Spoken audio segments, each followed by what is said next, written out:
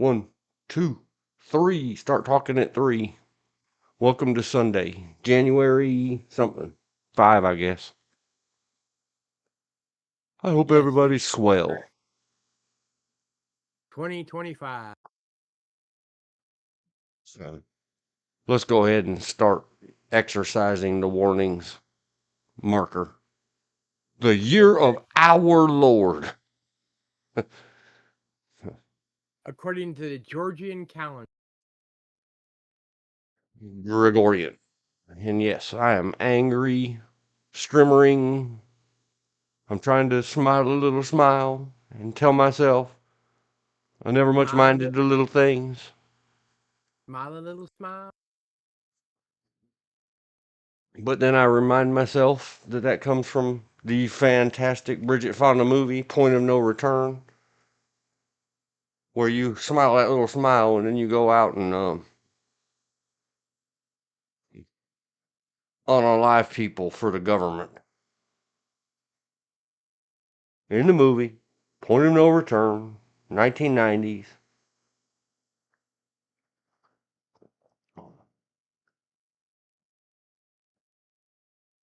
But unfortunately, I don't live in that movie. I just gotta suck it up, Buttercup. Oh boy, to say 01, 30. I am sinister. I am trying to cool off, but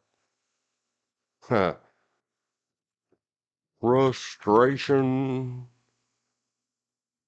became angry live in right now. It's just me. I guess I'll get over it. How are you today, George?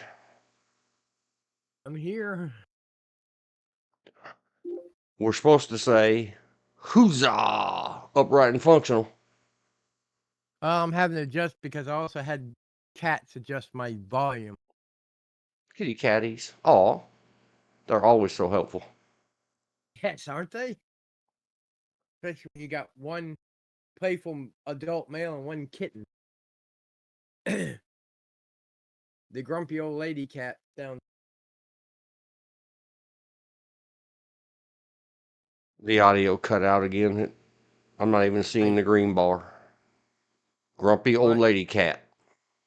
Is downstairs. Okay. I have not set up the screens. I apologize. People putting up with this. These are the dynamics of life and of living or living in the live stream universe. Life happens. Deal with it. I never did get caches and histories cleared from yesterday. Never got anything done. There's stuff I hope below in the description. Get over it. Get over it. Get into character. Let's get into character. Oh, wait, damn. That's from Pulp Fiction. They got to go take out their frustrations on somebody right after they said that too. Another fiction story. In a multiverse. Long ago, far, far away, etc. Coincidence. Crossroads. The destiny of things. The drama. The old folks drama or something new? It all accumulates. It's cumulative. No security drama. No security guard drama. Just more of the same. And if any of you happen to be listening, Fuggy me, question mark, exclamation point. Fuggy you, question mark, exclamation point. All of you that keep hitting me up about, I gotta have a class. You got any classes coming up? I'm putting in a word with my boss, and boss said we need some training done. Do you know anybody that does training? Get them to do some training. And they wait till the last minute. No, they just, oh yeah, okay, and here's the deal, here's the price list, here's what they gotta have, and then I don't ever hear anything again until next time they say, oh man, my boss is hitting me up. You want to do some training for our company? And I'm like, don't tell me your ADD and your pills and your blown up overseas stories anymore. Stop making excuses for yourself. And not let me forward you to 3 emails that you never responded to about exactly this. Oh, I don't recall that. Well, it must have been a long day. Yes, it's just people, and it's cumulative. Go see the movie Heat, the big screen version with Al Pacino. Don't waste my mother bleeper in time. I love you, Al Pacino. I don't like that loud stage dramatic actor stuff, over exaggerated as if he's standing on a Shakespearean stage that he does, except in the movie Heat. When he talks about a great ass, and you got your head all the way up it. I love it. What about that other movie where he plays a blind man? Oh my gosh. No, I'm all of a sudden. Yeah. Was it called Scent of a Woman? Yes. And it was our introduction to, oh man, talk about a fanboy, beady, beady, beady, beady, my little heart. Did you catch that reference, George? Beady, beady, beady, beady. Yeah. Oh boy. The Scent of a Woman. That was from 1992. And we're allowing the distractions, even though I have an important checklist item I have to get to 911. Hi, Elizabeth, if I didn't say that already. I sent the brother the invite to the channel. Tell him if you're nearby, if he's going to go on the Discord, he has to turn off the YouTube stream. Otherwise, he's going to be suffering, doubling and tripling and lagging out my streamers. If he's running Windows, he can go up to tab and silent the speaker there. He doesn't have to silence the YouTube thing. That's how I can keep up with chat.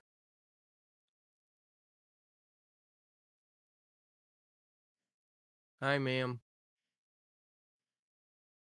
Yeah, I don't know what to say. Whatever it is I just don't want it. Because they're on far away, not good internets. And I'm worried that if it is doing Discord and the YouTube live of the same thing, it will get extremely bogged down / lagged that out. I don't have Spectrum. I'm getting ridiculous prices. That's considering switching. You're going to have to re-say all of that. I said we do not have good internet. I'm considering switching service. I have Spectrum.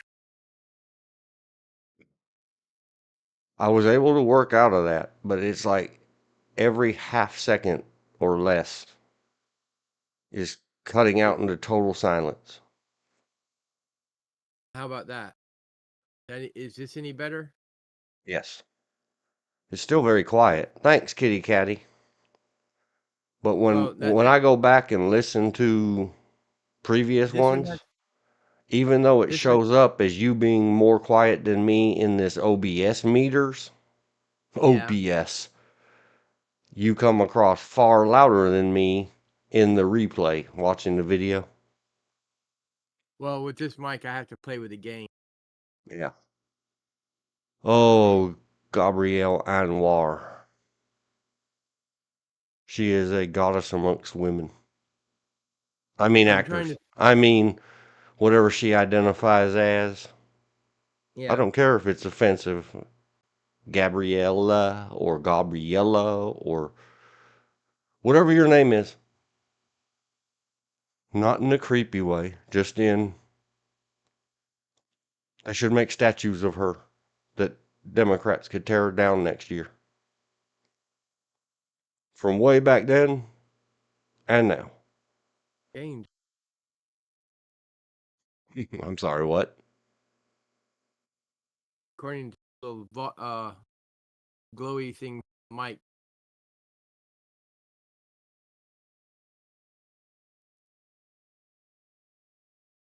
What's happening? Is this any better? Yes. Wow. And that made your voice sound very deep. Now I'm jealous of your voice, Johnny Cash George.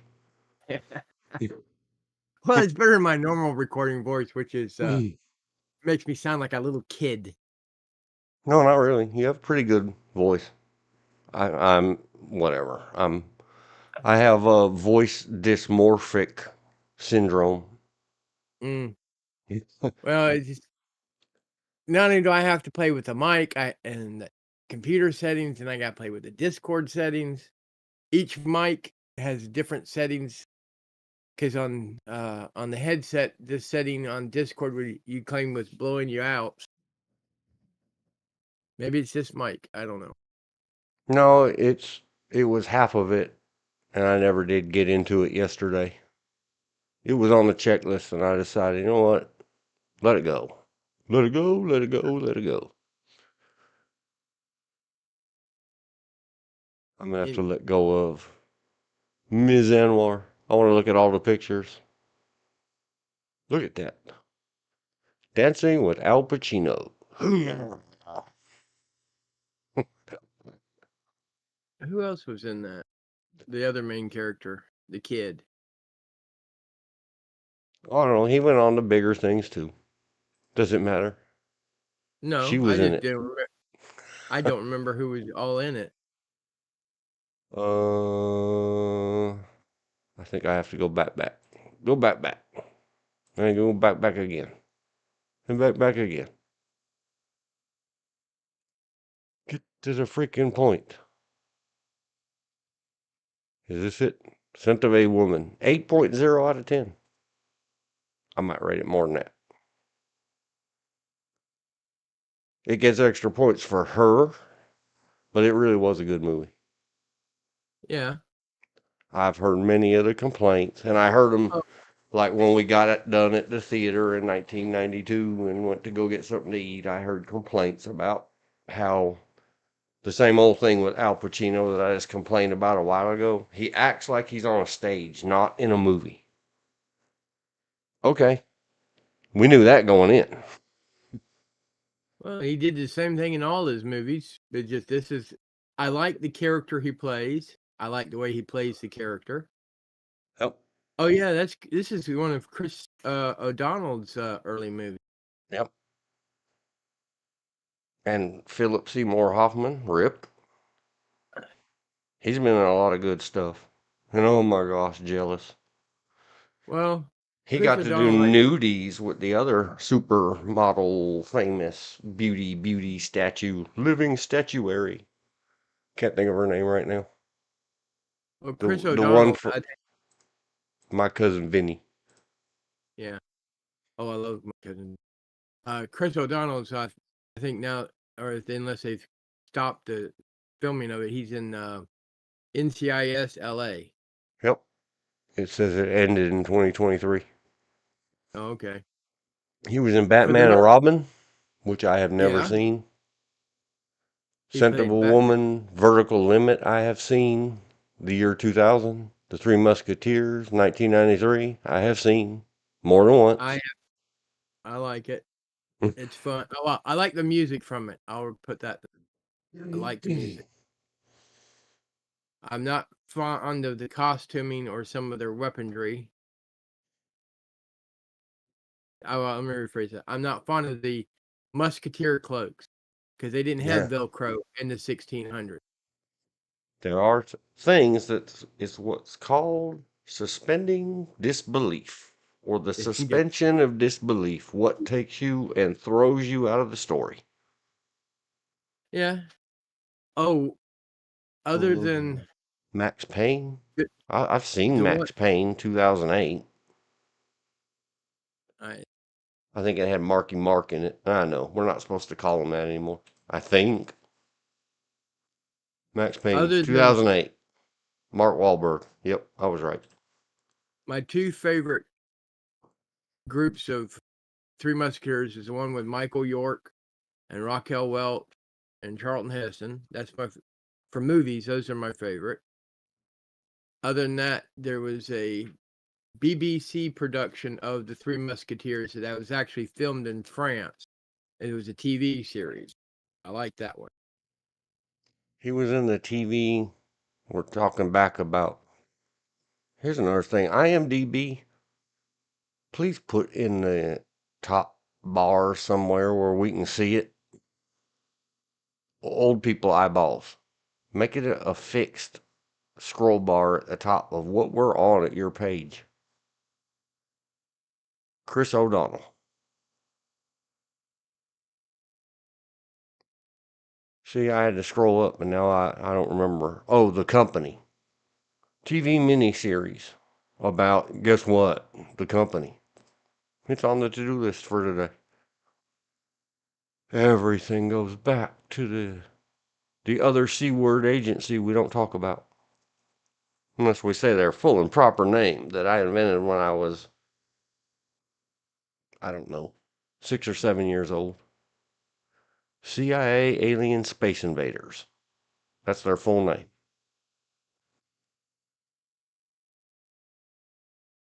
Yeah, and I know. A stands for aliens in CIA. It's a redundancy. But The Company was a good TV miniseries show. I've seen it. Grey's Anatomy, I've never seen not a single minute of. Yeah. That's I not one of those saw, things that trip my trigger. yeah, Kinsey. I've seen 29 Palms. Vertical Limit, I already said. I like them, but Vertical Limit, probably 7 much. But 6 months, much could be fair. It's another one of those, I think. Let me make sure. You ever notice? And we used to talk about this all the time. Hold your breath. Don't hold your breath. Breathe. Sorry, I reverted. I activated right back to G-word schools. Stop holding your breath. Back when I used Well, to go to you all the time, and then when I worked weekends in a video rental store, those things used to exist, kids. Look it up. you talking about the G word school. You mentioned about don't hold your breath. The one thing I like, it's in I can't remember which season of Numbers. The FBI agent brother is trying to teach his college professor brother on how to shoot, and he says, let's go on to this breathing method, which is take it in, let it half out, relax, squeeze the trigger. And because he mentions the fact there's more than one technique for breathing, but never hold your breath. That's the only one I gotta say is just never truly hold your breath. When you take a deep breath and let half of it out, just hold it for maybe a millisecond. That's a form of relaxation. And when you're trying to be, as Dean puts it, backwards hat sniper, you need to be relaxed. Fast but relaxed. And now the light movies.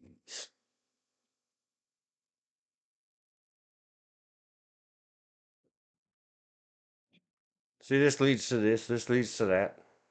I don't think I've ever heard the EFAP guys talk about it. So I'll talk about it here. Hey, EFAP. Take this little snippet. And then let me get on your show and talk about this thing and see where it leads. And borrow your clouts. Seeing that Chris O'Donnell led to Vertical Limit because he was in Vertical Limit in the year 2000. That was from a TV show. Redheaded guy and a big boned feller. Late night television. I don't remember the name of the show or it's the guy's name. He's another O. He's another O Irish. Conan O'Brien. There, I did it. It's got Bill Paxton in it. We all know about Bill Paxton. We love on Bill Paxton. He's a great guy. Scott Glenn. Yep, Scott Glenn's been in a lot of great stuff. I like Scott Glenn's movies. Yep, me too. Anyway, at the time, you can see sort of on a little screen, it's about mountain climbing and snowy mountains. And maybe it's just my brain. Maybe I got it all wrong. But it was very much the over the counter conversation at video rental stores in small towns, whatever years this was. There was still equal number of VHS tapes and DVD movies on the new release shelves. Takes a while for small rural places to catch up and get all Blu-ray discied. And I don't remember the name of it. Sylvester Stallone. Mountain. There, see. Mountain climbing Cliff? movie is called Cliffhanger. Cliff something. I knew that much. But no, they weren't close in years. Relatively. Sly Stallone's was in 93 and Vertical Limit with what's his name? Chris something. Chris O'Donnell. Didn't Clint Eastwood do one? Oh, I don't know. I sure seem to remember he did one where he was a mountain climber. Clint Eastwood. Mountain climbing movie was called The Eiger Sanction. That was a really good movie. That's spies and mountain climbering. Yeah. And Clint Eastwood, back before he fell from grace. Oh, talk about a horrifying movie. If my brother ever gets in here. An adaptation of a French film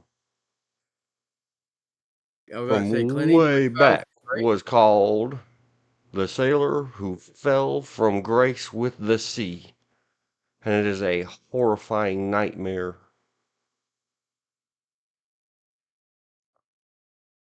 I didn't realize Clint Eastwood fell from grace. Oh yeah, Bridges in Madison County, man. Never seen it, so. Well, don't let it ruin your hero, because it ruined mine. There used to be all the way until, and now I'm just left with one highly offensive statement all through my childhood. But it's still ongoing. I don't care how old my skin gets. I'm just a big dumb kid. Aren't we all? Sure. Just some people have more tantrums than others. Yeah. I want to have one. I would feel so much better. I always joke that I'm just going to go late at night, notify my local law enforcement so they don't take me away, hee hee ha ha ho ho, and lay in the gutter and howl at the moon and the stars like a wounded animal. And then I'll come back inside and feel all better. Got it out of my system.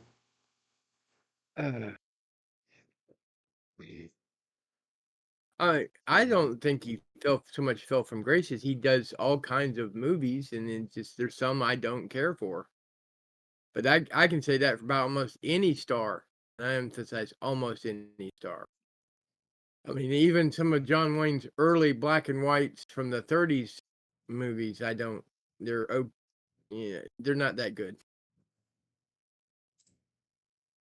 All right. Close some tabs. Close some tabs. Close the red emoji balloon thing. I don't need any more. I gotta go check on the. What is this thing saying? Oh, that's saying Chris O'Donnell. I thought I clicked elsewhere. Go back to. What if I just take the end off it? Go to there. It says live. It says 3 watching. Whoever number 3 is, welcome aboard. Howdy. Yippee-ki-yay. And then, Yeah, we can't I use didn't the even ending of get that. to the point of announcing the break. I am on wife orders. I will be right back. George, tell a story. Okay. I don't know about telling a story, but let's see. No, you have your favorite actors, and they don't always do movies you like. And you have the actors you don't like. They occasionally do a movie that you may like. It depends on what is you don't like their work, or you don't like the way they act, or you don't like them personally. I mean, even the 2 actors I loathe, one of them is still alive, I don't know why. Jane Fonda did Cat Ballou. I like the movie Cat Ballou. I like the music in it. I like Lee Marvin. George Clooney, who is another one I loathe, but he did Brother Where Art Thou. I really like that movie. I like the music. I like the other actors. Funny. You know, even though it seems like he tries to squeeze as much screen time as possible. Um, Charlton Heston's done quite a few movies. I don't know if I've seen them all. I'm sure there's one out there I haven't seen on purpose. Vincent Price. Some of his early stuff I'm not a fan of, and some of his horrors are like, okay, they're horror movies, but they're not. Unlike modern horror movies, they're not gory movies. The gory movies, it's like they're like blood pornos. It's gore for the sake of gore. Just like one of the most credited critics love the movie Blair Witch Project. The only thing I could think about when I attempted to watch is how stupid are these kids? They can't find their way in the woods, and they walked across a major navigation point at least 5 times. You find a creek and you either go up it or down it, and you stay with the creek. It's easy. It's going to lead you somewhere. But my problem is I take a lot of what I know for granted, like how to be out in the woods and find your way around in the woods. I take that for granted. I figured everybody should know that until I was an adult up at a SCA event called Penzic, which is up there in Newcastle, Pennsylvania. And I ran across some kids. They weren't kids, they were adults, but to me, they were kids. Both in mentality and age. They were at least 10 years younger than I was. Well, maybe not. Anyhow, I and brother Brett had to teach these kids. We didn't have to. We did it because we wanted to. On how to start a fire. They have never been outside New York City. They never been to an SCA event where you were camping. They never been out where you couldn't take public transportation. They barely knew how. I mean, they had to read the directions on how to set up a pup tent. 2 poles, 4 to 6 stakes, and 2 guide ropes. That's all there is, unless you're going to set it up for bad weather and then you do cross hatching and stuff like that. One of them had even been a Boy Scout, and he didn't know any of this stuff because they did all cityfied Boy Scout stuff. And I had my dirk out, and they kept squirting. Well, let me go for. They had their attempt to start a fire to cook on or keep warm by was put green logs in a pile and squirt lighter fluid on it, and then light it and wonder why it burnt itself out. I said, all you're doing is burning the lighter fluid. You need to split the wood, and you got to start with kindling and do the. What do you mean? So Brett and I decided to show them. The only thing we had to split logs was my dirk, and so I pulled out my dirk and started splitting the logs.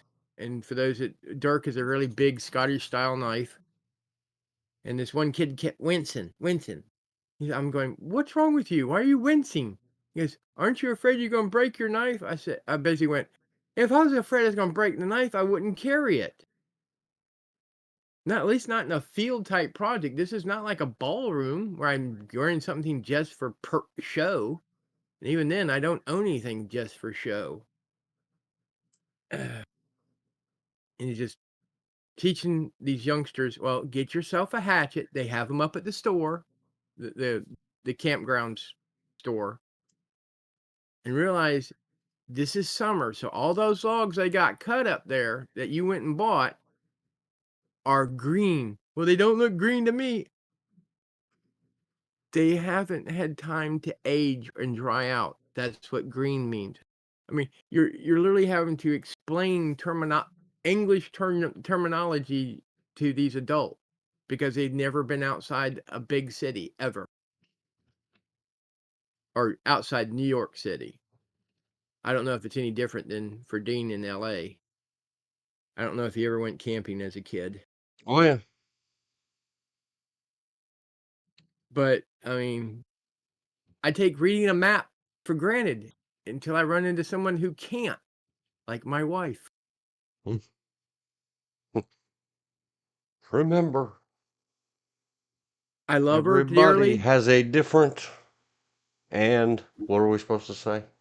Complimentary. That's another C word. Yeah. Always use the C word. If we were all the Well, same, we'd all hate each other, and we'd have no fun. She relies on gadgets for navigation. First, it was the Garmin. I hated the Garmin because it didn't know anything. Now it's the Google Map thingy on the phone, which is a little bit better. A little bit better. I can still navigate faster with a map and a compass. But, growing up, some of the things I found on phone traveling throughout the country was you're looking at the map, you're at one location, you need to go to the other location, and you happen to spot fun-looking places en route that you detour to. From, I and a family friend we used to call Daddy McNabb. We're going down from Fayetteville to Charleston. We were going to the Charleston Highland Games, and he picked me up after school, so we were leaving earlier than the rest of the family.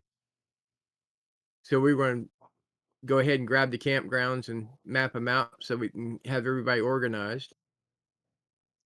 And we decided to go through every town between Fayetteville and Charleston that had either sun in it, S-O-N or S-U-N, and beaver. Just as a lark, we're going through a beaver town. I see a lot of beaver out here. Oh my gosh. I did Exactly. a bad thing once upon a time.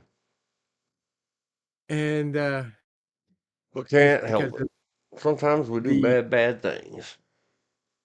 The reason we did the beaver is because of not the little animal critter that dams up rivers, but the other type of beaver. I remember talking about beaver. I actually stunned a friend to the point he couldn't speak because I was wearing a T-shirt that helped raise money for the Eno River Foundation, and it had a beaver on it. And I walked out and I said, "Hey, Walt, how do you like my beaver?" And he turned around before he saw it was on my shirt. He had this stunned expression like, "What? Huh? Oh, the T-shirt. Okay." He thought I meant something else. Once upon a time, speaking of that Yeah. stuff, let's holla That's out to the Hugses. Before a don't you like Hugs was a Hugs, they were a Slaughter. That is a great name. Worked at a place right before I worked there. A couple of years. Anyway, when I got working there, there was a certain set of adult women, all single mothers, of way too many kids, and got their kids because they were the party women's. They were the ones that, thank goodness there wasn't an internet there because they're face partying? down in a puddle of puke, butt up in the air photos would have been all over the internet. Uh, And they would have who had more and more and more chillins. what heterosexual male young men, youngsters did of our ilk didn't inspire to be Hugh Hefner?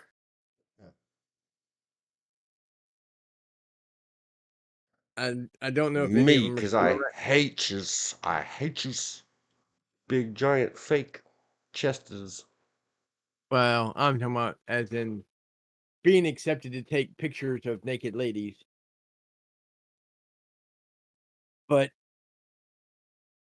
anywho, because somewhere there are some negatives. I think I got rid of all the actual developed film. Have some interesting photos of ladies that I've taken in the past in rabbit furs and chainmail.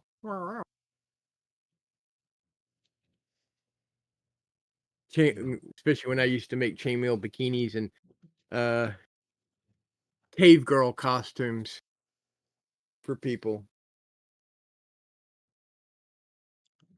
If I didn't spell his name right, I don't care. Yeah, well, anyway, the Nasties. When I was Well, in when I was in rock and roll bands of all flavors, the groupie girls that would mostly to the singer and the guitar player, but if they couldn't get to them, they'd go behind the scenes and bother the drummer. I played drums in more bands than I played other instruments. Wanting to put a little of your fun in their mouth and other holes that might give you need to go to the free clinics in LA. All you people go look up the lore. Groupies are not a good thing. Groupies get you shots or stuff that doesn't ever wash off. We call them the sex cows. oh, we Fast call them war cows. fast forward a long time, and these working single mothers of 3 children by 5 or 7 daddy possibilities. I called them the whiskey witches, but witch is spelled with a B. We've all known some. The whiskey witches. Witches. That's how you spell the kind that rides a broom, right? Yeah. I knew one lady, and using the term lady loosely, who had 5 kids, 4 that lived, only 1 by her husband. And that was the first one that died from crib death, supposedly. There's room for doubt on that one.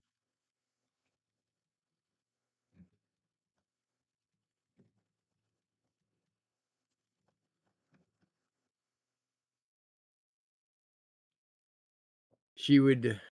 I hate to say this. She would sleep with any male with a appendage, that fifth appendage. Yeah, all the ones that I called the whiskey witches would it be. Yeah. Oh, she didn't have to be drunk. These ones, even at work, if you could get them drunk to blacked out or passed out, they didn't care. You could let people in the back door and charge them money. They're the worst kind of nastiness. Yes. Anyway, I'd always Uh, promised all of them. Number one, stay the hell away from me. Yeah. And number two, keep your fatherless children away from me. I hate kids. That was my saying back in the day, especially other people's. Who you don't Most of the even kids. know who the father is. Go get on. Remember all the shows that used to do the DNA? Oh yeah. Go get on Maury Povich and find out who the daddy is. What was the other one? Jerry Springer. Rip, I think. I think Jerry Springer is passed now. Yeah. Yeah. Jerry Springer's passed. So is Donahue. Kind of almost went that direction, but thank God he didn't. Yeah. Well, anyway, one fine day, one of them disappeared into a car with the whole high school football team. Oh my. You know, what's a 35-year-old woman who never got to enjoy her childhood to do? And she left them damn kids in there. 3 or 4 little dudes that were unparented. So the way of unparented children. We discussed it a little bit yesterday. They can't help themselves. They're kind of bratty, kind of stupid.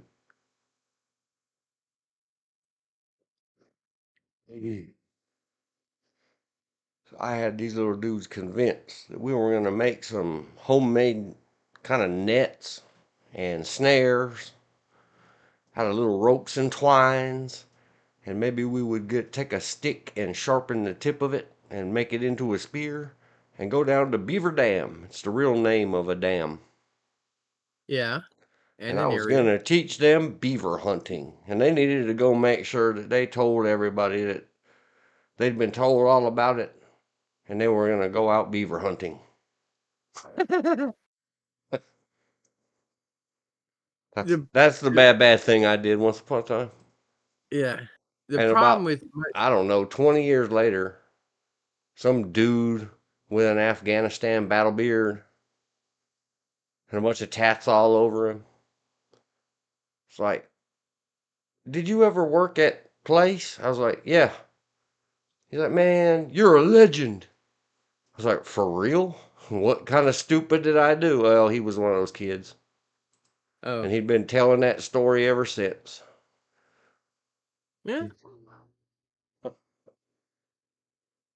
The only kids I have found that I do not like, I don't blame the kid, I blame the parents. That's who I really would like to slap. Oh yeah, I I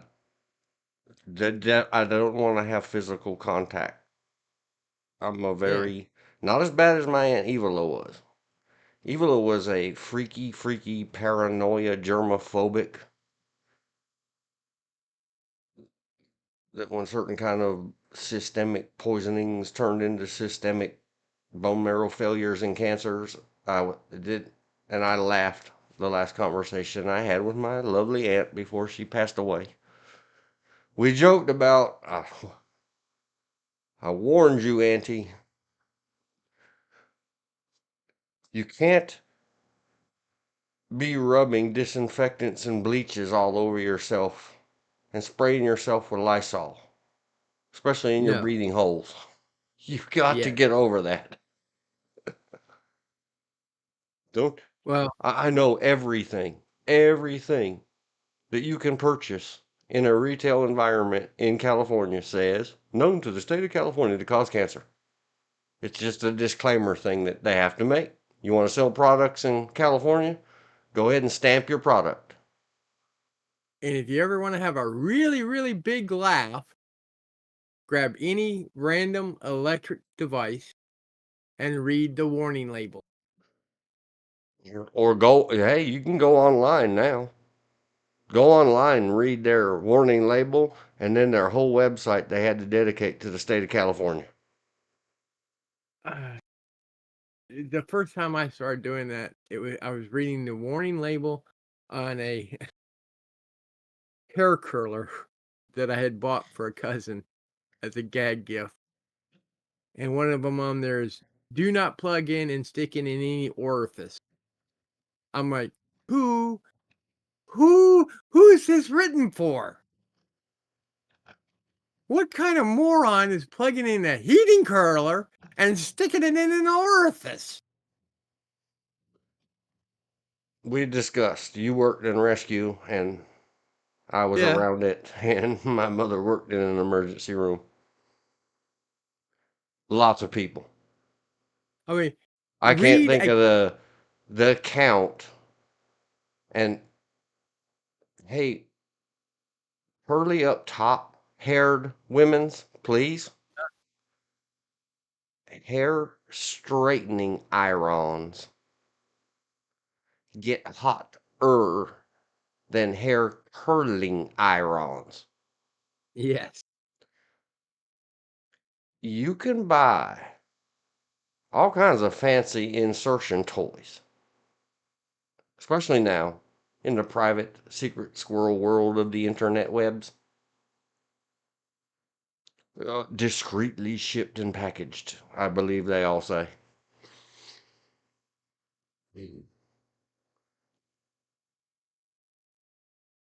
Oh man, please. I'm just saying, some of the warning label, you really want to know that what gets me is I've been around autistic, uh, retarded, which are Oh two different God, you things. said the things. Well, That's what we were allowed to call them up until you 14-year-old brats were born. okay, severely mentally challenged by either chemical means at birth or oxygen deprivation All of or the above. And genetic. None of them I have ever met were dumb enough, and I emphasize dumb or stupid, to do what's on these warning labels, but you get what you would think is a reasonably IQ person, and you get the warning labels, such as on a can of air, do not insert up your urethra and release the gas. I'm like, what? I put it back on the screen. Maybe I'll zoom it, maybe I won't. Let me read it again. Methinks, warnings in all capital letters and hard brackets. Possibly, probably activating statements and concepts. We're running unapologetic. We're shark jumping. Go see the thumbnail. I mean, it's just to me, it's like, why are the news? This is a few years ago, having all these articles about warning kids about this supposed Tide Pod challenge. Because They did it. because one or two or three of a certain class of people did something that stupid, so the whole world went nuts. And I have And in the to-do list to go check out this Destiny thing. it's bad enough it's soap, but it's a very toxic, poisonous soap. This political consultant and attorney is not happy with Destiny and debates him on the 14th Amendment. I have it in there for a reason. These things keep coming up again and again and again, but it reminds me that because of what you said about the pods.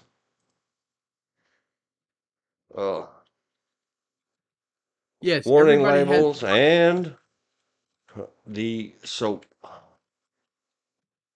Love you, Tide. Not an endorsement, not a whatever, and certainly not a sponsor, but you could be. Just saying. So pods and the kids of all ages that eats them. Don't eat the soap, kids.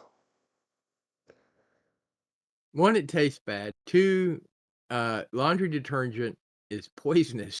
Yeah, them are some super chemicals. When us old peoples say things like, and it's a true story. The only punishment I ever really got from my mother was to put a bar of soap in your mouth. But that's a bar soap. That's body soap. It's not as And caustic. because of sensitivities of hers, that nowadays everybody's all serious about it. And I'm not going to name the brand. It was straight up soap, fragrance free, preservative free, blah, blah, blah. And so you make us swallow it or drink a bottle of it. It was a bar soap. You get your mouth washed out with soap. So if you can find soap like that, parents, and don't try it these days. Your daggone Yep. kids will upload a TikTok video of how you tortured them, and then you're going to lose your kitties, and they're going to sue you when they get 18 and of age. Because this is a very litigious society. Well, anyway, the Destiny guy. Yes. It was not the one I was listening to. It was some other debate. He was debating somebody. Yes. And he says, I'm paraphrasing now, I'm not as witty, young, or smart as him, and never was. I can't remember when I was your age. That's another Van Halen song. Oh my gosh, he tells this guy, because they were just doing the thing. That's why it's his stuff is again in here for today, because it's a topic we keep coming back to. Go Webbills. Repeat the lie, repeat the lie, repeat the lie, repeat the lie. This is not a debate. This is not fun to anybody. So finally, he tells the other side of this interview, discussion, debate, argument. He says, do you just put the whole pod in your mouth and chew on it? Or do you twist it apart like an Oreo cookie and suck the middle out of it first? And I just died laughing. I thought that was quite the witty. Yes. Destiny. Not in the link video. Told someone, paraphrased, do you just eat the whole soap pod? Or do you suck the middle? It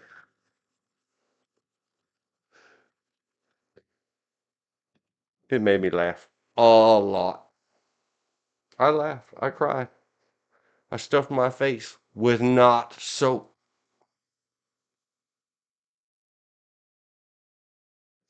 A friend of mine, Dave, 35 years ago, used to say that. Whenever something came up that you were supposed to react to, and like, how did it make you feel? He would say, I laughed, I cried, I stuffed my face.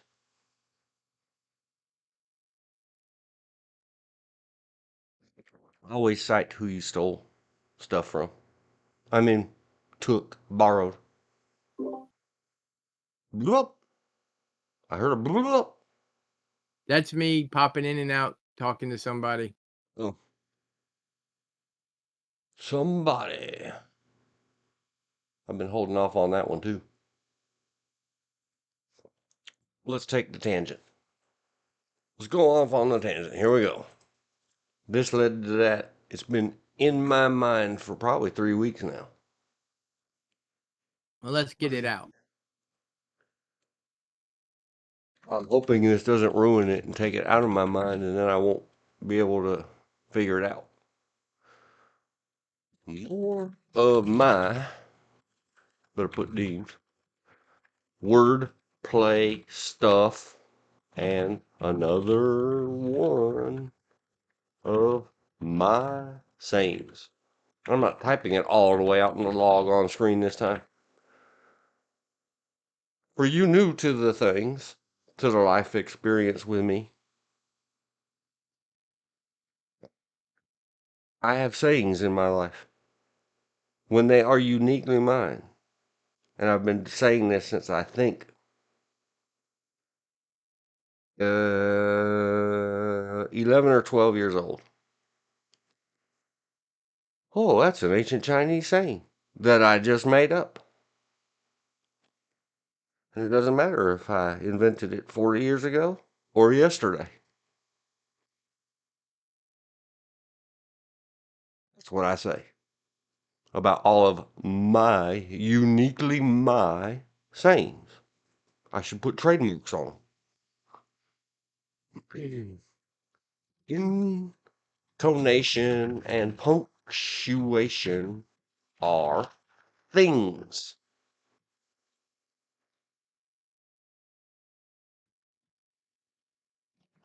George said somebody. Stuck in my head for weeks.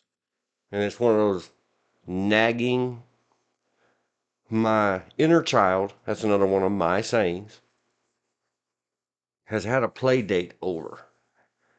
And this play date is annoying because he just sits in the corner yelling out every so often the title of a Ramones song. Somebody put something in my drink.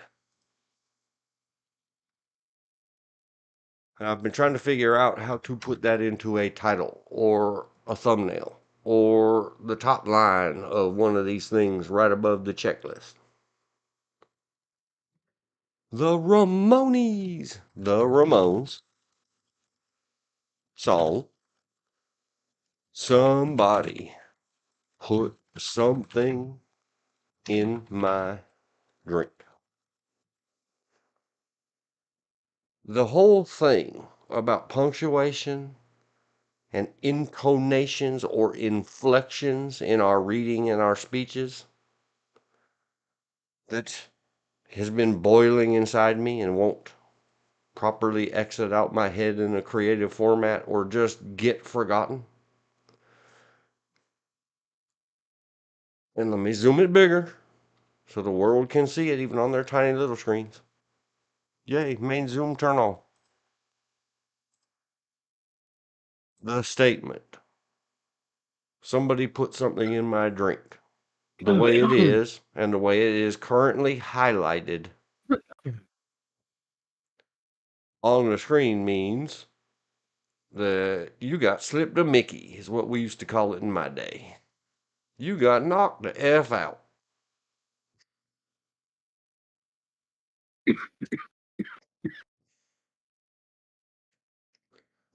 But what has been bubbling in my mind for a couple, 3 weeks is if we put a colon in here, somebody, now it's an order. Knock me to F out, please. I don't think there's any other way I'm going to get to be still. It's kind of hard to explain. Maybe you get it, maybe you don't. But there, the opportunity presented itself. I'm done with it. I will work it into one of these titles and topics or something somewhere else. It goes along the lines of when you're having those frustrating days or moments, or smile yourself a little smile and say, I never did much mind the little things. You might have a thought. Somebody, please, please, put some in my drink. Put a little happy juice in there. That's all.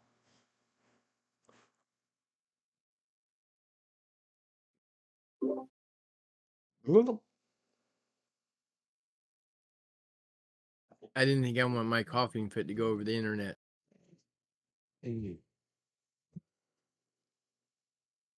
Get yourself a pot full of lozenges. But it's a dry heat, man. It is bad for all of us, especially right now in the central. I don't worry about anybody that lives up in the mountains and left of us or west of us. In central and eastern North Carolina, me am freezing to death. It's in the highs in the 40s and lows in the 20s. It's been for a couple days, and it will be for several, many more. Yep.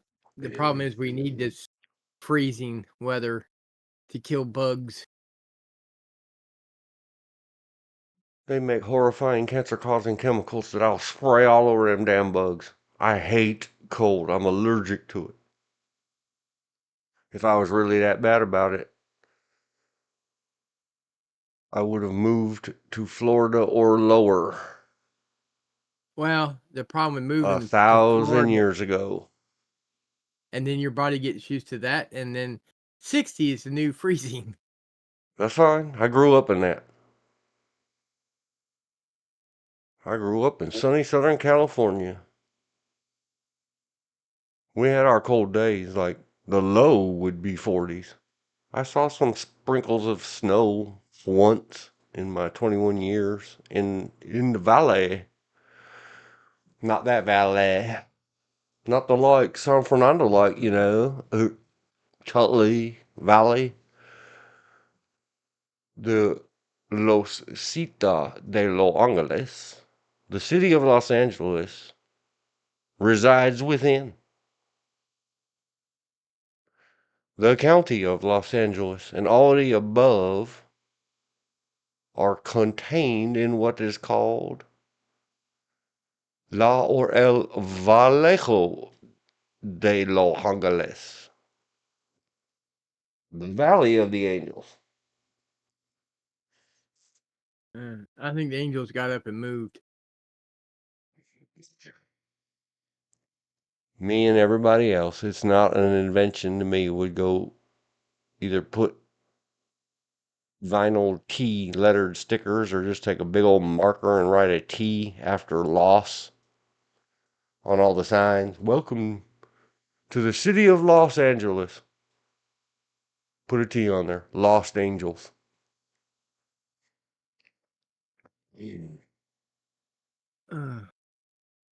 Unchained.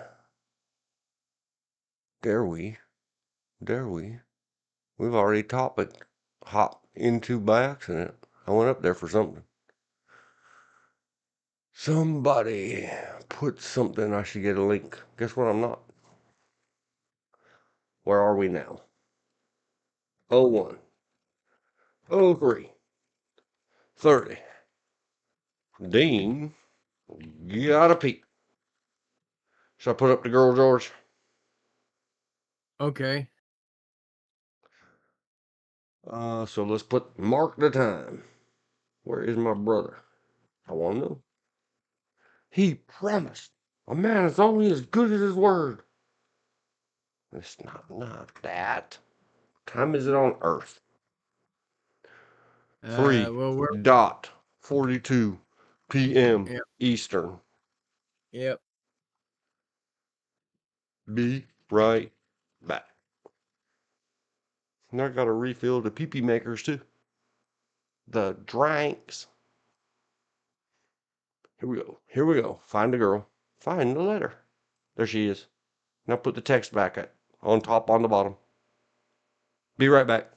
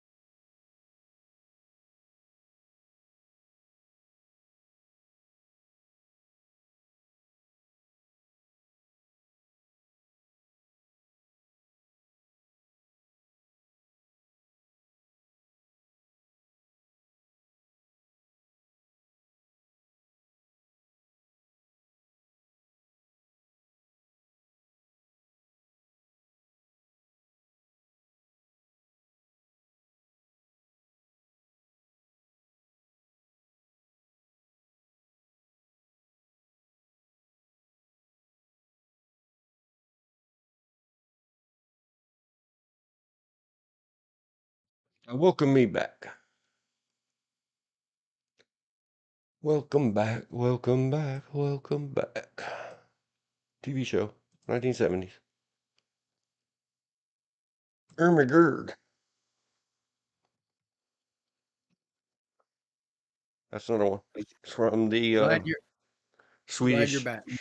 Was it Swedish or Swiss? The chef on the Muppets. That's the Swedish chef. Yeah. When we say Ermagerd. Yep. That's, that's the code phrase. Thank you, Elizabeth. She said welcome. Code phrase for OMGs that we're not allowed to say anymore. Ermagerd. Swedish chef. Quoth the raven. Ha ha ha. Take that, Timicus. Oh, back in action. Rapid fire racing thought mental associations are happening. I'm spellering in Swedish chef as well. I was going to jump back on the checklist, the to-do list, and start tying some of the ties together. Can you believe? But then my mind interrupted me again because I saw it. And I don't think I talked about it on stream yet. Tangent. What we did talk about, fast and furious and at great length. And I went back and checked last night. In the Rip Jimmy Carter stream. Happy New Year, I think. We got hung up for a decent quality amount of time in the year 1977 movies. Jimmy Carter live stream. We discussed it much. And I had a nag. There's something missing here. There's something missing here. Speaking of detergent,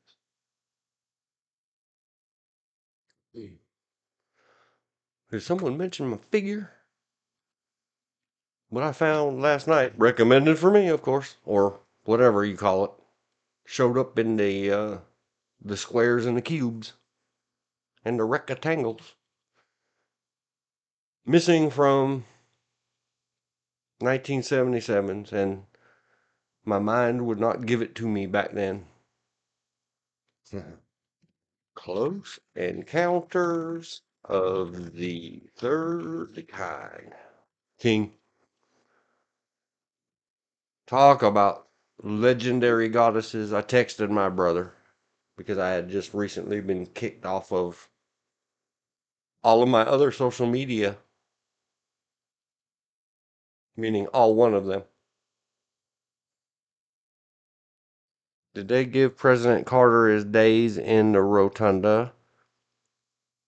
Or did the No Leadership Group just going to forget that part of Carter's memorial? I don't know. I saw yesterday a headline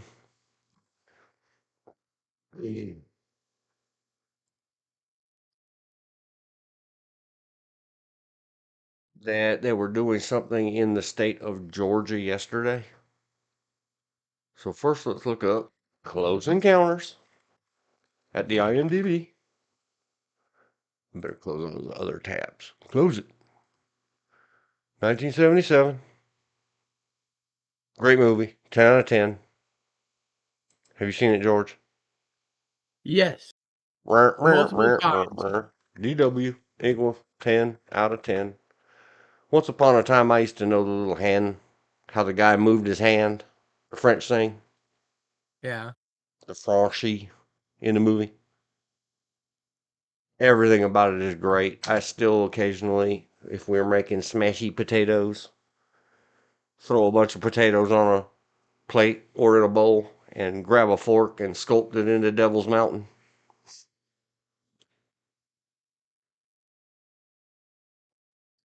This is one that I have to behave myself. Behave myself. What do you give it, George? Out of What do you 10? mean? I give it an 8 to 9. 8 through 9/10. And I'm Okay. I'm gonna tell why I have the extra bias. And it's another one of those. It's a 1970s movie that you know, the guy from Jaws, I can't remember his name right now. He did better in Close Encounters than he did in Jaws, but he's another one that obviously is stage trained actor. He is. He the that theatrical school in New York is where he went. Yeah. But much like I went off on the living statuary god or goddess or whatever she's called, angelic being that is the Anwar girl. Oh my God, Richard Dreyfuss. yep, Richard Dreyfuss. Harry Gar.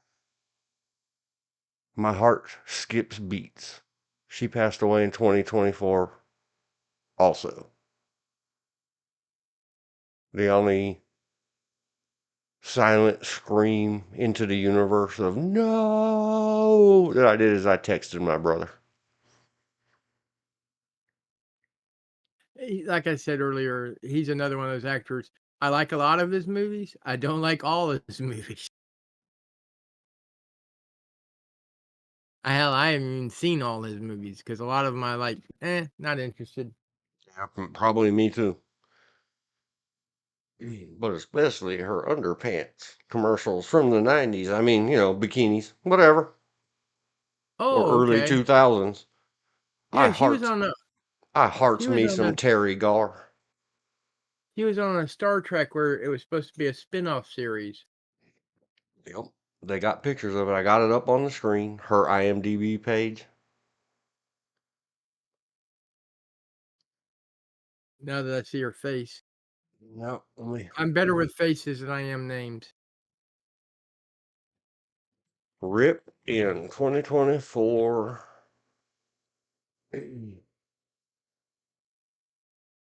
Uh, TERR. Why are I T no 2 R's, 1 R. Come on, screen. Stop messing with me. Terry Gar. And yep, I was far too young to be having such impure thoughts when she jumped into my world in the big movies of childhood, but that's how it was. And I You're don't like never blondes. you're never too young, you're never too old. Because of my DNAs, I guess. I like the dark haired gals and the redhead gals. Gentlemen, because I'm not a gentleman. That's why. That's why I don't prefer blondes.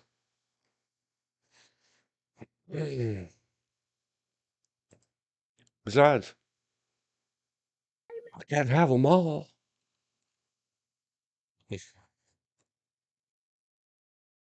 From long before I was even born,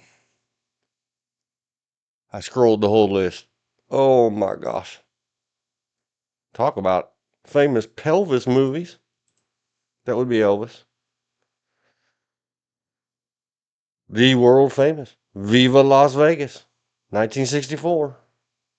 Stars Elvis Presley and Anne Margaret and all these other supposed actors and actresses and everything else. I'm like, check it out. Who cares? I saw her.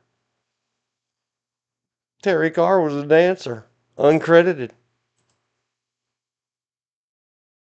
Who's this Elvis guy that you speak of? Whatever could he matter? Tony. And Margaret. And Margaret. Yep. Rough. Okay. See how these things, this will lead to this will lead to that. But I'm hollering and making much ado. Pajama party, pajama girl. As Terry Hope, she was Hope. In a crazy universe 5 years before me. Just fanboy world, and she's passed away now. Don't worry, corpse of Terry Carr. I'm not that demented. Pretty demented. She was in the Batman TV series. 1 episode, uncredited. Yeah. All these things. I do believe, and this is a movie, not part of the TV series, The Hardy Boys, The Mystery of the Chinese Junk. You see, it was happening then, 1967.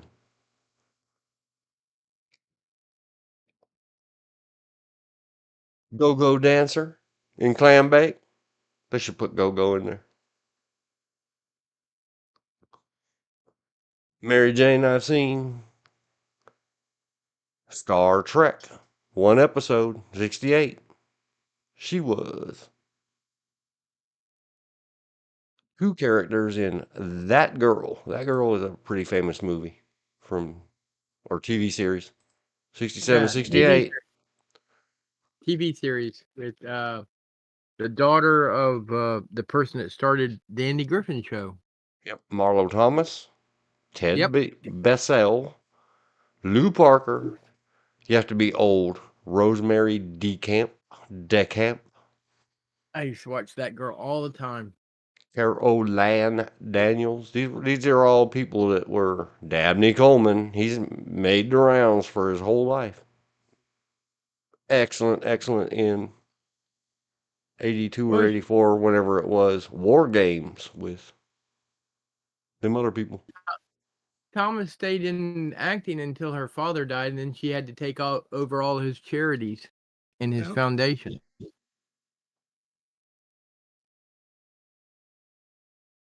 I won't forget it, Elizabeth. We're going to look up any plans they've got for Mr. Carter. But thankfully, you typed it in the chat, so I don't have to type it in my notes. It Takes a Thief was a good TV series. Oh, yes, it was. The Moonshine War was a good movie. She was the young wife. Until her final day, she was the young wife. Uh-oh. The emergency brake is on. I'm going to play the music. And It Takes a Thief is a loosely TV show off of a Cary Grant movie.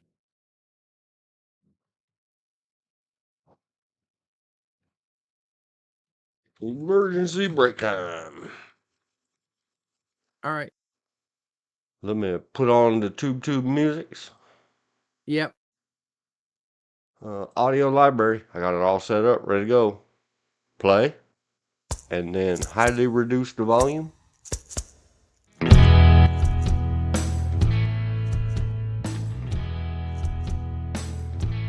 I'm so sorry if it's too loud. That's as low as I can get it without it going off.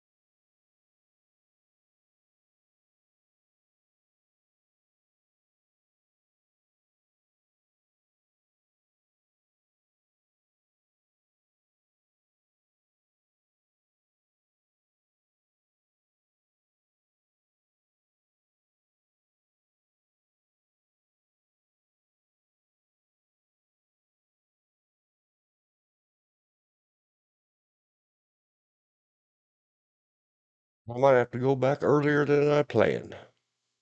So sorry for the misreporting on the stream. Why didn't it play the next one? I don't know. It played two.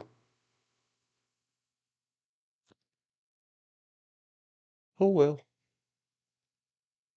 Why are you not in autoplay next mode, TubeTube? I don't understand.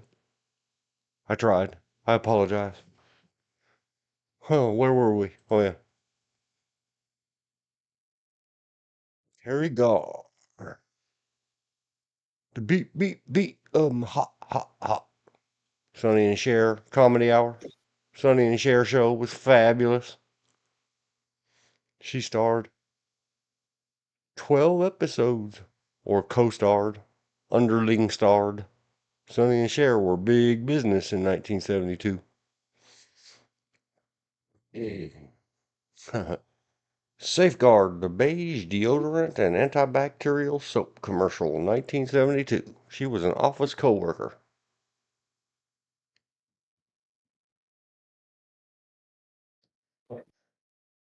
Oh my gosh. I remember the one episode of MASH. I Boy do too. crushy from a very early age. Who is this amazing Well, super duper? The Odd Couple. one of the nice things about her characters is they weren't. She didn't play dumb blonde. She played naive blonde. Barnaby Jones.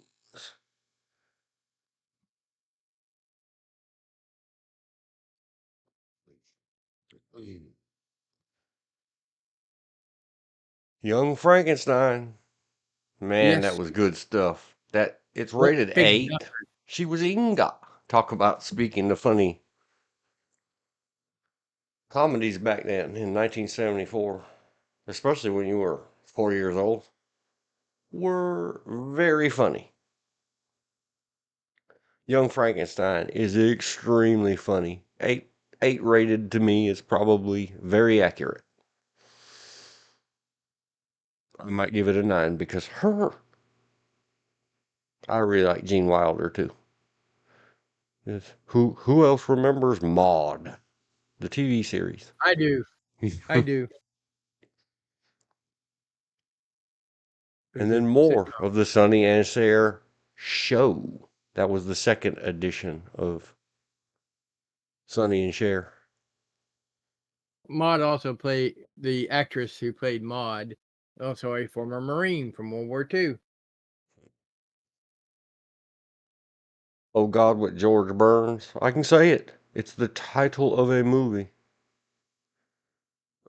I've never watched any of it again since then. When they were all brand new, I watched all the Oh God movies. But so they wouldn't become ruined by adult me looking at them, I've never looked back at them. Sorry, I keep apologizing today. I left the little white thing leaned over the avatars. So there's another one we missed in 77. Thanks, Jimmy Carter. Of course, Close Encounters. Once Upon a Brothers Grimm TV movie.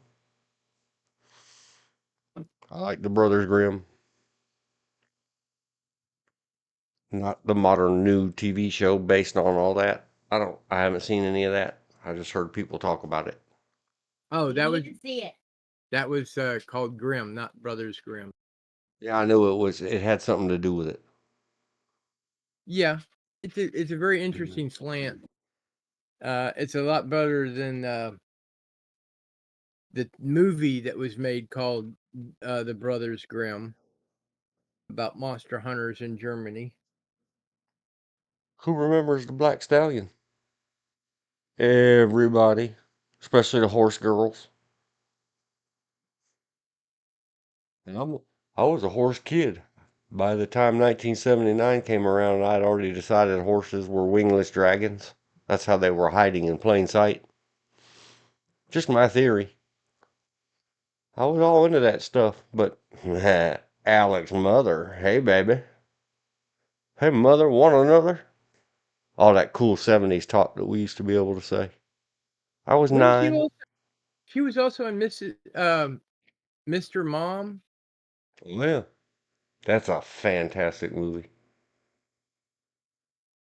We haven't got that far along yet. We're still in the 70s. Oh, I just came out in the 80s. Yep. Honky Tonk Freeway. Fairy Tale Theater, one episode. She was a princess. Tootsie. For all you Never, never really cross-dressing, seen that. confused, this stuff, we have to hate it or love it. No, we don't. They could just make a movie about it in 1982. Imagine that. I feel it neutral about it because I never really watched the whole thing. I just know about it. Yeah, I don't like, what's his name, Dustin something, that starred in it. Dustin Hoff, Yeah. yeah. He was okay in Rain Man. Yeah, there's just something about Dustin Hoffman that, like, oh, really? For really? I've seen a He couple reminds things that if he I'd have reminds to me go of scroll his list. And yeah. He, like you did earlier. You did good. Well, I was on that first break. And I made a he note reminds about it. Let me put it up on the screen. Hang on most of for his just a roles, minute, yeah. and Most you'll of see. his roles remind me of a whiny little witch. Yeah. Bill with a B. Man, Yeah. I've done okay. But I did make a note. At 26:25, during emergency blow number 1, you were talking about actors and you were finding the good, even in actors that you really, really, really don't like. Yeah. All of the Well, reasons you were pointing out, well, I like this one or this. You were good coverage, sir. Good it coverage. it's one of those things I try to do, and sometimes I do it as a form of sarcasm. Is I can find something good to say about most vile, evil people in history. Like one of the most vile people, disgusting people, leaders in the 20th century was Hitler. But I can say something nice about him. He was good to his dogs. Allegedly. Yeah, allegedly. But I think he should have been a dog caregiver versus a leader. I think he'd have been better off. For those that did not know, now you know half the battle. Terry Garr made a cameo, uncredited, in the video, the music video for Ghostbusters. Who you gonna call? After Oh, the hours. musical. The if you ever get a chance to watch that entire the music video for Ghostbusters, there's all kinds of stars. Oh yeah. Let's looky it up. No, don't search on my channel. I'm on the studio page. Get off the studio page. Go to the home page. All right, let's search for Robert De Niro Ronin. I did not like that movie, even though it has the guy from Leon the Professional and Gojira in it. Oh, Ghostbusters music video from the Ray Parker Jr. Vivo. There is the official video. Let's go there. Go there, but in new tab, so autoplay was blocked. Wait, wait. Go there. Get below the ad. Mute. Share. Copy.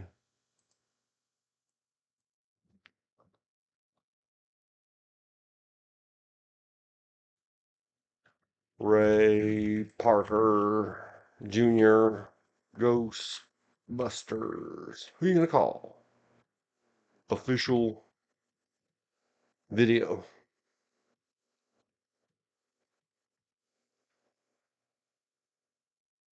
To Her Royal Majesty.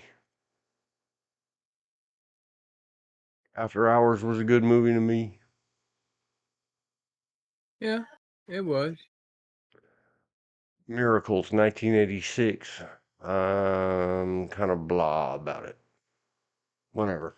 Not good, not bad, just a movie. The Pack of Lies was a TV movie. She was on one episode of Sesame Street. Full Moon and Blue Water. Let's open that one.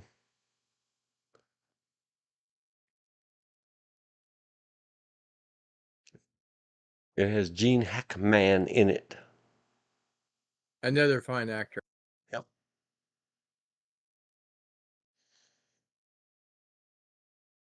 It is. Let's read the blurb. On an island off the Gulf Coast of Texas, a roadhouse owner, that's a bar and steakhouse. Roadhouse owner is a recluse since the mysterious disappearance of his wife. Into his life comes a woman who tries to help him and save his floundering business, and his troubles begin piling up. It's comedy, drama, and romance. Rated 5.6 out of 10. Oh, I just saw on the little preview snippet. Nobody could Women slam will a always, door like Terry Garr slammed the damn door. Why is women this will always, not 8 out of 10? women will always lead us astray. Yep. Let It Ride was good, 89. Tales from the Crypt was a funny show. I mean, scary. Oh, so terrifying. It was scary. Stranger in the Family TV movie, not the other stuff. The Oh, TV's, Mother Goose Rock and Rhyme. That was pretty good. yep. There's this TV series called Good and Evil from 1991. She was in 11 episodes. I've never heard of it till right now.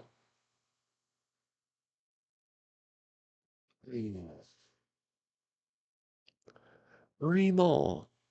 My brother said the other day that I dumped some Dead Kennedy song into the environment and it helped him get a bad Aerosmith song. They're all good. They're all bad. Love you, Aerosmith. He just had a Aerosmith stuck in his head and Dead Kennedy's helping him get out of it. And I wondered to myself, do I dare ask him which one? And stick it back in his head. Dream on. Dream until your dreams come. Dead Kennedys. Wasn't that a punk rock band? Oh, yeah. Murphy Brown, TV series. One episode. The General Motors Playwrights Theater, 1993. I'm kind of scrolling fast. Yeah, they attempted to revive Murphy Brown. I think they should have left it alone without trying to revive it. They killed it by trying to revive it. You know, now we know. I have seen Dumb and Dumber. I haven't. Probably more than once. I do not remember her being in it at all. It's so, I don't know what. Like, is this thing over yet? Is this thing over yet? Are you done yet? Thanks, goodbye. Everybody loves it. It's got high ratings. What, Ready to Dumb and Dumber? wear. Yes. See, I don't consider it Dumb and Dumber. I think it's stupid and moronic. It is just obviously not made for me. Ready to Wear is a very low rated, has lots of the beauty girls of Hollyweird in it, Uh-huh. of many eras or generations. It's coming up on screen, but I'm going to start reading it. You're going to hear it before you You see do it, that. George. Sophia Yeah. Loren, Julia Roberts, Chiara Mastroianni, Kim Basinger, and Nuke Aime. I don't know how to say her name. Rossi De Palma, Georgiana Robertson, Lily Taylor. It has a lot of handsome men too, including Richard E. Grant, not Cary Grant, and Canovas. And I'm not clicking to show them more. Let me put it back on the pictures. Shares there. Man, for the life of me, that looks like Natalie Propman. Couldn't be. Could it? I don't know. Let's click it. Let's find out. Oh no, it's Julia Roberts. Very young Julia Roberts. In profile. Kind of looks what her hair did a certain way. Could be confused for Natalie Portman. Anyway, 5.2 is probably fair. But men of all ages, or female attracteds of all ages, all of the ages of we love to love them. Movie stars, men and women's and anything else's.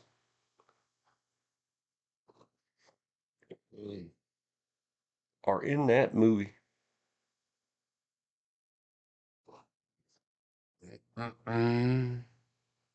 Michael, 1996, John Revolting.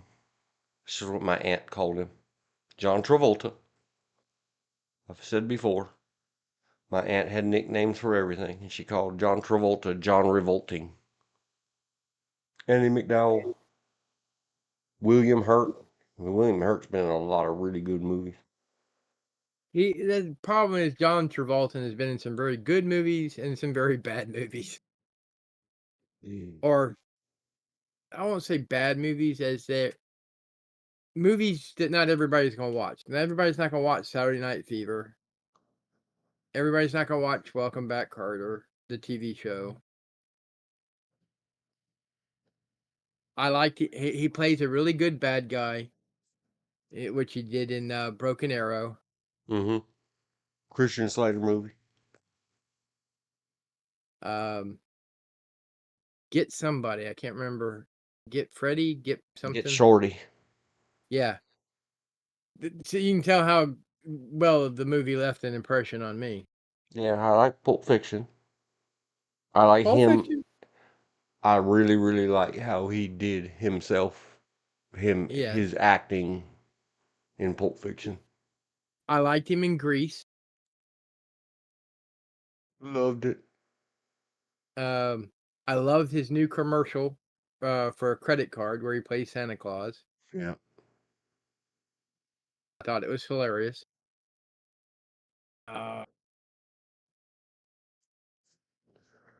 He's had some real oddball movies too, where he plays some sort of secret squirrel in France, hitman type thing. Yeah. And he was in that one with Nicolas Cage, Face Off. 1 out of 10 for me. Man, that was bad. Well, Nicolas Cage either does a really good movie or a really bad movie. He I doesn't don't have know, anything man. I always wondered, and now if I would sign up for some of these premium services, you can just go look it up. But I don't care that much. I'm not that much of an actor fan slash stalker and all that other garbage. I have a life to live. Like, did they just get paid a ton of money? And again, it's one of those. Come on, man. Please do it. We'll give you all this money. You know, the nephew of so and so, or the in music, in bands, in the good old days, it was always yeah, the singer or the guitar player's ding dang girlfriend. All of a sudden, having never held one in her life, was the bass player in your band. Yeah. Oh, you just So, remind me of one of my favorite TV shows, The Partridge Family, when I was growing up. yep. And the Danny character in the first episode was strumming the bass, and David Cassidy went, "You don't strum a bass, you pluck it."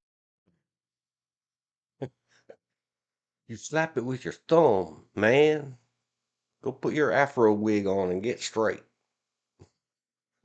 Uh, Sabrina the Teenage Witch, I have seen the 1997 edition, not the redid later and the movies.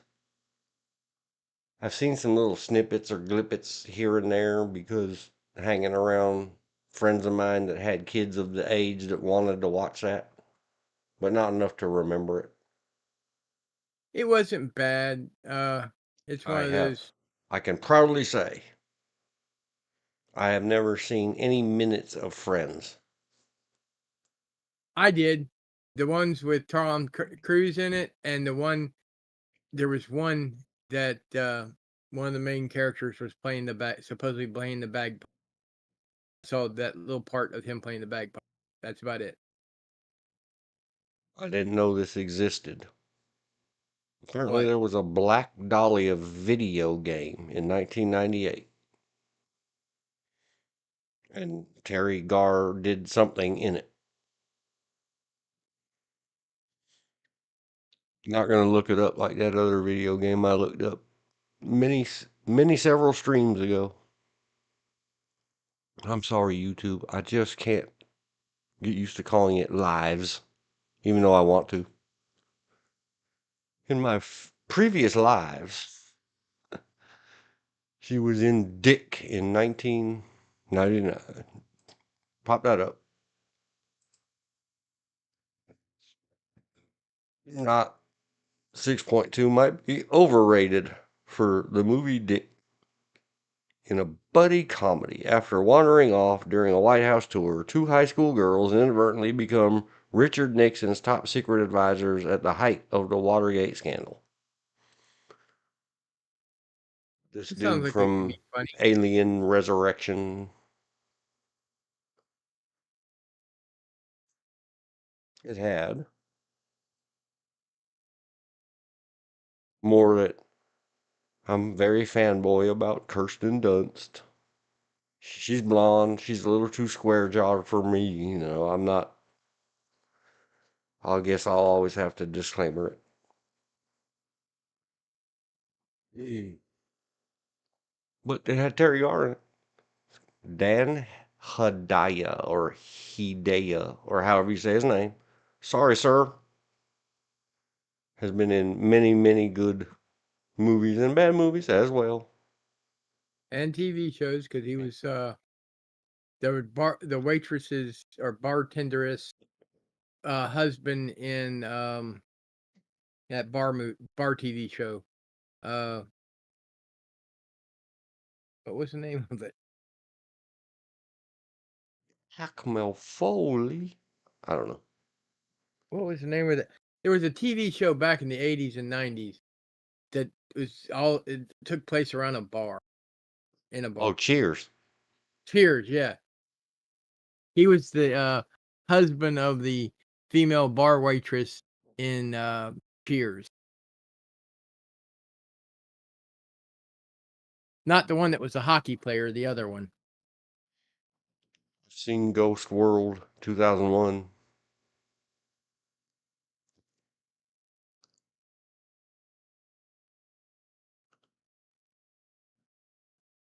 '03. A Taste of Jupiter. I don't remember. I've seen Crumbs. Some of stuff again at somebody else's place. I don't own a TV and I don't watch TV.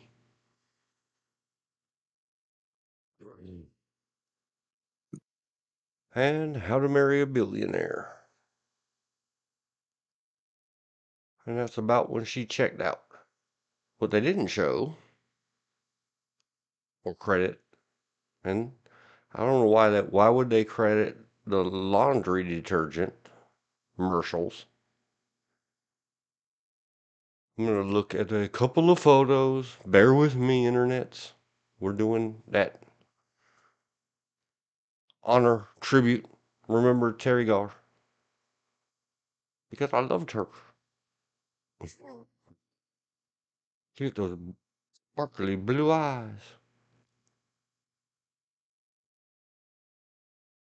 There they dyed her hair dark, dark, or unbleached it. I don't know.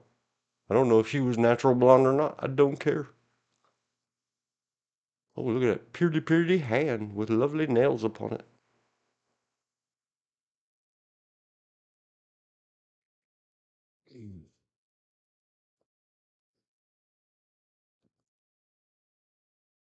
And that's going to be about that.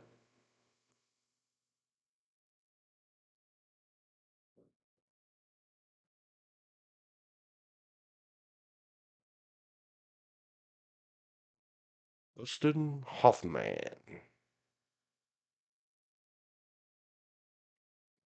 His breakout role, of course, was The Graduate. Hey, baby. The older woman.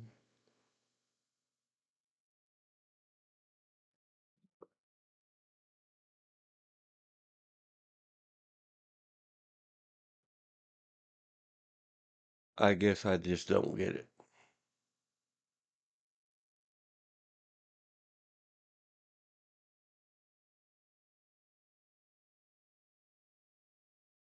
There it is. Trying to round up the ducks in Close Encounters of the Third Kind, 1977. Because he stole all the fences and everything, building his tribute to Devil's Mountain.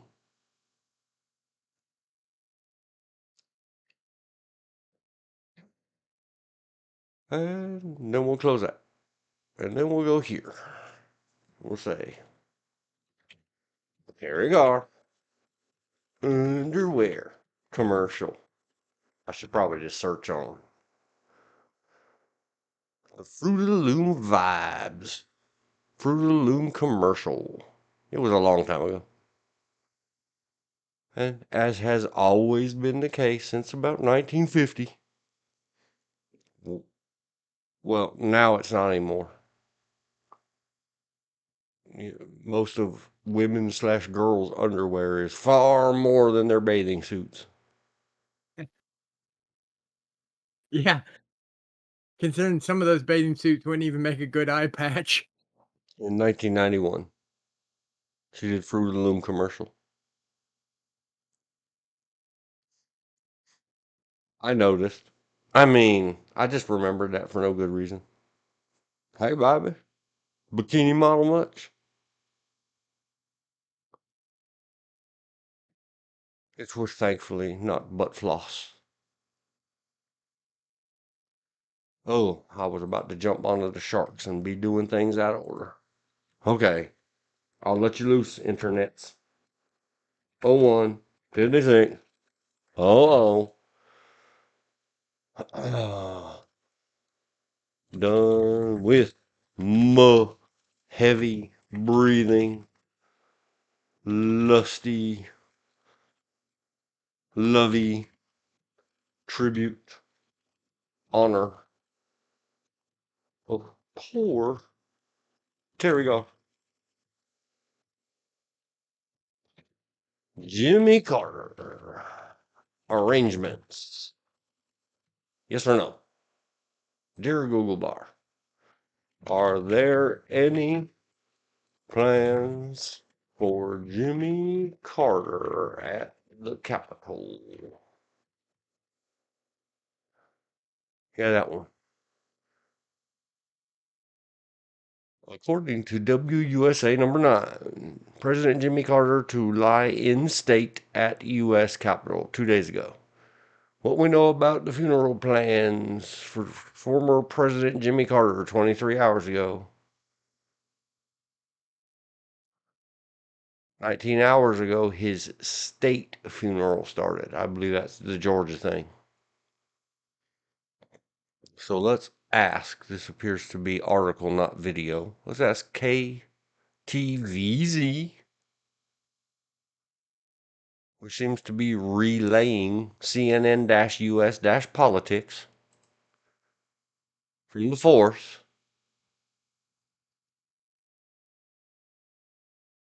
Not a sponsor, not an endorsement, not a nothing. Just a Google result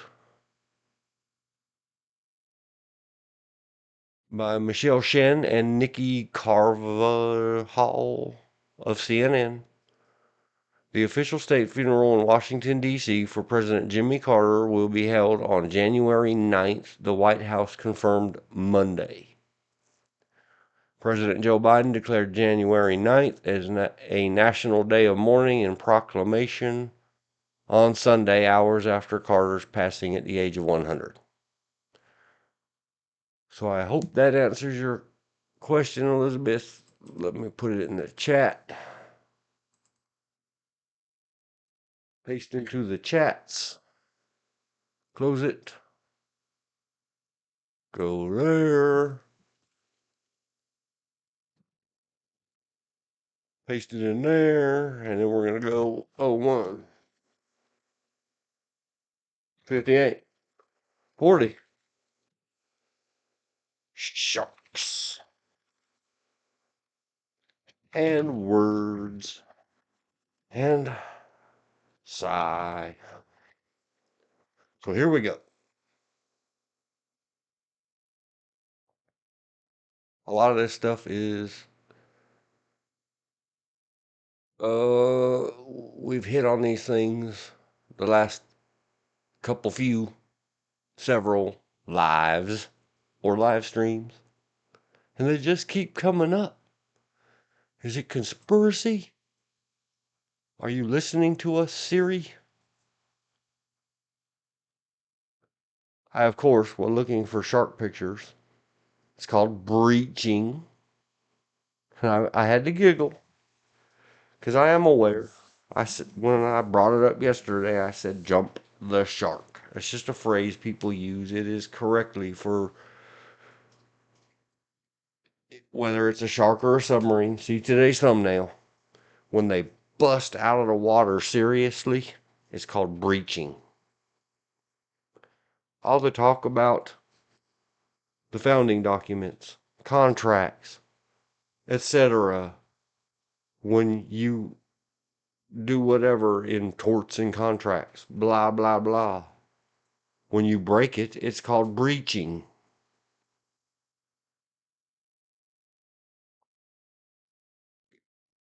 But, of course, looking up my favorite is sharks. I've always been a shark nut.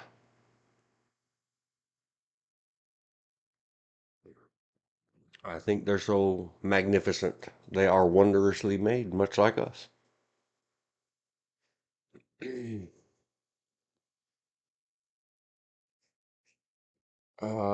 We'll blame Jacques Cousteau. I don't know how I got into sharks at a very early age. Maybe it was picture books or something. I was probably more into sharks as a kid than I was into anything else, including horses and dinosaurs. Because sharks are allegedly living dinosaurs. But how long before we have to start calling? I don't even know how to pronounce this. Hey, Wiki, I need a pronunciation key. I think the CH is pronounced like a K. Maybe we'll search Google for it. And then Well, we'll add to the end of it, not the common name, the pronunciation. They have a video. How come you don't have a little speaker? I can't watch a video, googly bar. well, speaking of living dinosaurs, heck, a mosquito is a living dinosaur. Yeah, and we talked about those daddy long legs. Yeah. Well, I mean, we found mosquitoes trapped in tree sap, also known as amber, after it's turned to rock. That date that back to the time and period of the dinosaurs. Well, let's see if this. Alligators and crocodiles are evolved dinosaurs. Oh, this thing's full of ads. Carcharodon, carcharias. Carcharodon, carcharias. Yeah, I was right. It's like a K. CH is like K. Carcharodon, carcharias. Also known as the white shark, the white pointer, great white shark. The white shark is a species of large mackerel shark. So how long before we can't call it white anymore? Because it's not really. The majority percent of its pigmented skin, even what we call white, is a shade of gray.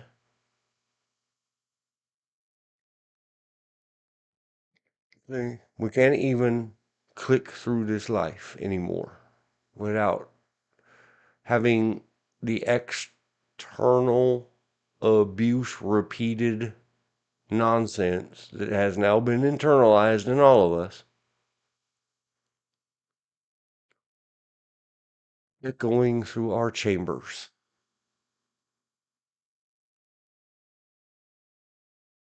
Hey, all of you that stealing away our words, would you please go dive in the ocean with a chum? Look it up yourself. And ask Carcharodon carcharias, is it offensed if we call it white? Because it has more gray and blacks on it than it does whites on it. Meh, yuck, yuck. Attention, Okay, all Tide Jabberjaw. pod eaters, don't jump in the ocean with sharks and chum. Chum is You're, chopped up fish stuff to bait sharks. you're showing your age, Jabberjaws. Me? Nyah, nyah, nyah. Did someone mention my figure?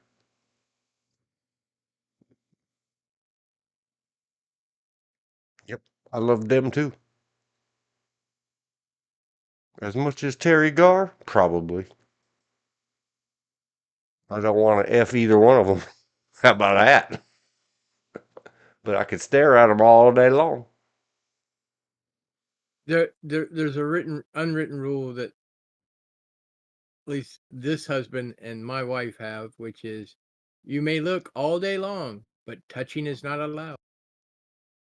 So no, don't even think the impure thoughts. I don't. If my woman would let me stare at her all day long, I would.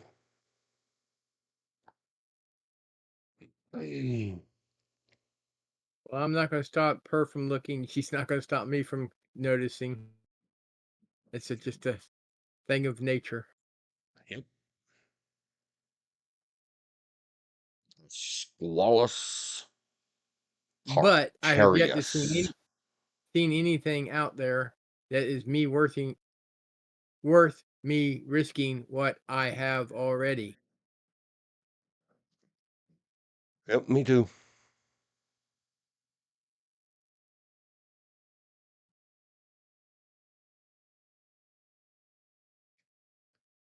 Distributions and habitats. Wherever they want to go. If one of those got up on its fins and walked down the middle of your favorite street or boulevard, you tell me you would go out there and tell it, bad shark, go away from here. I wouldn't. Dang. Got to rename that street. Somebody put up some barricades. Oh, now Light you're going back to force. Mighty Python. Ding dong. Iron Yeah. Shark. Was that Monty Python? I thought it was Saturday Night Live. I I don't think it's know. a bit of both because Somebody had somebody had a land shark, and it was funny. Mighty Python had one, and I think Saturday Night Live had a version of it. There, they got one. I finally found it at the Wikipedia page. Zoom it up. Get on the screen. There is a great white shark. That's what it's called. People, there's the great shark. A large mackerel shark breaching near South Africa. See the horrifying anti-fan fiction movie from the Disney company. I still haven't seen it. I quit out on a lot of even my EFAP guys. I'm like, oh man, even listening to you guys talk trash about it, you keep showing it. In one of the supposed sequels, 7, 8, or 9. I don't know, stormtroopers sprouted wings and started flying, and one guy asks, "They fly now?" And the other guy says, all calm and smug and cool, "They fly now." Yeah, so do great white sharks.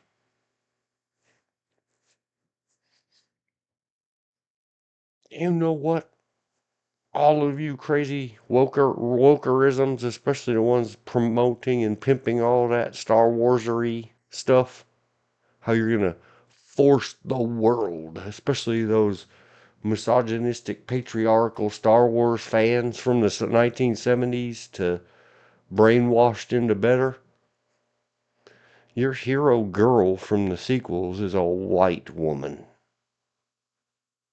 Just saying.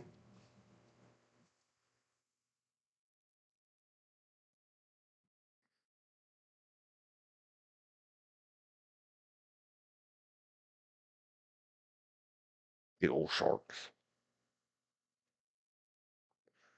In Australia. In Australia. All right. I'm done with the great white shark. They breach. Like when you break a contract.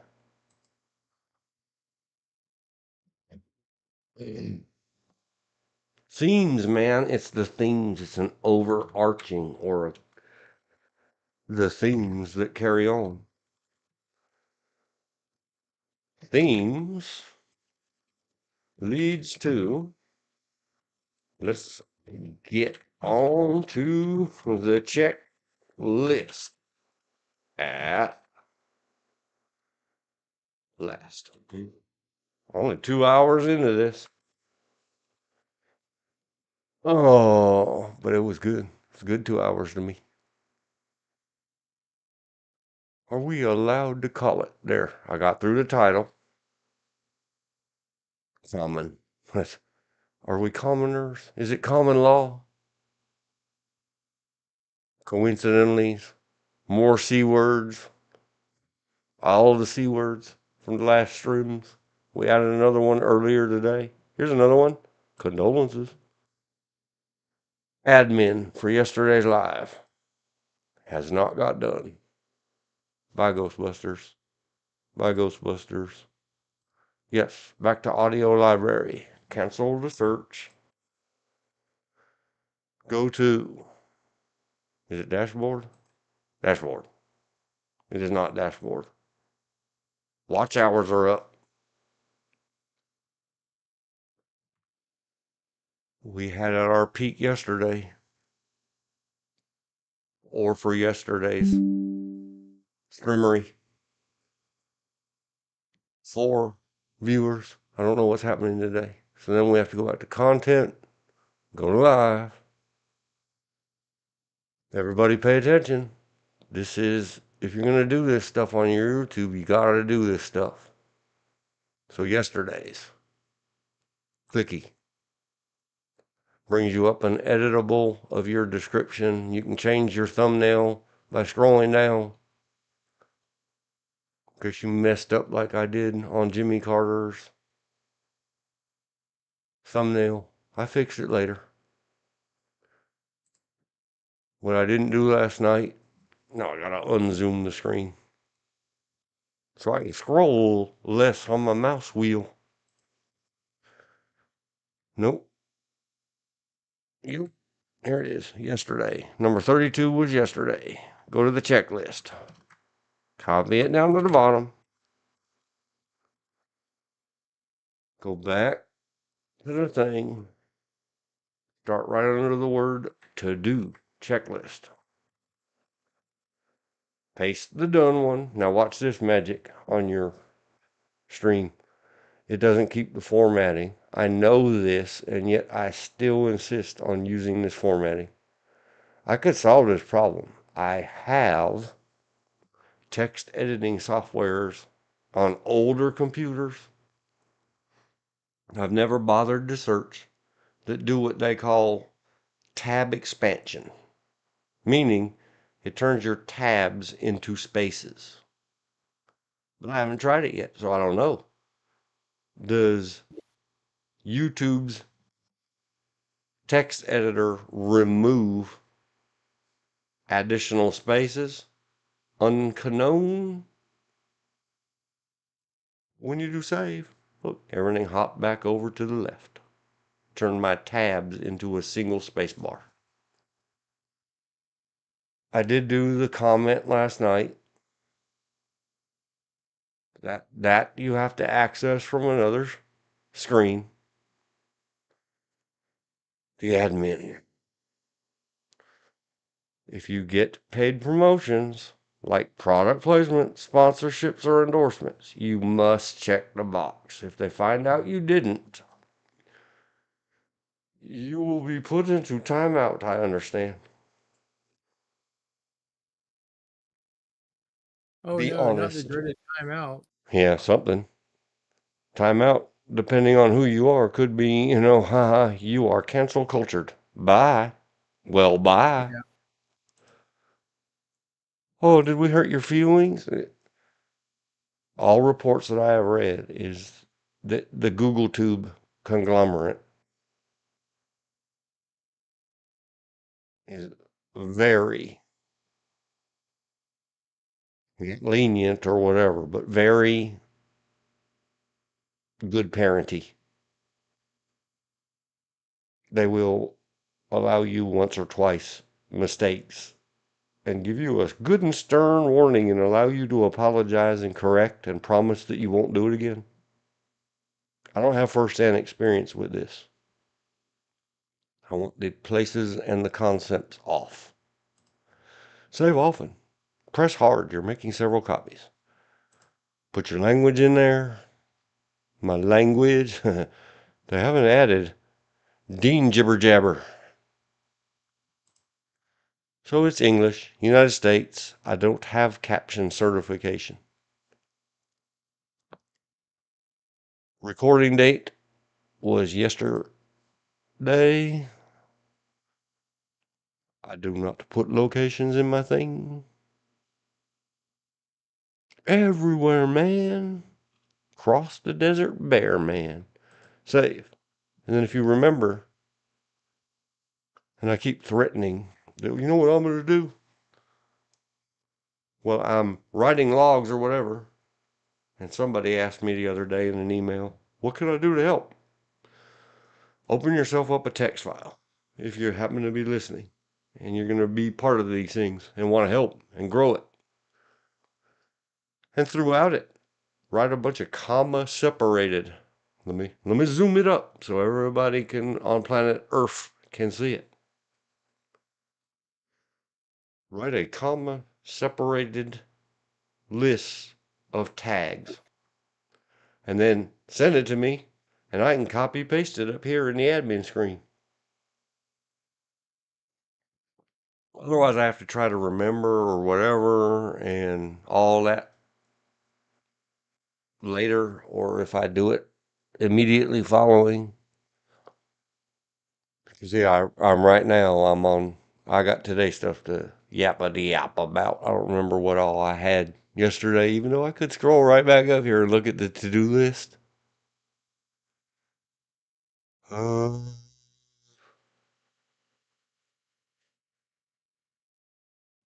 Van Halen. That was important yesterday. We did good. I did good. Van Halen. They're Dutch. The V is lowercase. Everybody else, stop it. The tennis elbow joint.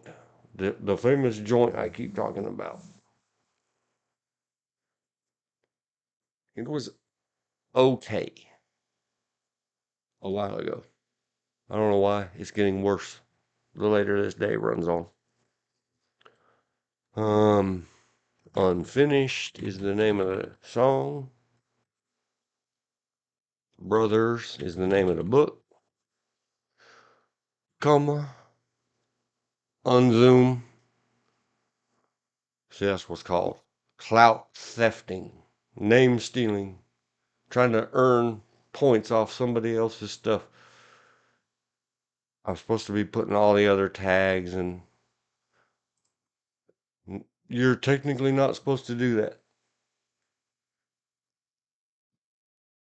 I guess. I don't know. And I would put like the G word schools, but I don't want to put it unless I can put the 3-letter sounds like fun real word in there. You see what you're doing to me, world? All right, so we're doing that. We're going to close studio because once you're in studio mode, you have no way out. Close it. Go back to main YouTube, www dot. Refresh your page. Did we pick up any watchers?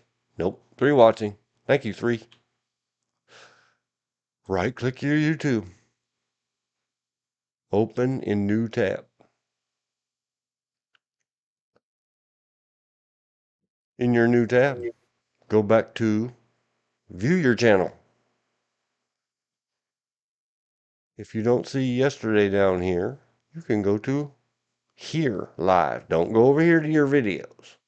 Go here on your main page live. There is yesterday. Pause it. Scroll it.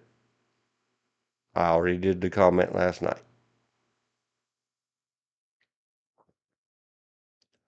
So great. We'll come back over here. And all of you that are sick and tired of me doing this, I'm working on it. We're working on it. There's a checklist item. See how long that takes? And yes, it takes a lot less when you're not talking your way through it, either for yourself for later or for somebody happens across it and says, man, I didn't know you had to do all that. Yep.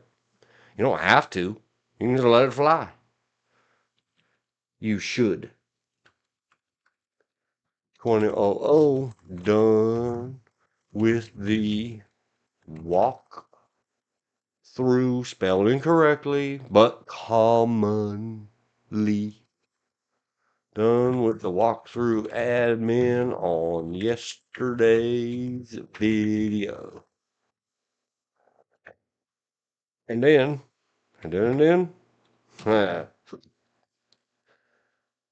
I need a quick break. Do you want to get me the app or should I put the girl up, George? Put the girl up. One girl coming up.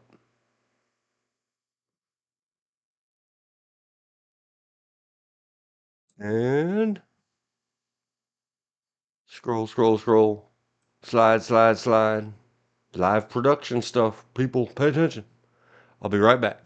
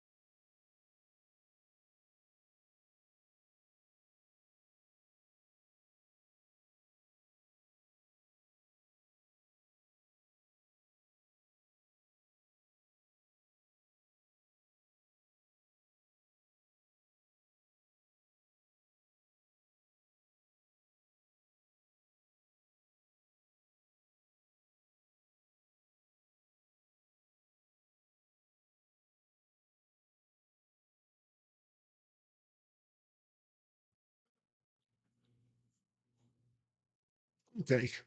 Get back on it. Okay. Let's go. Next. Man, the time flies when you're overhydrated. 90. Oh no. That reminds me. Somewhere I did one of those where I meant to type like 36 and I finger went to the wrong ring finger on the number pad or keypad off to the right of 100 plus keyboards. The 10 Yeah. keypad. And instead of like 36, I put 96. So YouTube cannot figure out that that's a timestamp. Because it's not. And I haven't fixed it yet. And now we're up to what number are we on? 33, 32? 3-3. Yeah. More daggone, Dean. Don't you remember which one it was? Yeah. All right. We got the admin on the. We announced the one break. Mm. We did the Star Wars They Fly Now. I loved them. Oh, yeah. I didn't say. That's why I write myself notes. Because I'll forget. You know, we talked about Terry Garr. Who cares about some stinking shark? And the other one, Anwar. Another reason I love them. The the super predators, the apexes, the sleek, the fast, the breachers, contract breakers. They can go deep, but are mostly shallow people, mostly. Just like me.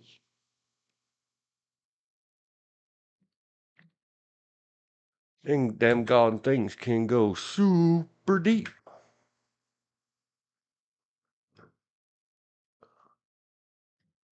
Mm. And they don't get the bends when they come up very fast. How do they do it? Well, it's their home, the ocean. Oh, there's so much here. Some of this stuff is going to take some time. Oh, was it you that mentioned somebody that um unalived self by two G word shots to the noggin, George or Elizabeth? Wasn't me. I talked about the one who uh, used a Black& Decker drill to the head 27 times. Yeah, it's somebody brought it up just the other day, and how is it possible? It, we're gonna get into that, but while you're listening in lag mode, Elizabeth, and think about it, because I'm gonna go on to something else, and the next question that sort of involves you, Elizabeth. Business planning stuff. It's too much to just keep. Oh, you mentioned it. I thought it was. I knew it was some January born whammon in my life. I couldn't remember if it was my right here lives here, and she might have mentioned it too. Been an odd. It's been an odd life, but we keep on trucking. I knew somebody had talked about it, but I did end up talking about with my wife. How does that happen? I must have mentioned it because it got mentioned by you, Elizabeth. The other thing in the business of living streaming, I'm gonna dump it down here in the. Yeah. It all. I know. I keep promising internets. I keep promising.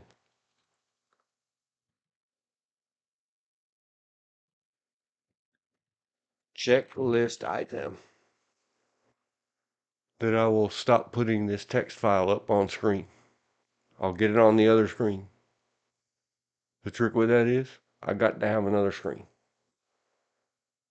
How many screens do you need? Infinity.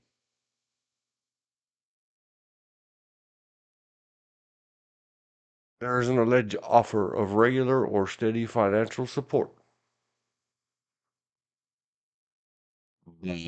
However, question mark, question mark, question mark. It keeps coming back to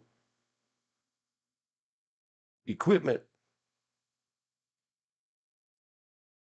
And my mind says to me, what is this? Some kind of .government? .gov means it comes from our crazy, bureaucratic, psychotic government style of doing things like, well, we could give you some money, but it is earmarked government spending for equipment only, and receipts must be provided. Just for everybody out there on planet Earth. If you force me to do it, and that's because that's how it is, the gift givers and the grant writers and everybody else says, well, we'll do this stuff, but it's got to be for equipment. Like I have answered a couple of emails about this.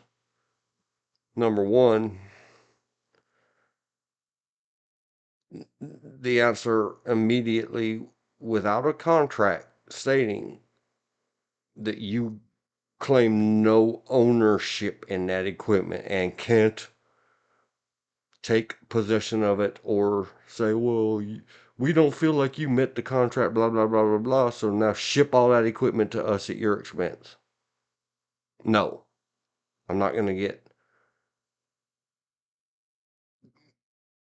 addicted to government cheese and then go stand in line one day and have them say, nope, no, none for you. And we're going to claw back the cheap government cheese. And equipment is not necessarily the problem. George lent me a microphone and a headset. I spent hours the other night ripping apart after the third time. 3 strikes and you're out. The third time that the audio problems I kept accusing George of having were my equipment. I uninstalled all the drivers. I thought seriously about rolling this whole computer back to Windows 10, restoring it to factory. It's factory restore disks that I made were Windows 10. And then installing hacks or hacks to make it blocked from any form of Windows update, which in turn invalidates your Windows and tells you that this is not an authentic version of Windows. You can't use it anymore. So anyway, yes, there are equipment needs to any kind of streaming, live streaming, video editing, whatever we're going to do, we're going to do. But I don't need a rug or a chair put under me and then have it jerked out because somebody got in the mood. The more immediate and pressing need is lunch. If it's, we can do this much towards this, and there's a few things that we would like to have done in a certain way, we would like to have them done, like I have no problem. And I don't want to try to work it all out in this weird, ambiguous way, except I did this on purpose because Elizabeth may have a tight connection with whoever's offering this regular and steady financial support. But they keep saying over and over and over, need an equipment list. And I will be happy to do it. I'm going to have to sit down. There's serious things involved. I take very seriously my committed monogamous relationship. That affects their life as well as mine. Sorry, I put my hand on my face. Well, when it comes to the equipment list, we need to do a combination needs and wants. But it is not gonna. I don't care how much it was. If Intel sent me, or I don't care, AMD, NVIDIA, however you pronounce that, graphics card company gone good. If they Well, sent me $1 million of the latest, greatest, prototypical stuff, my problem right now isn't that. It's lunch and the light bill. yeah. So if you sent me $1 million worth of equipment and the pizza place offers me $10 an hour, I'm going to work for $10 an hour. Your stuff's going to get shoved in a hole somewhere and collect dust.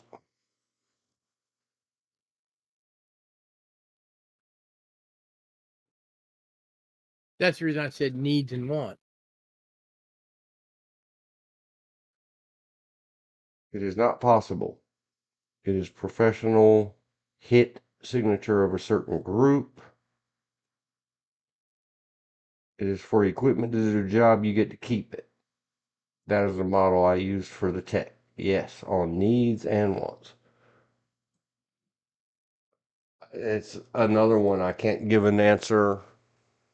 And anybody out there, I will take a sugar daddy or a sugar company or a sugar mama, whatever. We're all not well-to-do people who are currently right here, right now in this streamery live session. I don't care. Do you need somebody with a really bad voice to go do acting for you for money? I need to work for money. I can't eat equipment. So I will have to discuss. Thanks for the clarification, and here's me trying to give a pre-clarification into the world of anybody else who, maybe you have equipment laying around. That's George had some that we could even get started with this. He said, "Well, I got a microphone. Would that help get us started?" Yep.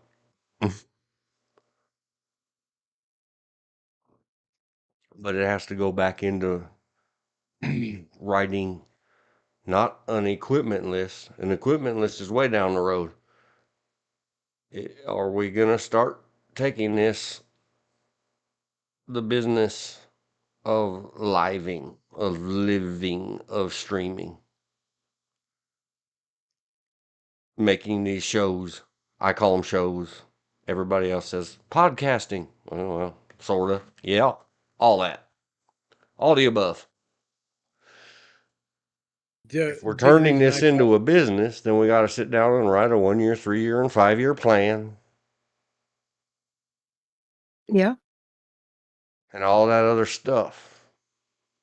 But that also involves you having time and me having time and being able to either sit down remotely and share screens or things of that nature. Right now, it's a hobby. I Right. would like to turn it into where it makes us money. Yeah, me too. But if it's a strike while the iron's hot thing, anybody that's offering steady money for a thing should be able to understand. Oh, well, and it's like I said, is this .gov style or grant style or charity style? Because that's how they all have to break it all up. We have this much budget for this and this much budget for that and that's what we have, and we don't have money for the talent or the who's going to plug the equipment in. Equipment doesn't Yeah. plug itself in. I would love to have a budget where we could have a dedicated editor Mhm.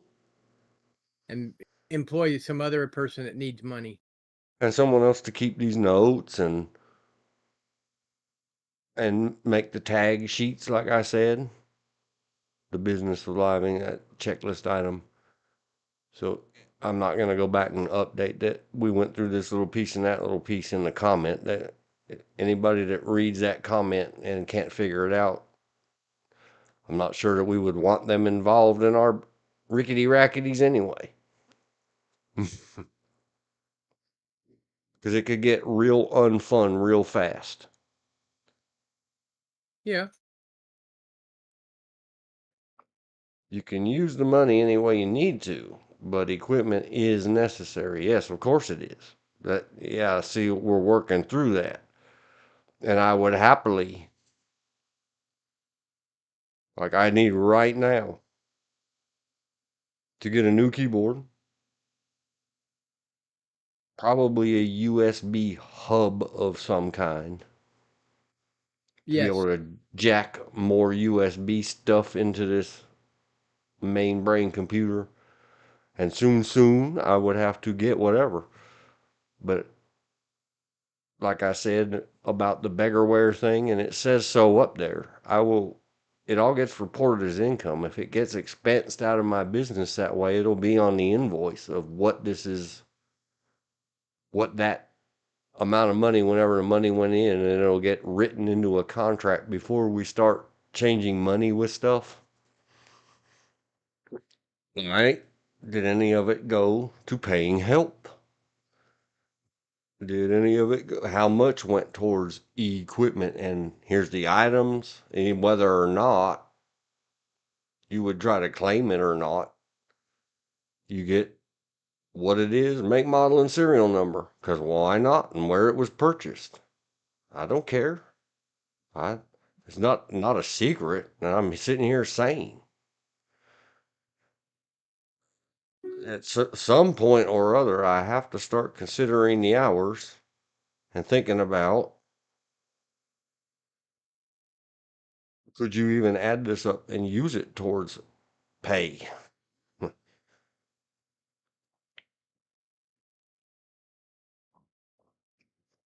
because eventually we have to, if this is the 5-year plan is serious business. If the 1-year plan is to, I don't know, have 10,000 followers, that there's only one way that pipe dream's getting working. And I don't think even for money, my good whamming's gonna do it.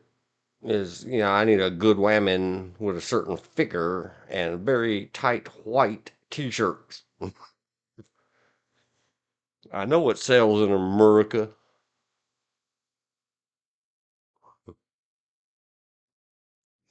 But yeah, Maybe all we need that. to get an was AI one. Those cost money as well. I've already looked I into it. know. I know. Those require monthly subscription fees in the new model of everything. You cannot have or buy anything and call it yours. It's licensed. And you pay rent on it. The Virtua Girls. Okay. But good. I think we have offered more clarity into the world. I certainly have more clarity. It still requires a sit down and discussion of everybody involved. And it's another thing. We've got the Discord. If we got to add Zoom,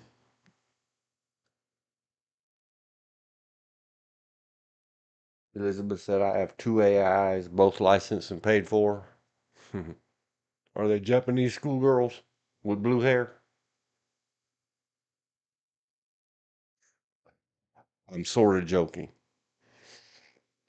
There's plenty of very popular whatever channels that don't do that, There are.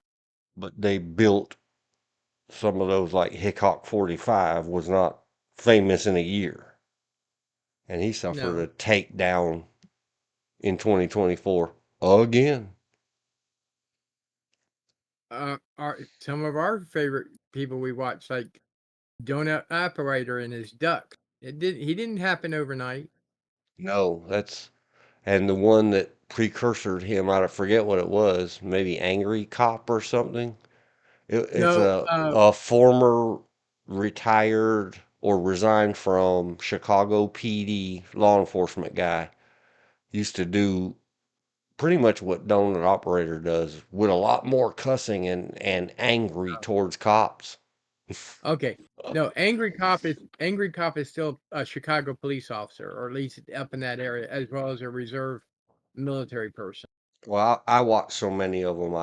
I apologize, Angry Cop, if I'm conflating or confusing you with someone else.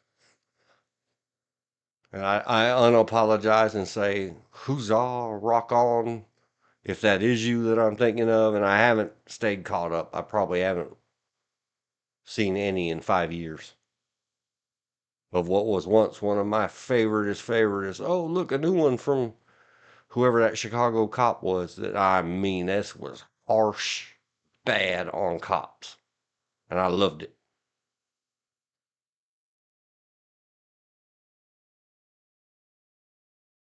Yeah. No, they don't build quickly. And I'm being semi stupid saying things like that. I know a lot of channels, but I still have to consider day to day living before day to day living.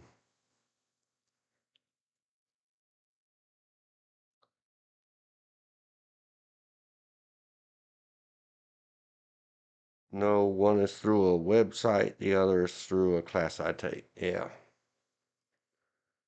It's all stuff. We will continue as is and using avatars and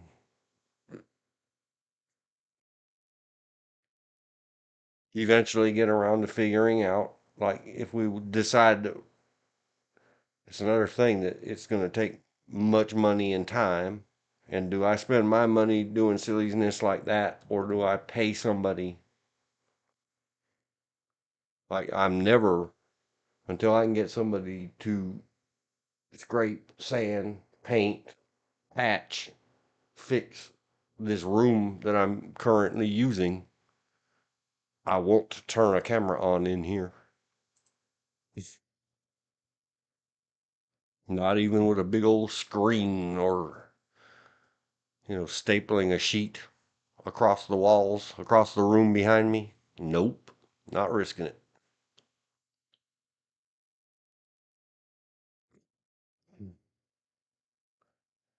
So we'll see what happens with it.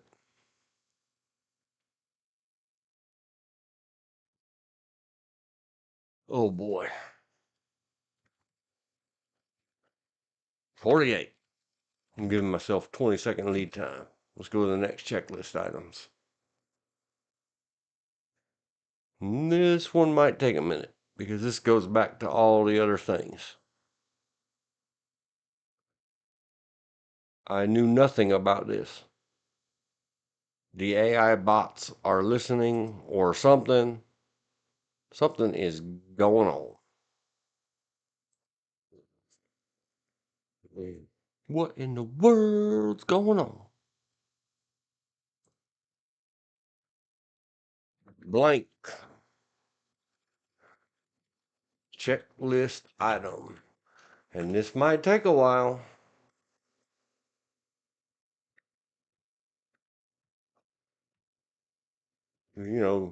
Confluence, coincidence, concurrence. Zoom has its own background, so you can use the one inside the computer. No one sees where you are. That's only if you put a screen up behind yourself.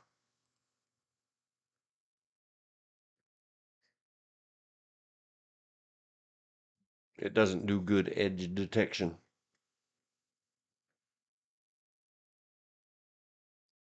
Mm. And yep, we've got the Discord running. And that's not costing anybody anything right now. We'll figure out how to make it work so that you, Elizabeth, and everybody else can have avatars up there with me and George. And get the screen sharing so that there's no lag. You can watch the Discord and talk and listen in the Discord and not have to worry about what's happening on screen at the live stream. Last night, Well, clickering along, or maybe it was 2 nights ago. I don't remember. No, it was last night. Go over here. Open a new tab. YouTube home.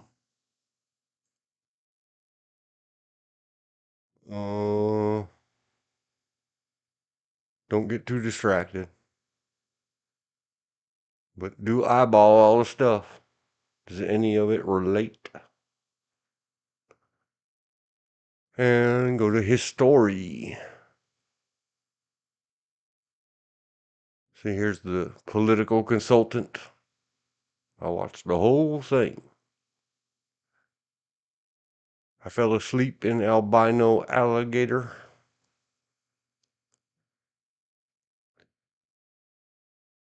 Reluctant fundamentalist. Fundamentalist 2013 was good stuff. Kill the Messenger. Jeremy Renner. 2014. Daggone, pretty good movie. Well acted. All kinds of stuff. I don't know, 7 or 8 out of 10, I guess, as a movie. But intriguing, because it all ties back to the old Contras and long ago's. Is the American government doing crazy stuff, which eventually turned into the, or long tail ended after? I don't remember.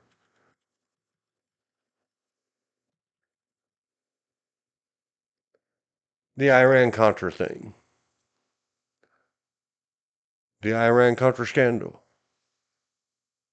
was a political scandal in the United States that centered around arms trafficking facilitated by senior officials of the Ronald Reagan administration to Iran between 81 and 86.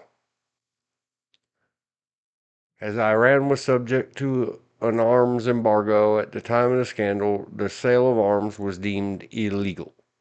The administration hoped to use the proceeds of the arms sale to fund the Contras, an anti-Sandinista rebel group in Nicaragua.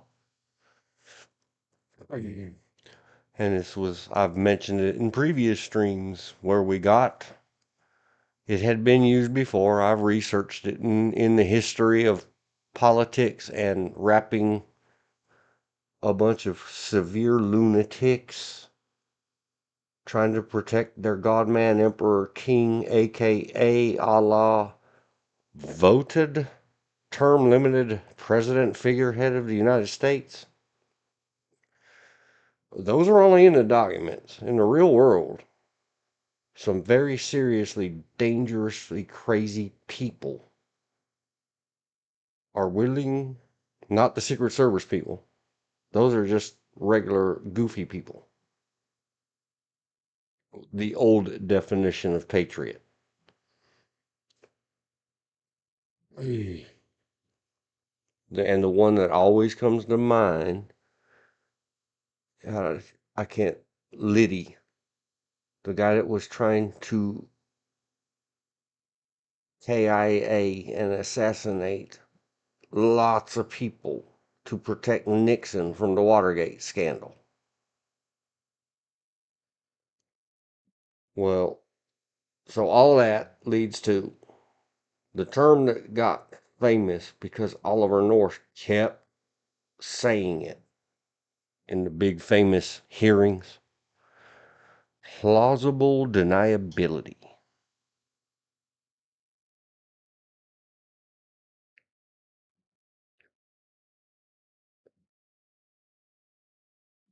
A side business of all of this, in the final days of presidency of George Herbert Walker, who was also involved in Air America, which was the shipping of drugs into America. And he was the director of Central Intelligence. Imagine all these things tying together.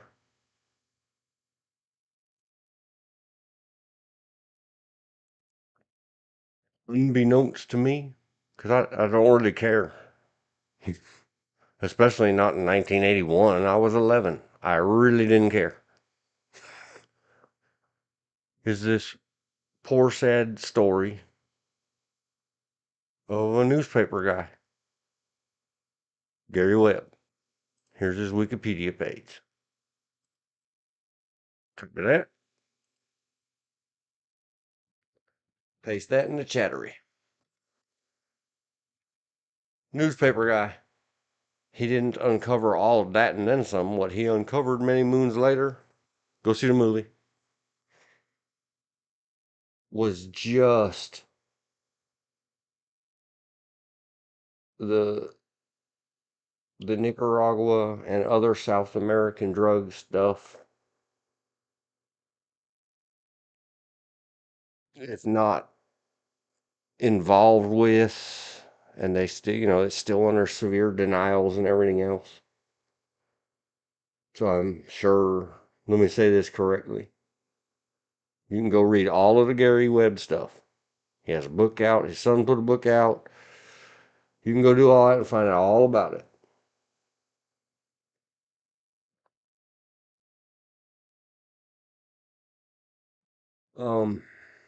Sorry. I had a pain in the locking up joint. What was especially intriguing to me is that number 2, they offered this free. It's in the description. It's free with ads at YouTube. Kill the Messenger, 2014. Famous actor.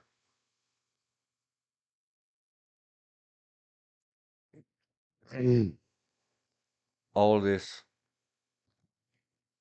Grugas stuff coming into America and American dollar bills going into Nicaragua to fund the Contras, and we were publicly funding the other side of the war. It was a very Vietnam-esque problem we had with South America in the 80s,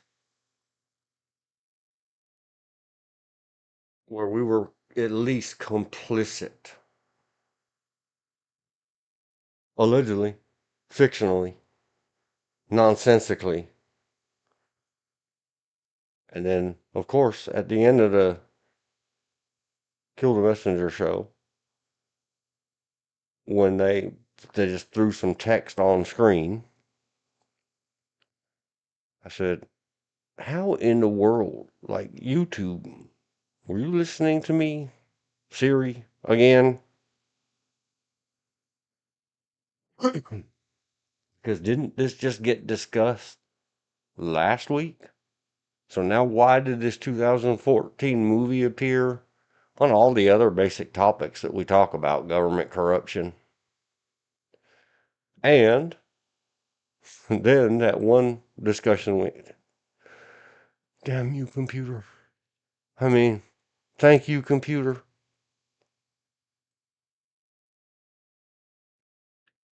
Webb was found in his Carmichael home on December 10, 2004, with 2 G-word shout wounds to the head. And yet his death was ruled a S dash dash star star side. So of course there was all kinds of excitement because hey, that's the guy that did all that stuff and ended up divorced and alone and sad and lonely and what I call the departmental dump. When all the people that told you, you're our guy, of course we're going to publish your stuff. And oh, wow, you found out all the secrets. And then the real power and might of our world said, whatever, unsay what you just said. And all of a sudden they all did, and it's all his fault. And Gary is not a good guy anymore. It's a really good movie.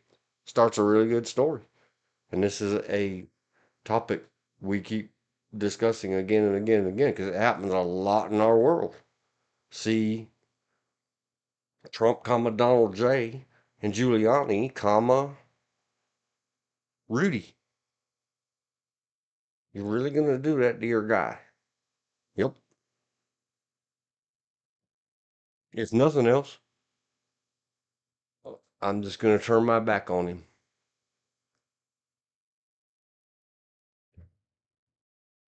Which I guess Rudy Giuliani better stop bitching and start counting his blessings, because they just turned their back on you, Rudy. Do you really want to get on the hit list? Starts with a S. Not Hitman style hit list. Of those people, the current batch, not Mr. Trump himself, the current batch of psychopaths that have gathered around him.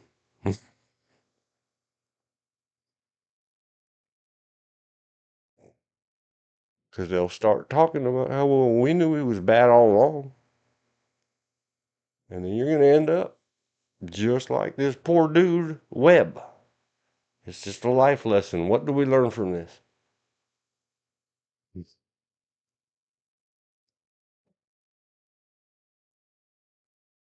So anyhow, this poor guy Webb, led back to, shouted himself with a .38 revolver.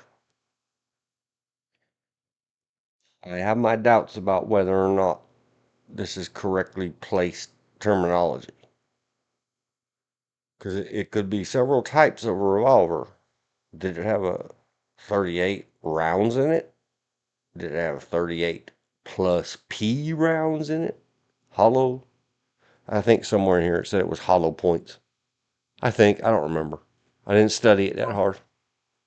Hollow points can also be plus P, and you got plus P plus.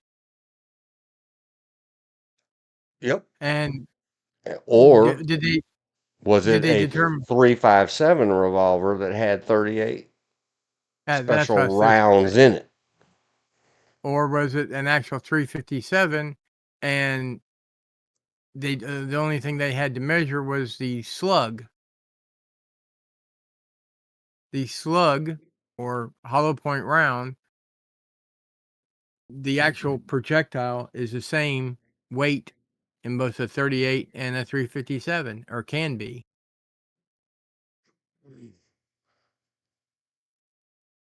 So anyhow, here's how it goes. Rabbit hole. Yes, and I'm not a gearhead or a tech head. That stuff isn't unimportant to me until we're talking forensically, as would be in a coroner's office. That it becomes very important after the fact. The bullet weights, the bullet types, the load. Plus P means double the pressure. The plus is a multiplier or a logarithmic, not a additionally. In investigations or whatever you call forensics after the fact of a thing, every bit of that matters a lot. Was the firearm well lubricated or not? All these things affect the ballistics and everything else.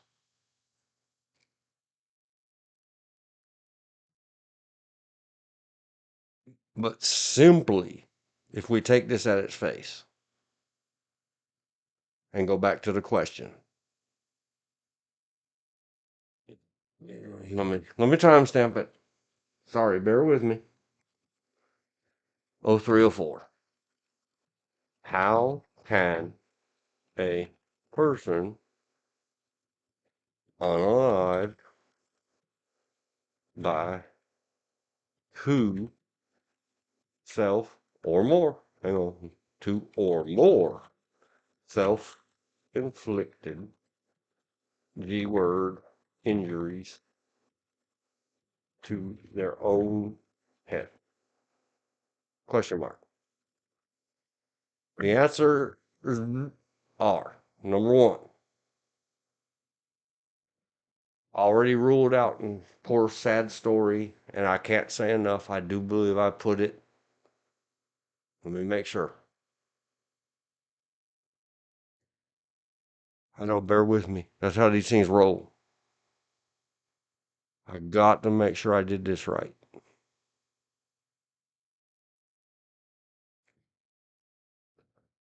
No, I had the thoughts.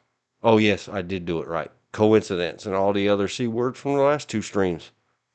Self-ended by two. It's in the description below. What's important about it is this. Gary Webb doesn't care. Sorry, I'm a gallows guy. Family and friends. The only word I know is I'm sorry and condolences, and no words matter. I don't think any words matter. But no, when your tale of your loved one suffering and going away, there are people out here in the universe that feel for you, sympathize or empathize. I'm not sure which you would say. Survivors of it. So then we go back to one ruled out in Webb's semi-automatic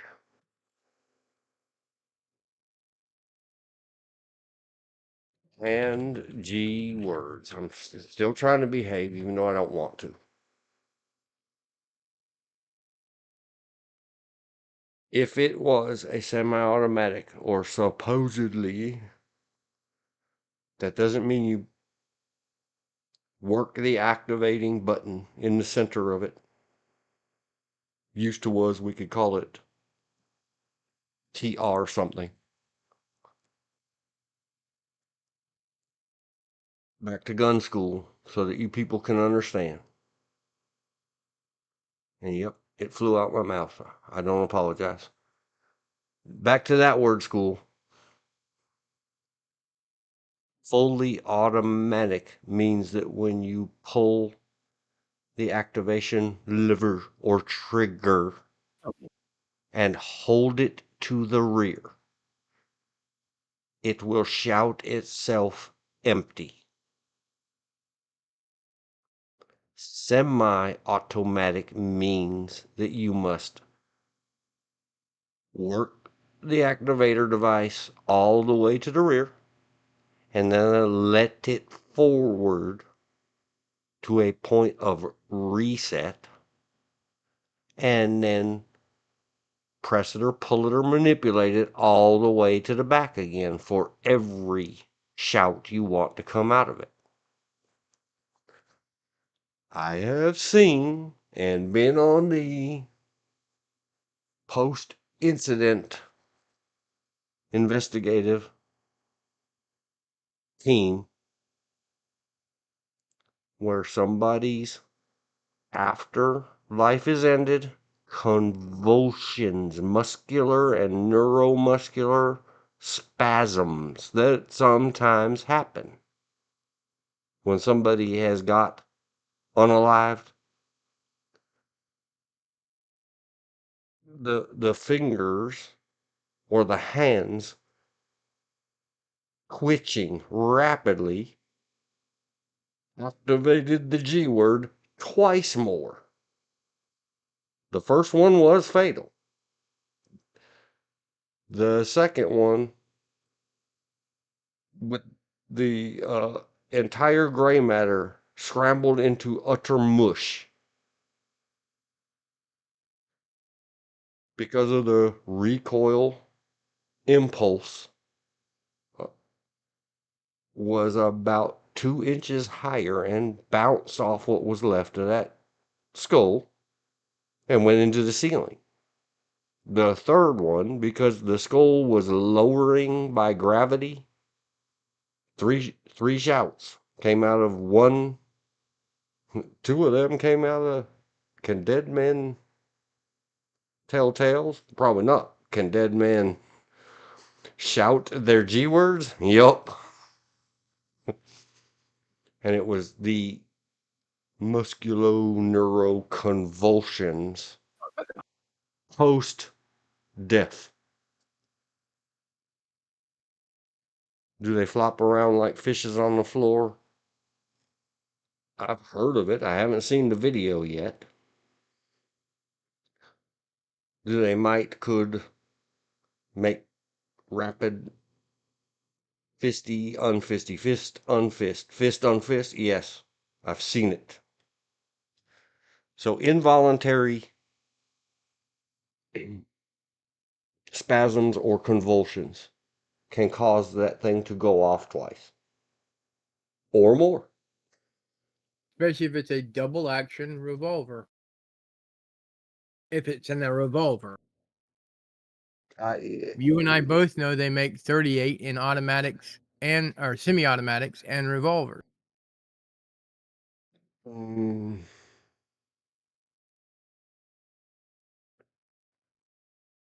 380 auto for a semi-automatic is smaller than a 9mm's, but that's I don't know. I was thinking more closer to a 38 Super or one of the two 357s, like a 357 Kunin or what they call 357 Sig. So But you really don't know what it is. 357 Sig is a neck down thing. That's a special case. Right, I'm saying, but it's still a 38 Yeah. caliber or 357 caliber of the slug. And it's another one of those. I'd have to go look at the measurements because I believe I don't remember. Well, I'm just you But back have on you not only the way the bullet you need to do a true identification, you also need the casing. GH reminder equals it could be a double action revolver. Yes, it very well could be. And that would allow the death throws, as another term for it, Yeah. for the trigger to be pulled twice. And it's another one that I'm not going to ask the Google bar because they probably wouldn't tell you. It's one of those you would have to submit. Hey, FBI labs, we have a collector of information, federal, and they will eventually, when they're not so busy, get around to answering especially highly complex and technical questions like that. You could ask the FBI, the Federal Bureau of Investigations, have you guys got a double action revolver, multiple G word shout wounds, particularly to the head? I'm not talking about other spots on the body. It's to the head that makes people ask questions. As well. Now, this is coming both from psychology or my abnormal psychology classes, as well as criminal forensic classes. It's always a chance that the first slug did not delete him, so he pulled the trigger again. We have historical evidence that a tamping rod that they use for explosives blew through a person's lower jaw and out the top of his skull, and the person lived for another 40 or 50 years. That's a famous case that's used in psychology because in the process of the tamping rod going through his head, it separated his two hemispheres of his brain,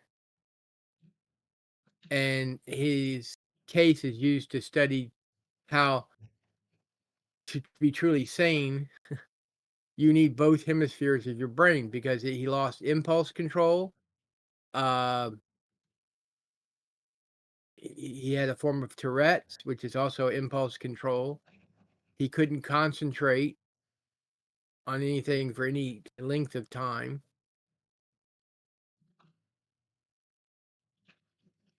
So not knowing where which is the first round and which is the second round and where they both hit, it's difficult to say.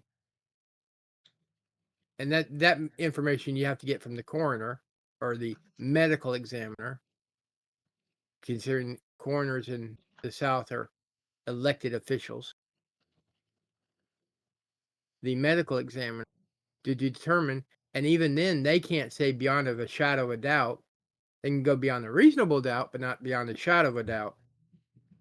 Which bullet entered the head first, and which one was the death round? Or was he dead? And then he, we said earlier, that can put impulse control. The information was still sent to his hand, and he jerked or muscle spasm. Yeah, and where you went, and it to me that we switched from the words possibility to probability Correct. in law and in science. Correct. But Everything's is possible in is science. It's is not probable. probability beyond a shadow of a doubt or the other one? No, Reasonable doubt. either one. Probability still leaves room for a doubt, Yes. but the number or percentage of that is now leans more this way. That's why we have a word in the English vocabulary called probably. Probably in, or the probability in Webb's case.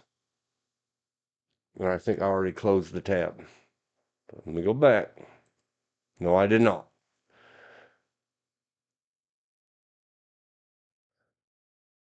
Because this spells out what I have a hard time saying. And otherwise I wouldn't spend time here.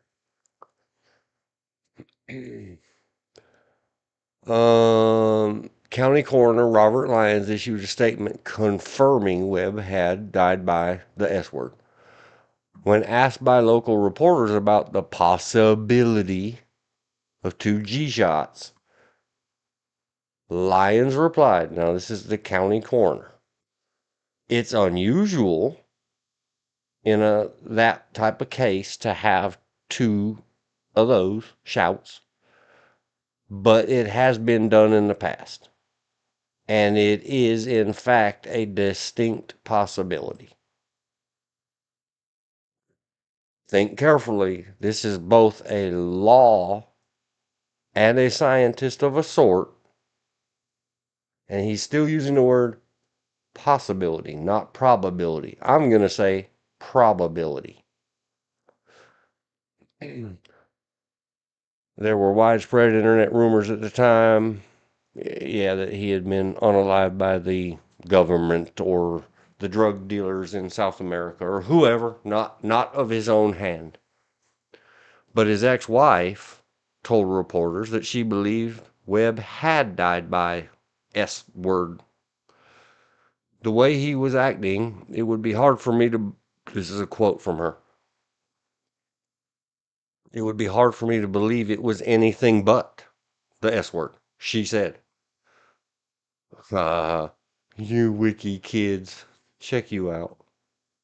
Well, that's the reason, as an investigators in the past, we don't look at just one thing. You have to look at everything and add it together to reduce the probability. You never get rid of probability. You reduce the likelihood of probability.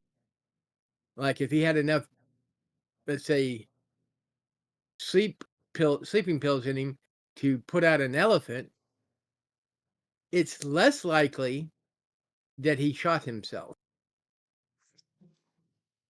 Right, but we're talking about is, in this particular case, multi-round to the Yes, head. is So I possible. already put on the screen in probability to me, in Webb's case, the first round caused big damage, Yeah. which makes depression or hopelessness or all the other things, the S word ideation, Yes. worse in capital letters, Yes. leading to the second manipulation of the activator switch. Yes. Like you took 1 and 1, or it was 1 and 1/2, and it didn't come out 2. It came out 1 and 1/2. And I There have is been on the investigative team of a law enforcement officer who had prepared their note and they just couldn't take it anymore, etc., etc. And so they shouted themselves in their ear hole. And when they woke up, it knocked them out for a while. And when they woke up and realized, well, that didn't work, they Yes. amended or added addendum to their note about how effed up it was that the first one didn't work. So I'm going to this interject. time they went and got their backup G word, and they Mhm. not only fired a second round into the other ear, they thumb activated a second G word in through their heart. So they S That's worded called determination. by 3 G word shots because Yes. the first one just hollowed out their ear and a big hunk of their gray matter and made their nose bleed a lot. I'm going to put in a little levity here because it's talking about this. Back in the late 90s, early 2000s, a friend of the family plus a personal friend, older gentleman, decided to unalive himself with the S word. He took out his service 1911, stuck it to his head, and pulled the trigger. Was not there.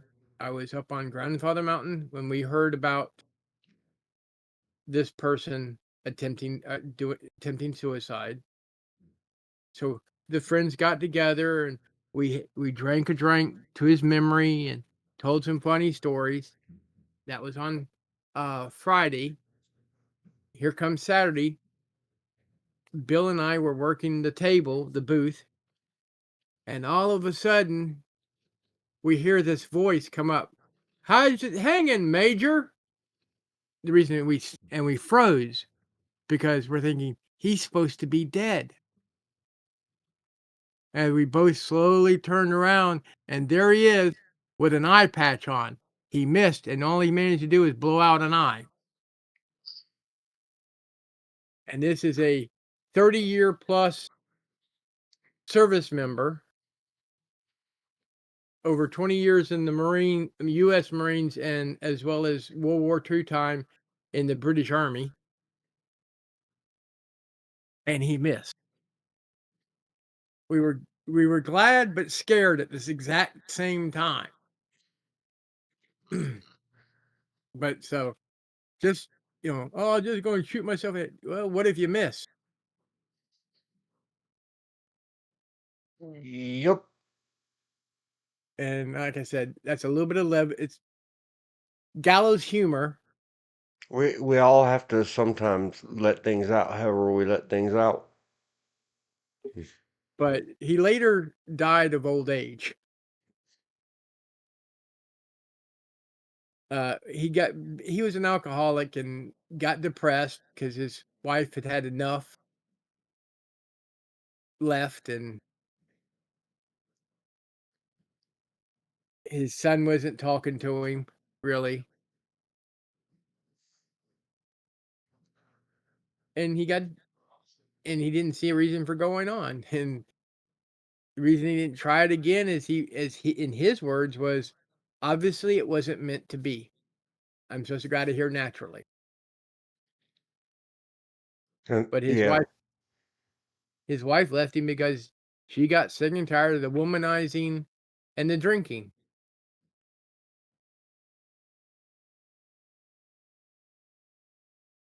His son and my brother went to junior high and high school together. I also knew him through reenacting and the Highland Games.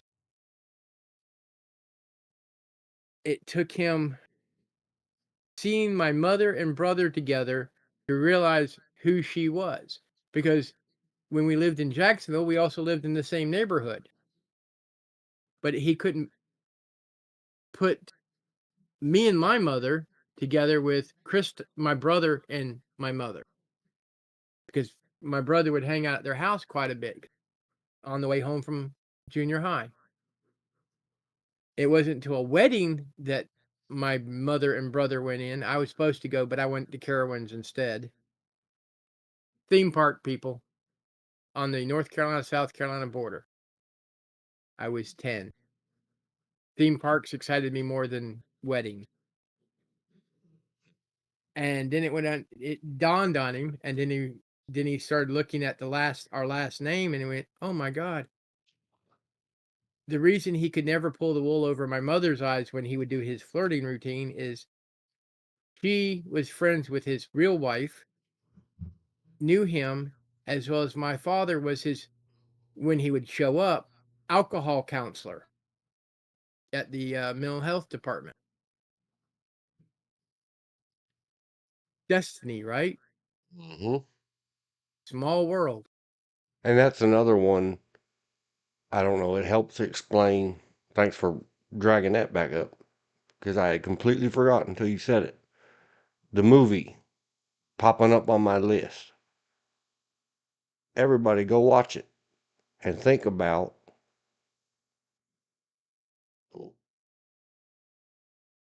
of all the gin joints in all the world, of all the newspaper rooms in all the world, et cetera, and how he got there to that newspaper room. You start to think, is anything not prearranged? How could that be? It's very complicated and whatever, and it's just part of the human experience. And maybe you don't look at it that way. Good for you. It's a wow. That's the thing. Do you believe in destiny? That I keep saying. Because it takes an enormous amount of coincidence and circumstantials and circumstances for this poor dude to get tempted and baited by what would otherwise be, you mean our government is doing XYZ? And everyone else is like making that funny sideways dog meme eyeballs. No? Question mark. And this dude was the one and only right dude to get dug into this, and ends up how it ended up. They did a good job with the movie. Maybe I'll give it 9 out of 10.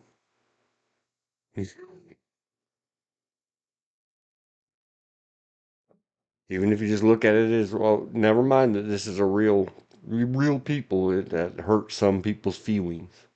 They can't take it. Well, number one, toughen up. Number two, be glad you weren't on that flight plan or that path. Let me read this, Elizabeth. Couple of chats. And sorry it took a minute, Elizabeth. Me and George were both talking. I discussed this case as part of a class for the bar, which was trying to get lawyers to look at all facts in quotes, and if needed, create the legal negation of the facts as being one way only. This case in particular was one in which many students asked neurologists and coroners the questions raised in this particular set of circumstances. This is a very disputed discussion in Bible study that Jesus told Judas, "Go and do what you must." Did Jesus mean you are selected, trusted to do this? or that he knew the secret of what the man was about to do. It was an interesting class. Yep.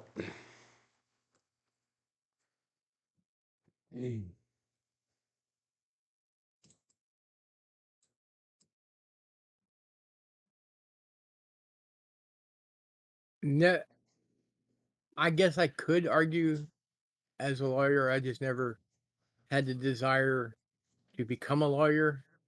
I always liked the investigative aspect of things. I could never be That a lawyer because I deal in realities, and I've been told since I was a child that you can't look at things as right and wrong, black and white. It's shades of gray. well, there And are shades of grays at times. no, there's not. There's right and wrong. There's black and white. If you're involved in an industry that has that kind of nonsense in it, good for you.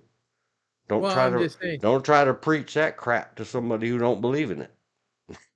some people do wrong things for the right reason, or the right thing, but for the wrong reason. So you got white and black. When you mix white and black, you get gray.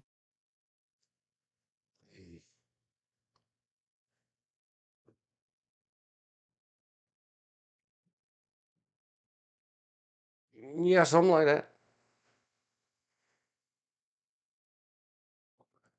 I've And just always been more intrigued by the hows and the whys versus how can I get this person off or how can I convict this person?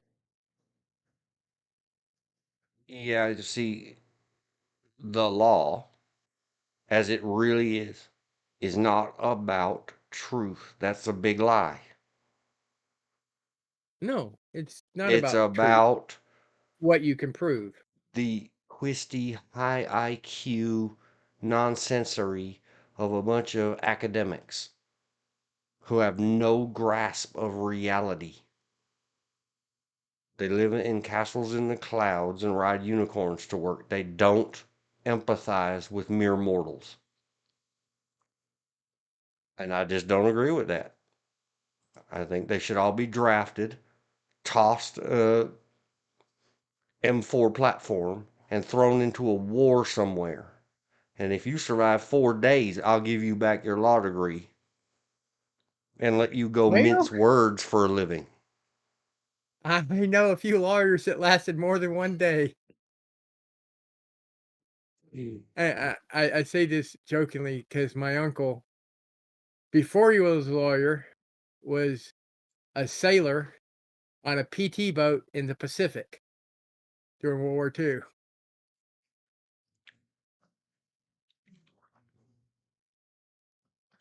Then he became he got his draft notice on the day that he took the bar exam. This is after he'd already served almost 2 years in the Navy. He volunteered to leave the Navy. Problem was he didn't look at the date, so he actually got out of the Navy 2 weeks too early. So he was still eligible for the draft, and he was drafted and into the Army, and he served in CID during Korea. He got a double dose of what you were talking about.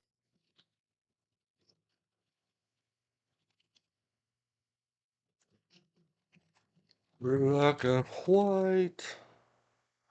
V vs proper, like a boxing match, versus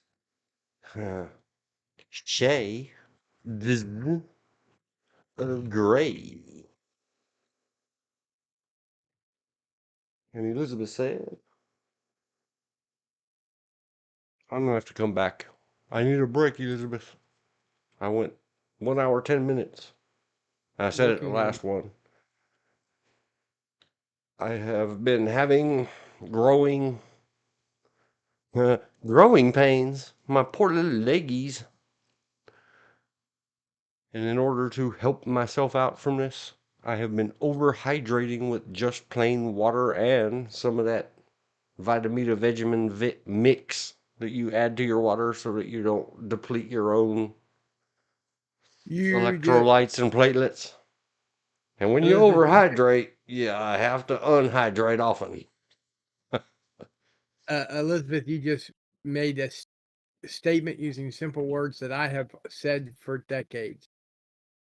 I have met the most educated morons or stupid people that have PhDs. Overly educated, stupid people. Yes. And they wouldn't know common sense if it walked up and hit them with a bag of pennies. Just a second.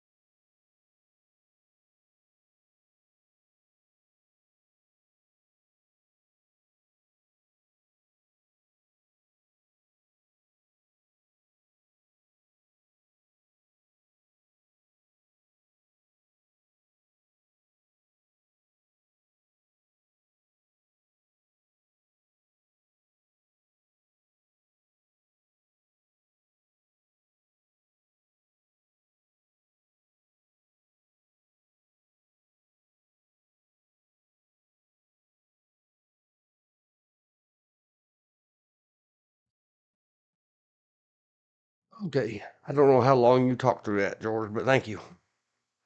'Cause I had to Not keep. long. Now let's see what you answered up on the screen. Um, Trying to get the I worked in wife. law to create new systems that work better within the reality of human lives. You were talking about exactly what my law school professors were trying to figure out, how to get rid of the overeducated but stupid. Yeah, that's what we went into, is about how I have met the very educated morons or PhD stupid people.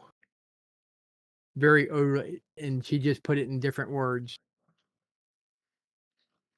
Yep. And it all leads back to is it a plan? Is it a path? Checklist item relates to educated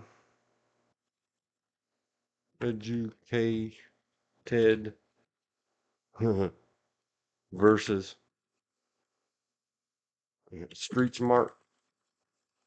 The other reason I never became a lawyer is that it had to be in school that much longer, and with the dyslexia and a slight stuttering problem when I'm trying to search for the correct words. The Destiny link in the description. The Destiny video that I watched. And I've already referenced it once. But we're talking about lawyers and the overeducated and the word mincers and all that other stuff. And I try not to be as utterly close-minded of a buttholio as I am, but I am. We handled the how of that one. The S word double tap. Mr. Gary Webb is almost. There's one more question marks under there that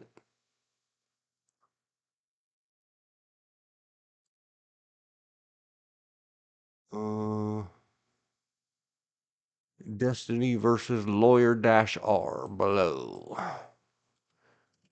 We kind of jumped on that. That was the next one, politics, the losing side, and goes to the next movie that I came across, but I realized partway in that it was meant for me to see it. And I'm just going to say it now out of order. That whole Goebbels thing we've talked about 3 or 4 times now. And I keep saying, repeat the lie, repeat the lie, repeat the lie, repeat the lie, repeat the lie. Lord, the lawyer dash R. Watch this train wreck happen. Neither one of these is a. I like the smart, young, fine peoples of our world. I'm envious of the brains and the money that this Destiny guy, his name's Steve, or Steven, does. Uh, Political consultant and attorney is not happy with Destiny and debates him on 14th Amendment. And they're not debating about the 14th Amendment. They're debating about the Supreme Court ruling that overruled the Colorado Supreme Court's ruling that Colorado could choose the time, manner, and qualifications of candidates in its own state. And the Supreme Court said, nope. So the whole thing, no spoilers other than this. This poor, overeducated attorney just keeps locking on basically a 4-word. He practices, he worked on it, he got it down. And his poor little brain, every time somebody would say something not in his script or breaks his OODA loop, go look up that from previous streams. I'm not looking it up again. Decide and act. Observe, decide, act, whatever it means. When people have not ever had free thinking moments in their lives, they just memorize stuff like you have to do in school. No matter what you say to them, they're going to keep uttering that same statement over and over and over. Their little hamster and their little wheel says, well, this is what you told us to do today, so we're doing it. And you can see in their face that their eyeballs look down, and you think, what are they looking down at? Their eyeballs are trying to look at their own mouth to see who's running that thing. Why do you keep saying this? I don't want to keep saying it.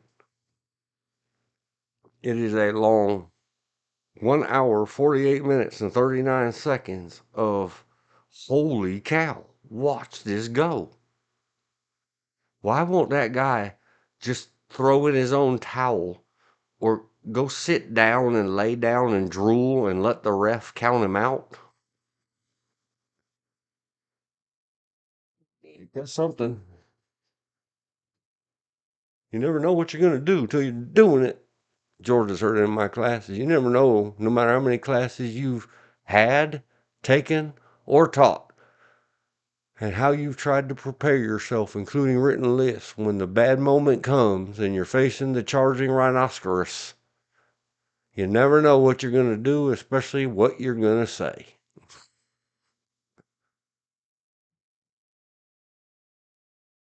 So go watch Destiny versus the Lawyer. Sort of a street smart or high IQ versus your standard extremely well educated lawyer person. And then go watch the Keira Knightley movie. It's down below in the description. It's about the United States and the British government cooking up some crap prior to invading Iraq. 03. And what happens to a person who finds out and lets out the top secret information about the government being bad people? And that's not American government. That's that filthy British crown that we threw off in 1776 to 1790. Take that, you Britishes, tyrants.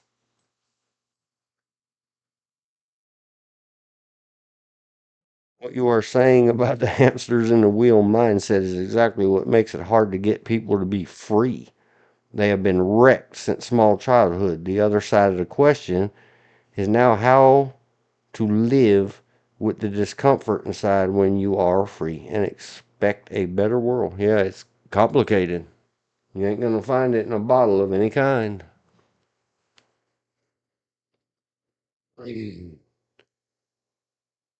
So yeah, these things. Oh wow, could it be coincidence? I had put 2 days ago. Do we dare talk about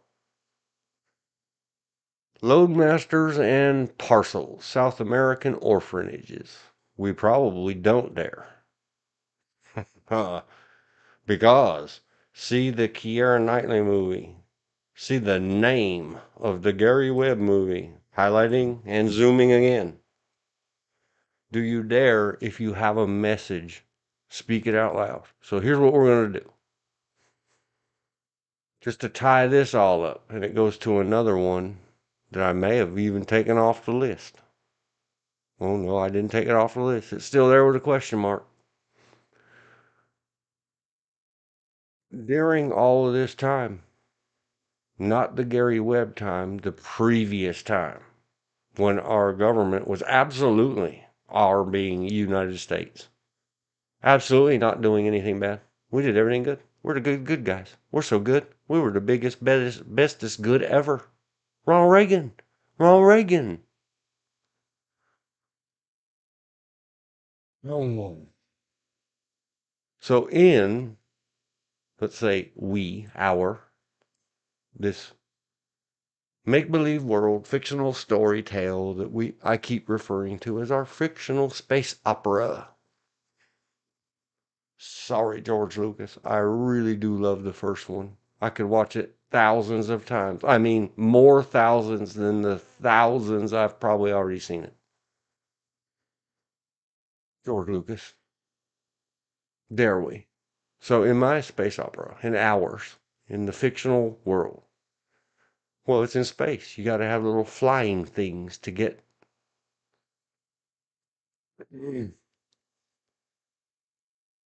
from one space port station, small moon, to another. It has to go into what appears to be a spacecraft or aircraft.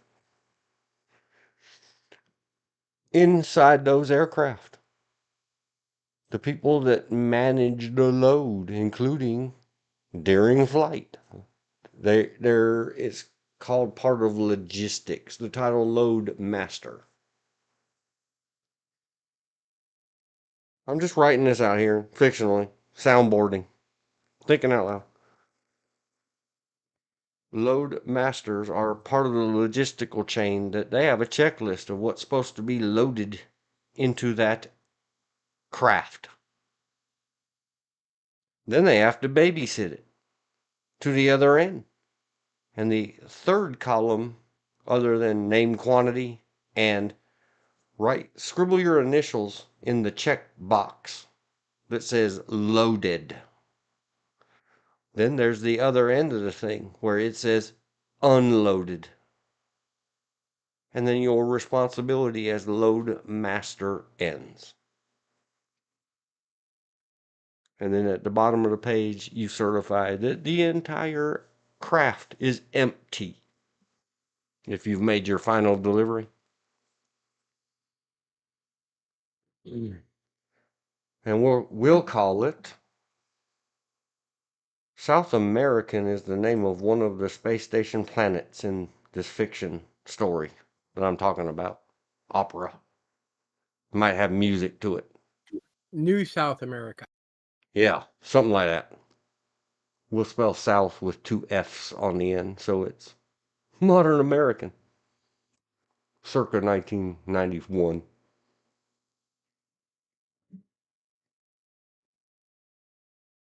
Well, in this thing, secret squirrels, secret agents,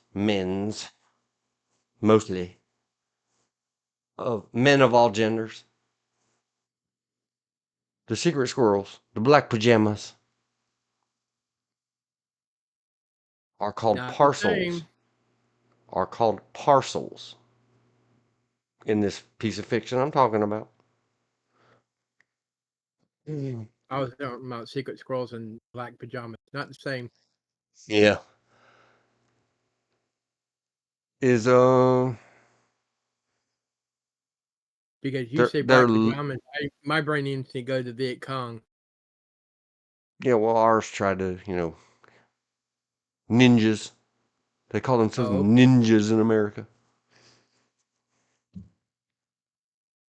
Well, the real ones, the real deal ones, were labeled and loaded by load masters into the back of cargo craft and checked off the list as parcels. These are just packages. And then they would open the door in atmosphere over the planet South American. In particular, over an orphanage run by charitable people from a religious outfit. And when Loadmaster said, what the hell's going on here? Why are people labeled as parcels sitting in my parcel delivery craft? Number one, don't think. Number two, when they open the door and they all have a little what appears to be a parachute on, and your parcels are gonna of their own volition jump out of your perfectly good flying thing, you probably shouldn't ask them, what the hell are you doing? Because parcel might tell you, and your little hamster in your head might stop and say, wait, that sounds unpatriotic. Our government could not possibly do things like that. And you may be prone to saying something. This fictional character I'm writing up right now, inventing, named Loadmaster. Even though we're not allowed to use that word anymore, we'll fix it. Load loader dares to say something as low IQ and dummified as. And this is a saying that was repeated often by this person. That's just not right. When Parcel said, we're going down there with the weaponry of Space Station South Omarigan to chop up and hurt up and destroy and make hamburger out of charitable religious outfit and all the little orphans, and throw ha ha ha false flag operations. Go look it up in your YouTubes. I mean your Google bars or favorite search hearts at you Bing. So parcel don't care. Parcel don't exist. It's a parcel. you say that. Loadster says that's just not right, and says he's gonna shut the door, and he's gonna get on the radio or the telephono communications flippy open blip blip blip device and notify upstairs. So parcel throws Loadster out the back of the craft and puts parcel edged weapon over the little safety harness strap wire that's holding Loadster at approximately 10,000 feet. It says, you can scream that BS all the way to the ground. Or you want to shut your effing mouth and we'll pull you back in here. That is, I don't know why that's. You guys work on it. Help me figure out how to make that sound so 0070, James Bondy, in our fiction thing. Uh,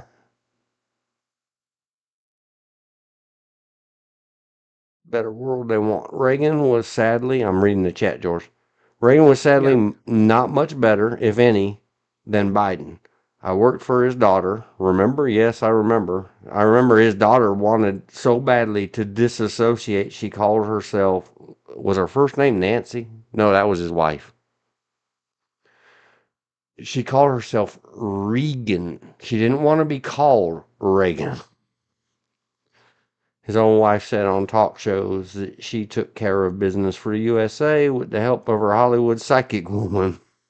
Wonder if Jill was the same one. Uh-oh, I heard a noise. Doot, doot. Was that you, George?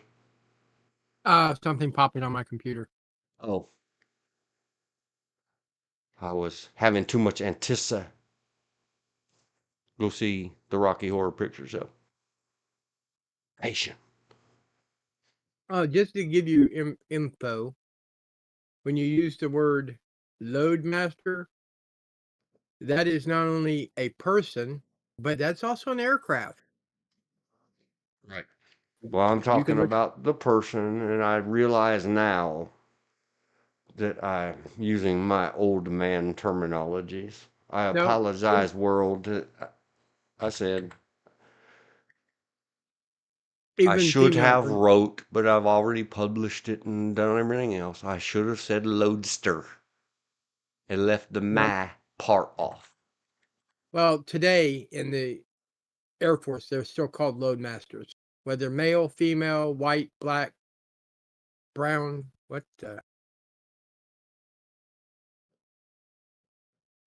Well, that's where I thefted the terminology from the 80s in the area. Someone I, popped in the chat. who popped in the chat? Someone named Tim. In what chat? In In our Discord? Discord. Yeah. Hello. Oh, and he's even doing share the camera stuff. Howdy. I Howdy. think I figured it out. Yeah, but you got your camera enabled. You Not don't sure have what you guys are calling. We're If just you want Well, I'm just chatting. using my cell phone. Yeah, Well, somehow. I'm just listening in for a minute. Well, your camera is not hurting the stream, I don't think, and I can't see it. I got it buried under Windows. you can, if you Yeah, wish, so it doesn't eat up all your bandwidth, you can turn the camera portion off. In Discord, there's a little icon that looks like a camera, and you just click on that. It'll cut itself He's off. using a phone, so it would be somehow in the app. There's a little camera icon that if you smash it, if you push it or tap it or press it, it'll leave your audio working and I your think camera off, but just leave it like it is. It's working. We can do more Yeah. testing later. it is working. You've already seen him having a bad day today, so I ain't afraid. Wow, and Well, your audio. Anyways, I'm just checking in for. I got to finish go washing my car, but I'm going to check back in a while. Very good. Just wanted to see how this works. It works. We got a third Slowly but icon surely, I'm finally getting into up the on the. computer age. There is a third icon up on the screen. I can't tell what it is. Yeah. Yeah. All right. Well, I'm checking in. I'm going to check back out, and I'll check in with you guys later. Cool, man. have fun washing the car. Right. Oh, yeah. Always when it's 50 degrees out. I should have done it yesterday when it was 68. I haven't washed my car in a month, and I can't be driving around like that. Well, All better. right. I'll chat with y'all later. Have a good. All right. Later on. All right. Bye. Bye. See, we knew something went bleep bleep. We heard something. He's still trying to figure it out. It's still on. It's kind of cool having three icons. The heck is the avatar? I can't see it. It'll be all right. We'll figure it out. I think right now he's trying to figure Well, out I'll how to figure out how to sign off. So I don't know what the hell's There's a going little on. symbol of a old-fashioned phone. Just hit that and you'll hang up on the app.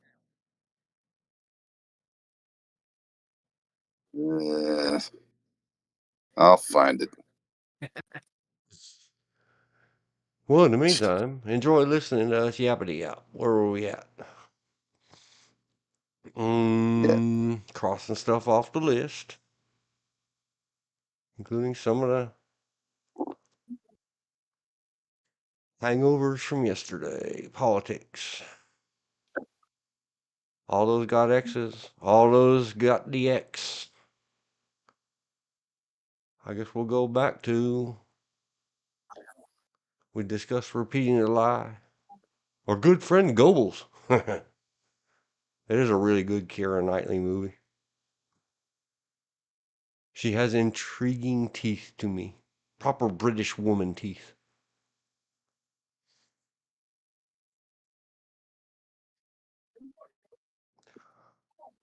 So my main question, and I don't know a better way to word it. What keeps coming to my mind about all this psychotic. We went through it 4 years ago with all the Trumplicans. We've been through it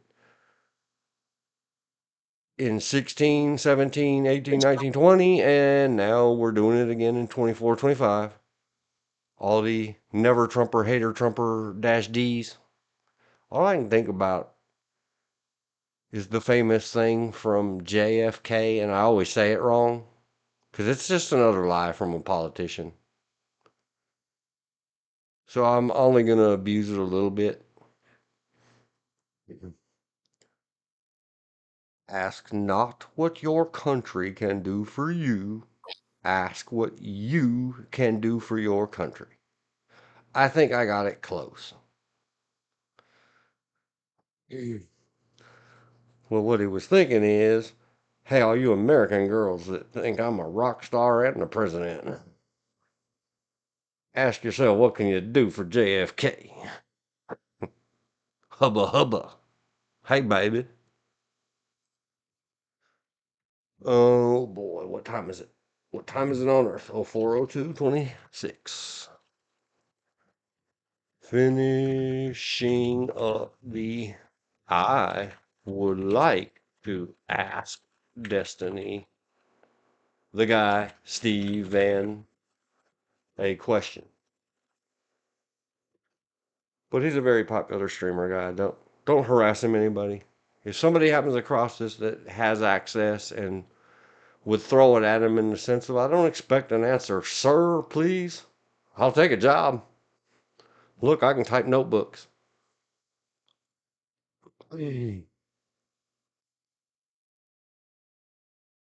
But I really would be curious to hear his answer because I haven't heard any of them. And one of the little cutie pies, and I always call her Lady Lawyer because I don't even remember her Nikki name, online handle name.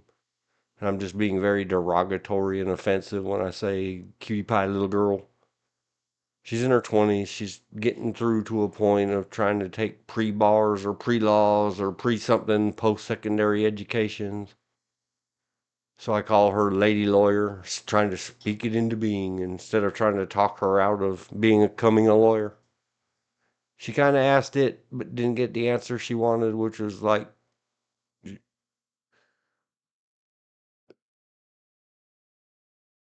if Donald Trump had not won, if your guy, gal, whatever, if Biden or Harris had won, if the Dash Ds had won, what would all of you Dash Ds be doing different or productive? Would you still be up there? I mean, instead of hating on Donald Trump, would you just be up there again, crybabying about all the other Dash Rs? Talking about what a bimbo, Lauren Bimbo Bobert is?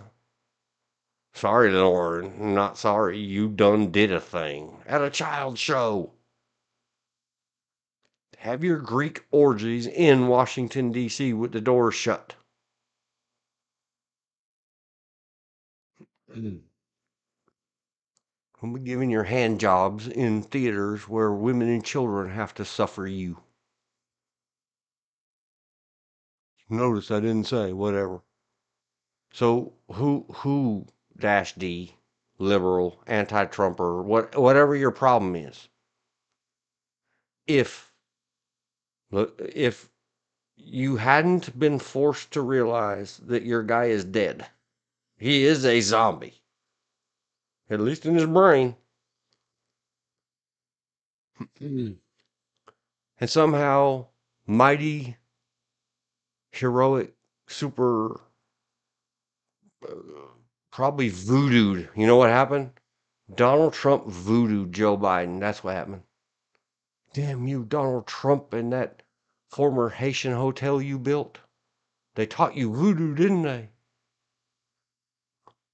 Well, whatever your problem is, if it was not Trump and Co. going to the White House, what would you be doing? Would you be lending all of your smarts and brains and words to your governor, raider person? Or would you just be continuing as is, as were, as always apparently will be, of making your bones on bitching about the other side? How many hours, would you be up there? Do you guys, if you had done it previously, and you've heard me complain about it, I don't think it's a good thing. And no, there's no shades of gray in it. Elon Musk saying that you must be rich and wealthy enough, and that is all it takes for you to give free 80 hours a week to try to make your government better. Total classist a-hole. Well, you just give me $1 billion of your $700 billion, Elon, and I'll give you 80 hours a week. E-word. Yacht. But at least they're open and honest about it. What the hell have any of you Democrats ever done?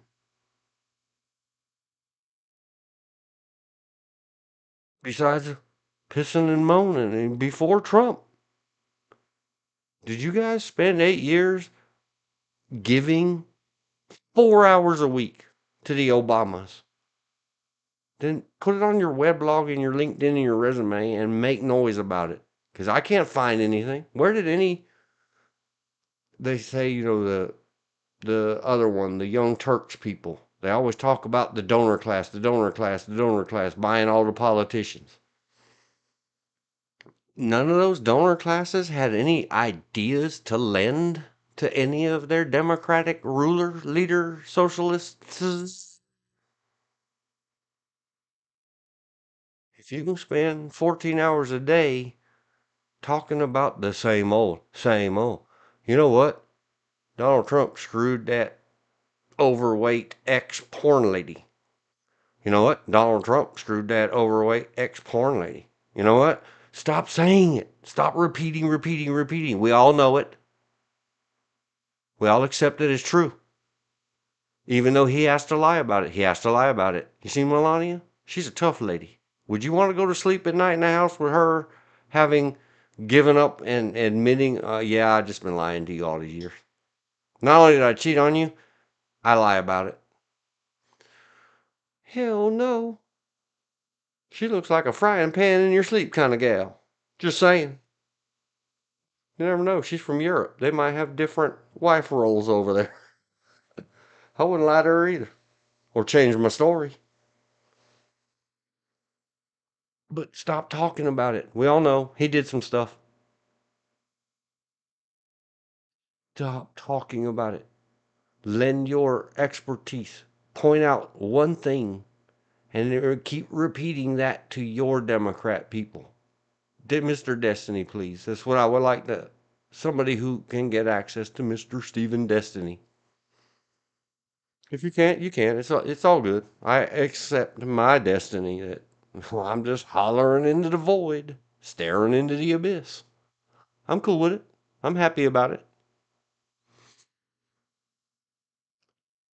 Uh, why don't you, instead of arguing with, I'm stupid, popping, broken, scratch record sound. I'm stupid, popping, broken record sound, dude.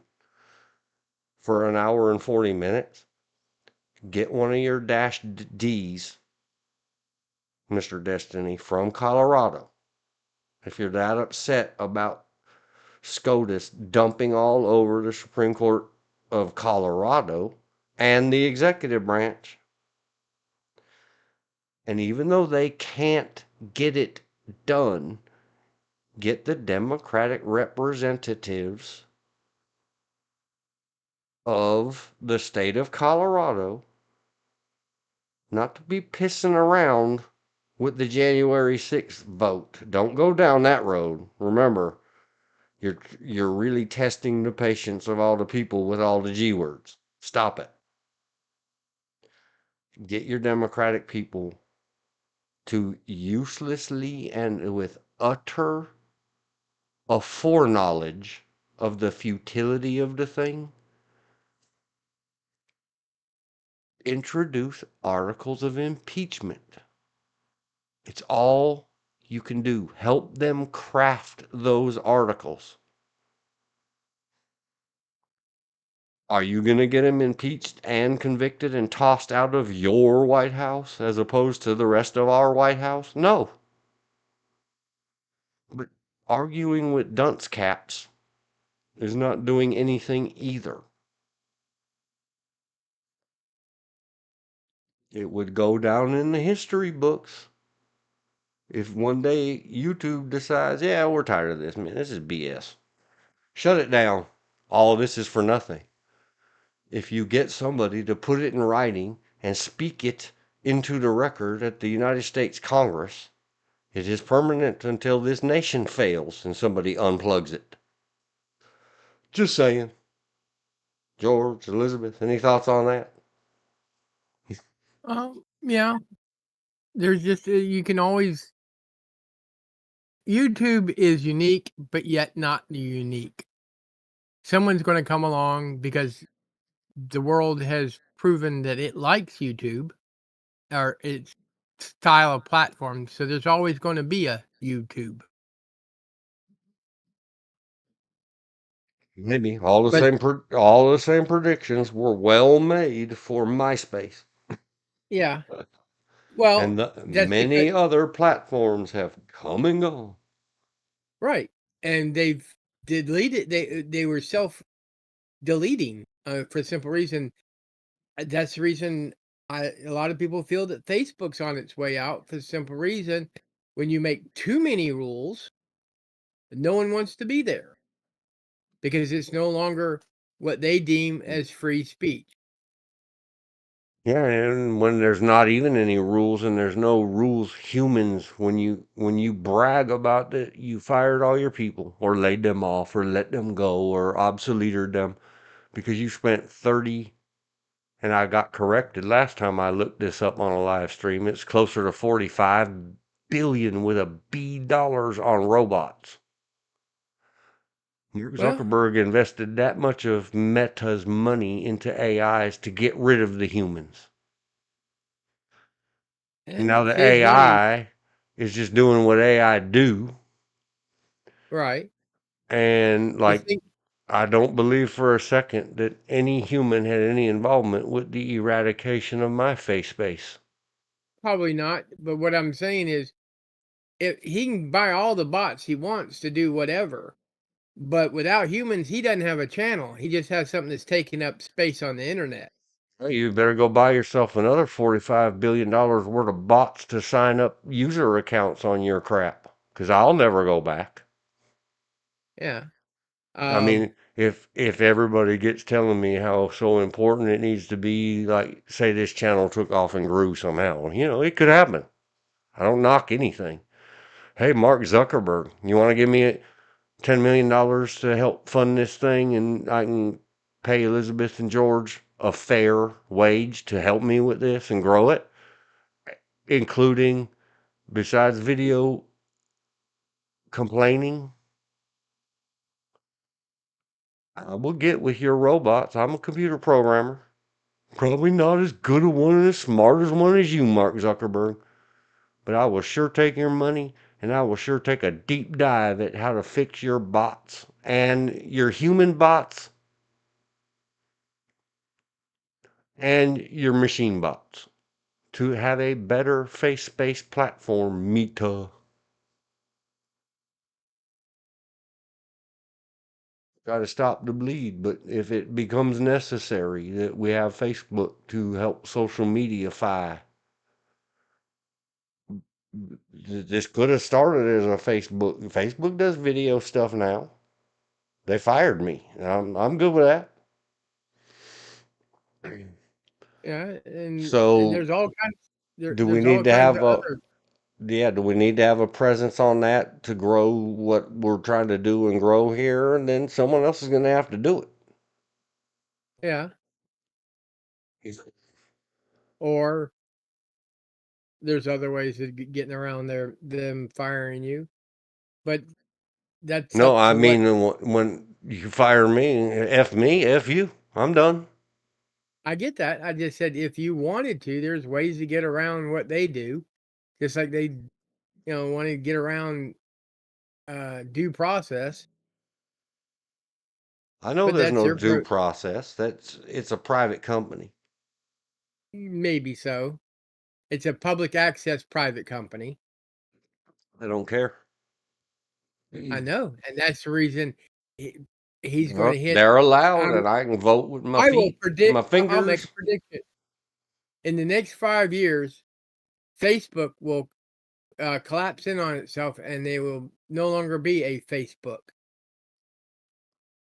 and they will go Uh, into something maybe called friends or acquaintances or or whatever name the next group comes up with. X.2. It's the only one who would be crazy enough to buy it and try to fix it. Elon Oh, Musk. well, I'm just Elon Musk might do something totally different, which is start from the ground up and build one and As have it I part of X. understand it, Twitter is far more popular anyway. I mean X. Sorry, Elon. Sorry, Mr. Musk, sir. Yes, sir. I think he still Elizabeth calls it Twitter.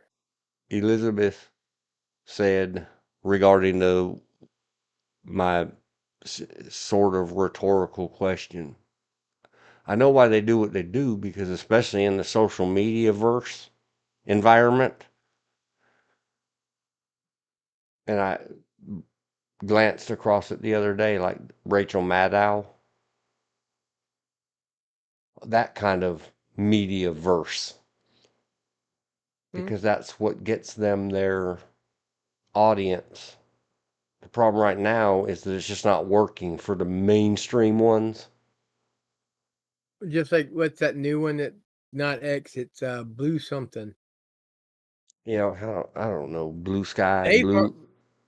It's from the supposedly guy who started Twitter. right. Reports are they've already started eating their own on that platform. Yeah, I hear lots of bad about it, mainly from the people Who that, went to it the first yeah, and that gave up on X. left. They gave up on their Twitter/X to run over there because of Elon Musk bad. Elon Musk bad, Trump bad, Mm-hmm. Trump supporters bad, people middle of the road bad. They only want yes men or yes Elizabeth, people. Elizabeth said I'd order Blue Sky, and it's not that great. But back to, let me get these in the can. Yeah. Elizabeth said, when me asking about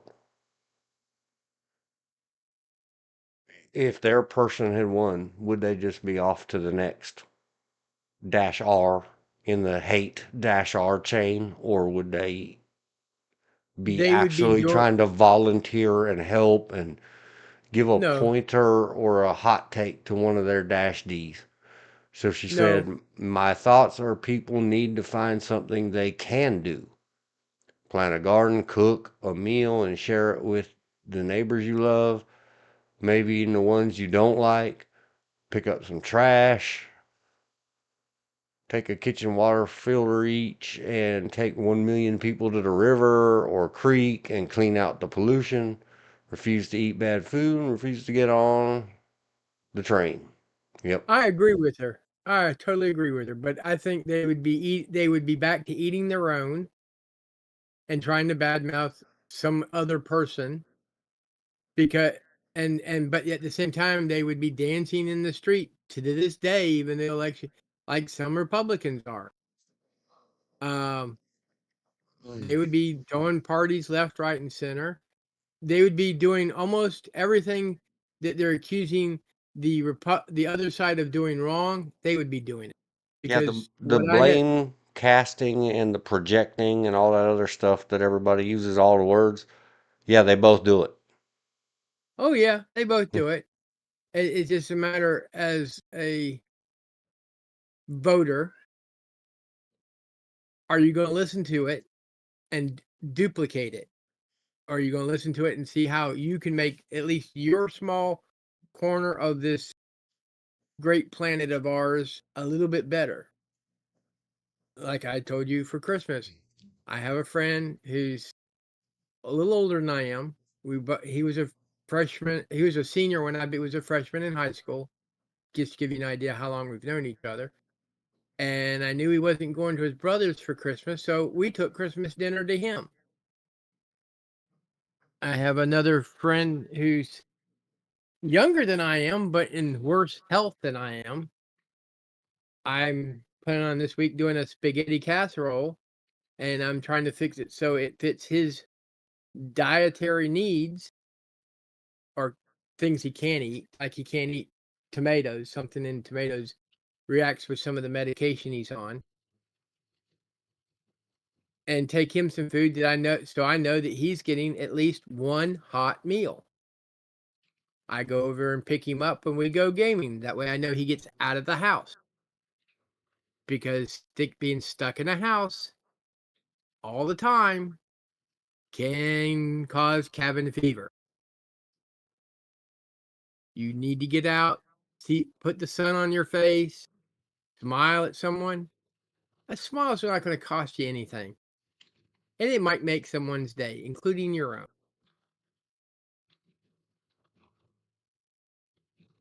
Don't be serious, or I'm going to put it this way, is don't be serious and angry until you have to be.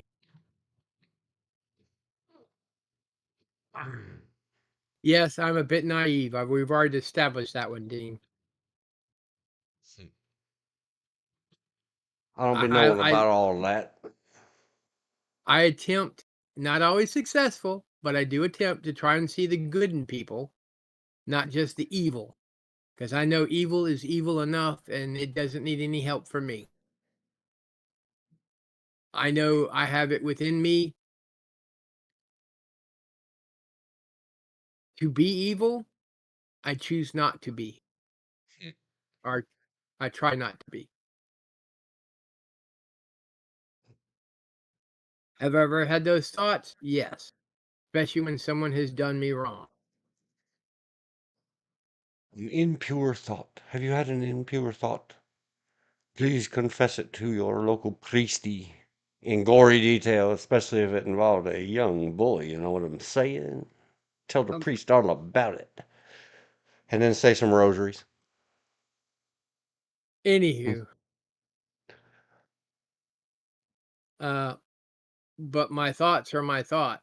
You know, if they come across me, you don't have to act on your thoughts. That's the reason you have free will.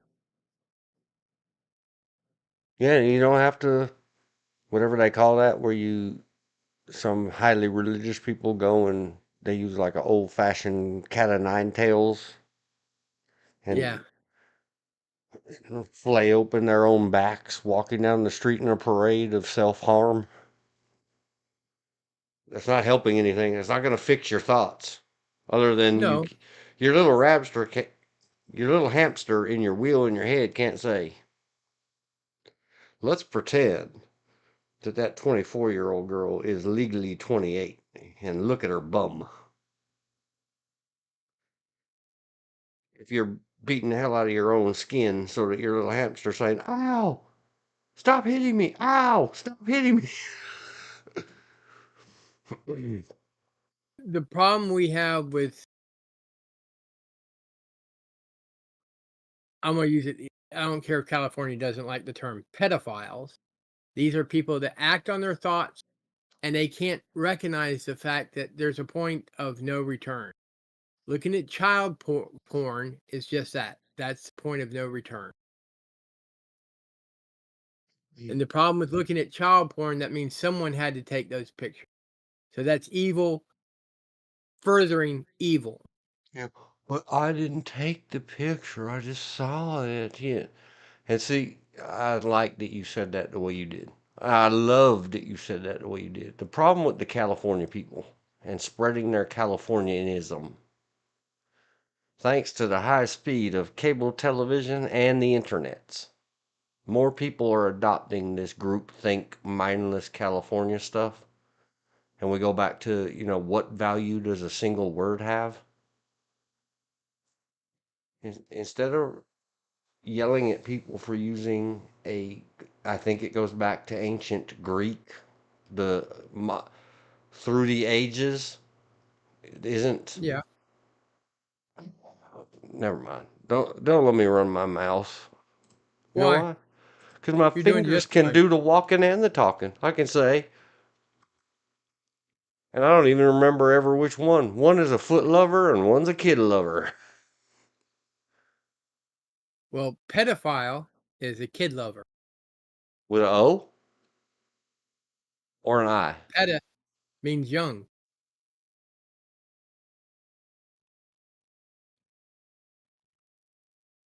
Or pedophile, if you want to pronounce it that way.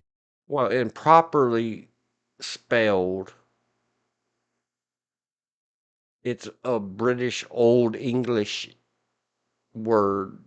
It's a PAE, which is another Greek symbol.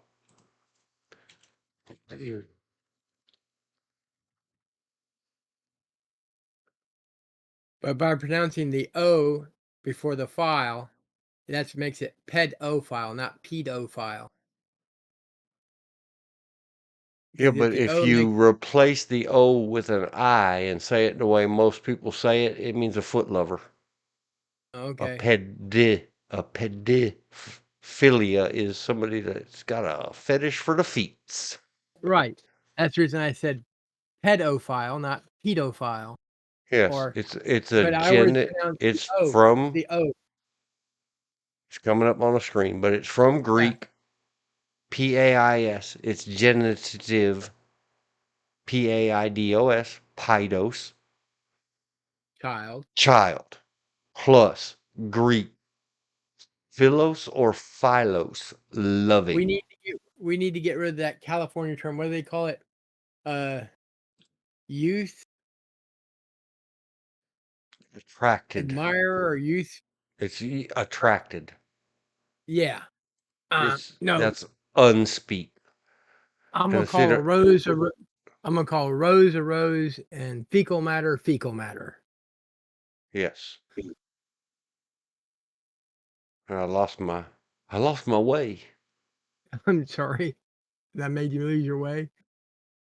Well, yes and no, but you're the one who set me on the way. It was meant to be. I was loving on how George said something about Khalifa thing.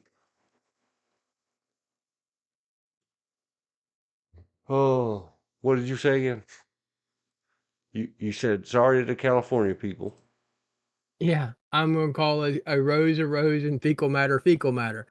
So it's pedophile or pedophile. One is feet, the other is kids. It to both in That's my thought. pedophile. Yeah, Pedi, yeah. pedophile is someone who has an obsession with feet. Yeah. Ped or As long pedo, you put the O in there. as they're unquestionably adult feet, I don't care what you're into. But if you cross or blur that line, if they look like less than 40-year-old feet, you shouldn't be looking at them. Yeah, or as I called someone one time, a sadomasochistic bestiality, a pedophilic bestiality.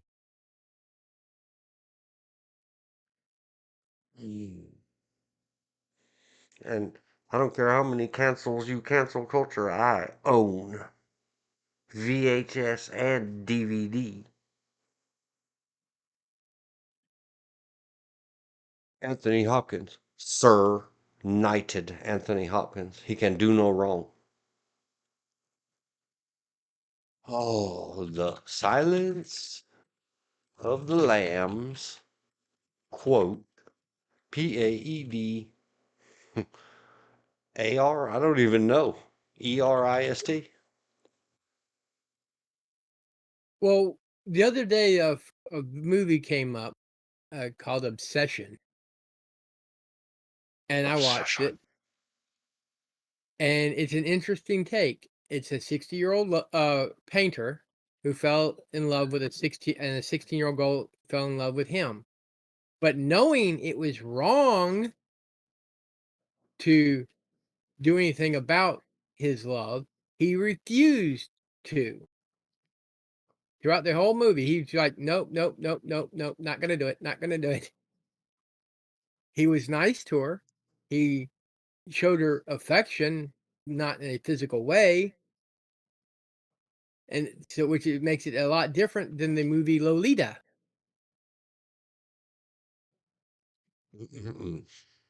Lolita is about a gentleman who gave in to his Temptations. yes, temptations, urges. That's what I Because said. You have she free will. was, she was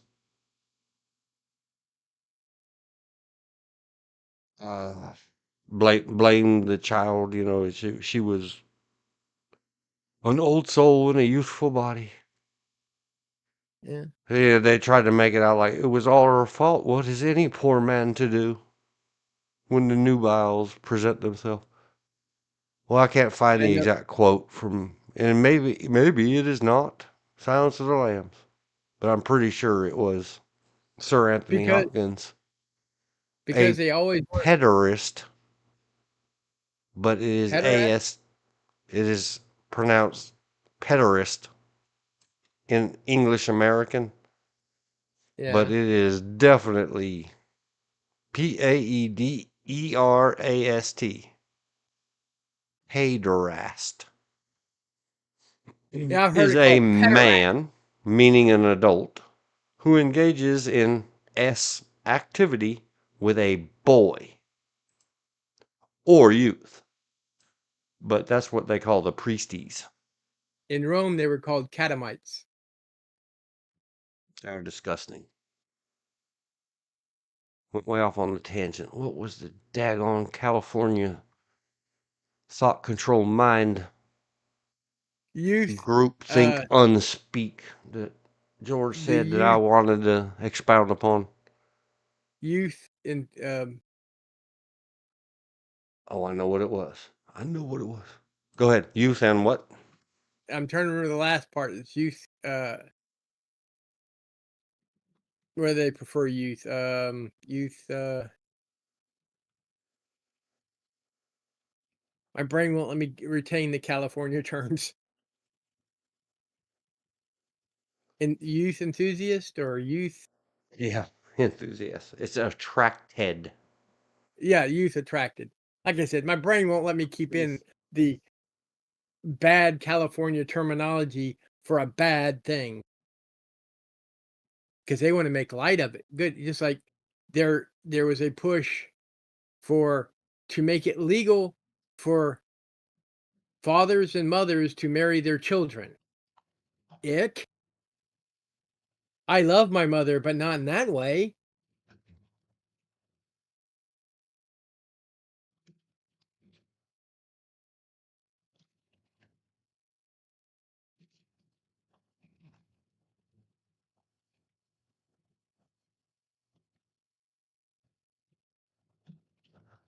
On the less far insane, all of you in anywhere that adopted this whole youth affectionate and youth attracted horse crappery that maybe we're wrongfully blaming California, but okay. That's too bad, California. You're tough. You can take it. Go run and hide in your safe space at the bottom of the ocean, please, California. When it starts to crack off and break off, my family out there, get the hell out of there.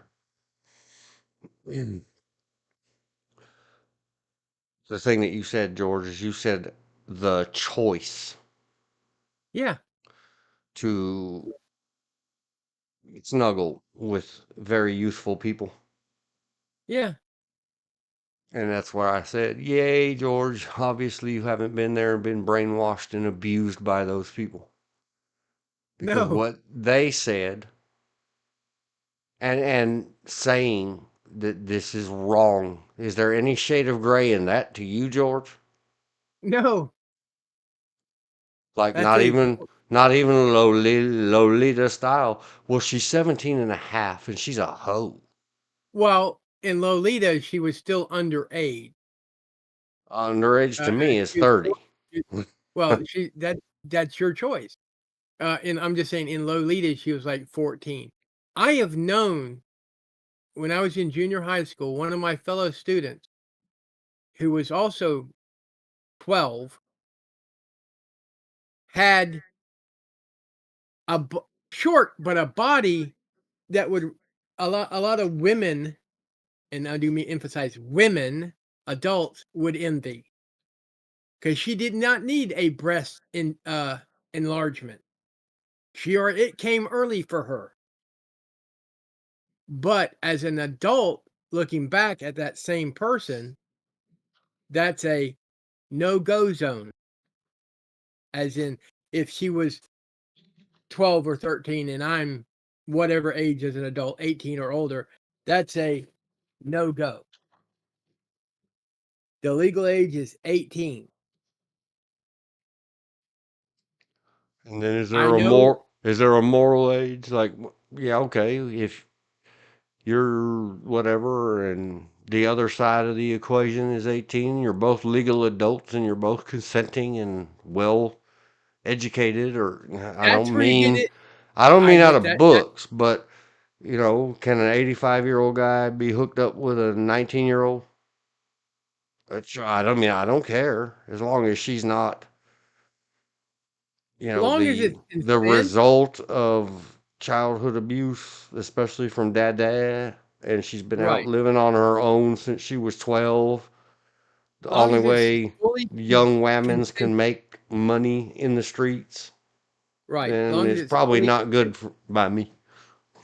not good, but I'm just saying, long as it's fully consensual, like as consenting, fully consenting adult, what you do behind closed doors is your business, Yeah. not mine.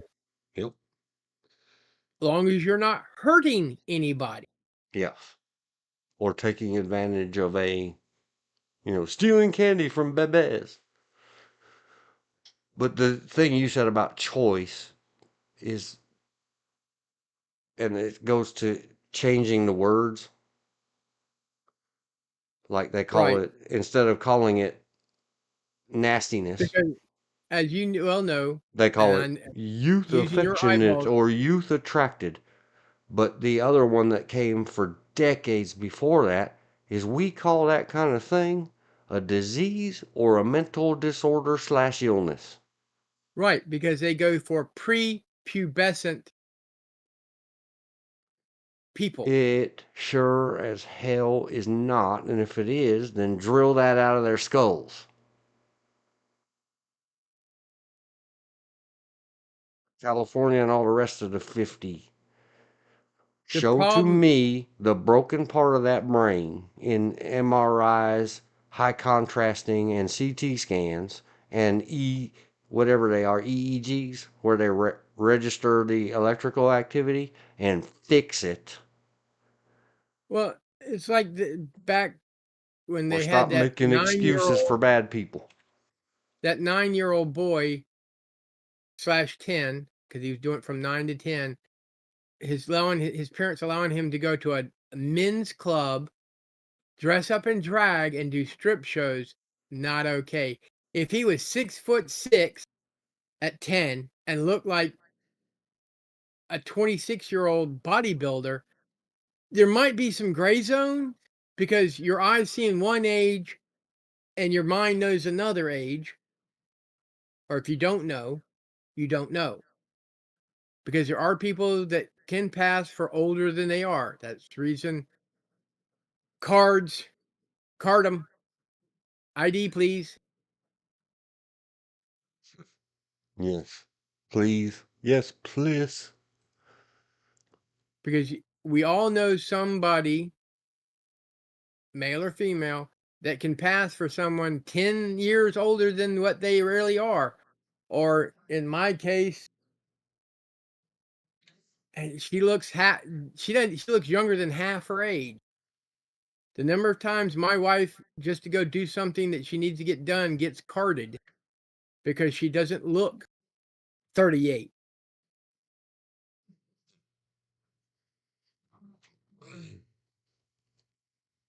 And I'll be honest, I didn't plan when she came along. I didn't plan on falling in love. I figured I was too old, didn't feel like it.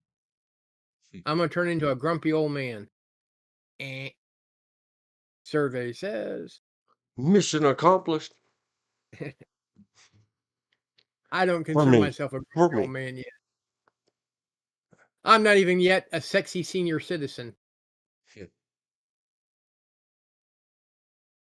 Since we're talking about all this stuff, can't use any of our words anymore. Let's take the question marks out of the sisterly checklist item and talk about just one period. And we're going to talk about this does apply to everything we've been saying.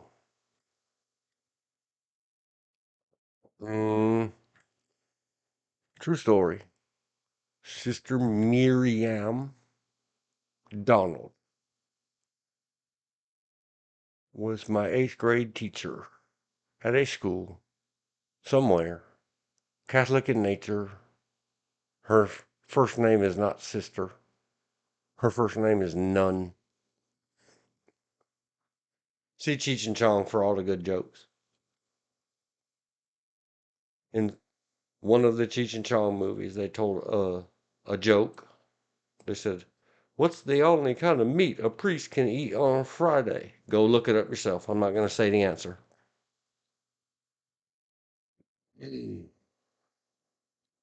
Here's how this applies. Besides all other things. At the end of another example of Catholicism school, and it doesn't have to be Catholic school, they're all the same. I had teachers in secular, state of California funded public school systems that were just as bad or worse than her. And they certainly didn't have as flavorful of sayings as her. They were just a-holes. Sister Donald told me at the end of another lesson in comply, conform, do what is wrong because that's right. She said, "You were not born. You were shat upon the earth by a flying demon." True story. And I said to her, "What the F did you just say about my mammy?" Well, it depends on what your age was. At the same age, if I had an adult tell me that, basically insulting my mother, I probably would have punched him in the nose. That's where I don't know what other people I can't socially assimilate and socially acceptable myself because life didn't treat me that way. I had played the games of life and death many times by the time that some stupid overweight old lady said that. And I did say it with a big smile on my face and then tell her, hang on a second, excuse me, and started laughing because what she said was really funny. Yeah. And then I said, what the F did you just say about my mother? And had to explain to her that, of course, you nuns can't understand. You don't have children. Well, I've never known a But don't nun. you damn dare say a thing about a boy's mother. And then, I don't know, 15 years later, they came out with The Crow, which led to many great things. But one of my favorite lines that I converted to candy, and I always say it wrong. Now I have to look it up. It's important. Don't mess up quotes of your absolute, oh, I loved it. Every frame that pause for many moons. The Crow. Mother is the name of God. I think it's the word. Nope, it's the name. Here we go. Reading it into the record. I get to say the G word, that another G word, because I'm quoting the Brandon Lee as the Crow in the movie 1994, The Crow. Mother is the name for God on the lips and hearts of all children. Man, if I'd have known that in 1983, if I had seen the future and seen the crow in my future, I would have just said that to her. Instead, I There's said a, what I know. well, you were talking about knowing death. It's just a matter of how do you know death? You know them as the thief that comes in the night, the evil thief that comes in the night to steal a life, or the welcoming friend that's come to help. I've seen both sides of that coin. When my elders were taken, it was more as an old friend. My mother, it was the illness was the thief in the night, but death was a gentle friend. Um, Same thing with my aunt, father, my grandparents. My uncle, I didn't understand because he died on Christmas Eve, and I was still a preteen. It just the timing of it is with him, but his was also mostly self-induced, being a alcoholic, diabetic,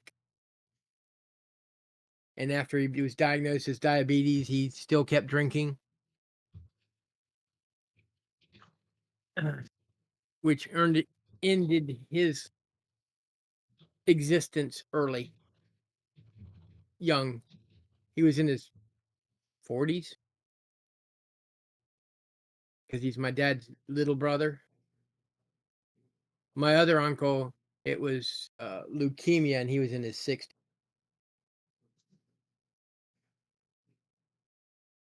So, I mean, death can either be an enemy or a friend. It depends on when they come. When they come, I'm not going to give it a gender. When they come, or and how they come. I've lost a lot of people long before they should have left.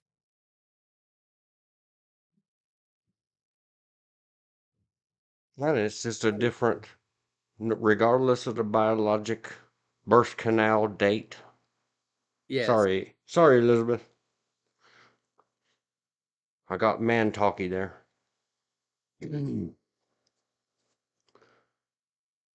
Yeah, and I've always adhered to, for me, the age is just a number thing Mm, because I have well, dealt, and I'm not talking about somebody in the family passed away or, I've yeah, I mean, said previously, or maybe it was several times trying to give good credit and focus on the good. That how did you learn lessons, or did people mentor you or give you good lead by example kind of thing lessons in life in yeah. dealing like when Muffin the puppy threw up all its guts and died of distemper on the towel in the hallway. That for a Or little guy, that's very hit by a life car. life changing. Well, But not I'm talking counting, about the games of life and death. Like one of the two of us is not walking away from this and not yeah, ever walking again. I yeah. was well matured and steeped in violence. So some chubby old lady with a hairy chin, and why she wouldn't nair that thing, I will never know. Saying something as uniquely unique as you were shot upon the earth by a flying demon. I sure do remember it. Yeah. It's hard to take that kind of thing super seriously, especially because you were taught by your mother. It's all my mother's fault. That really DNA hereditary gallows humor or environmental. I learned by her example. Elizabeth Well, said, I wrote a short story about that old witch in the story. It was a serial killer who had escaped prison, killed a nun, and took her place as a teacher of a private school. Turned her over to God long ago. Well, she turned herself over to God long ago.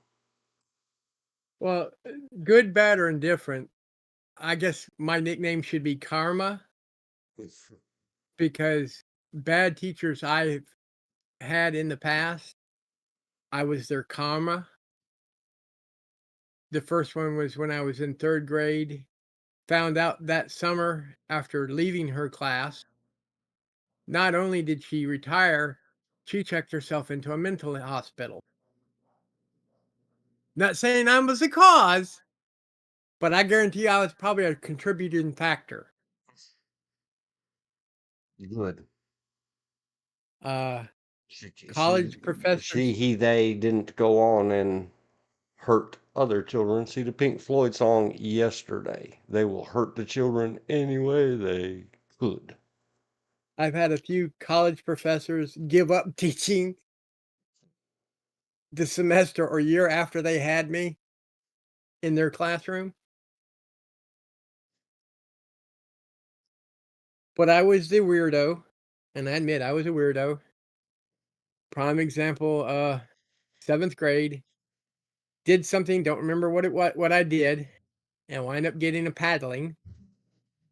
And I turned around, looked at the teacher, and smiled. He told my mother he'd never felt so at unease in his life.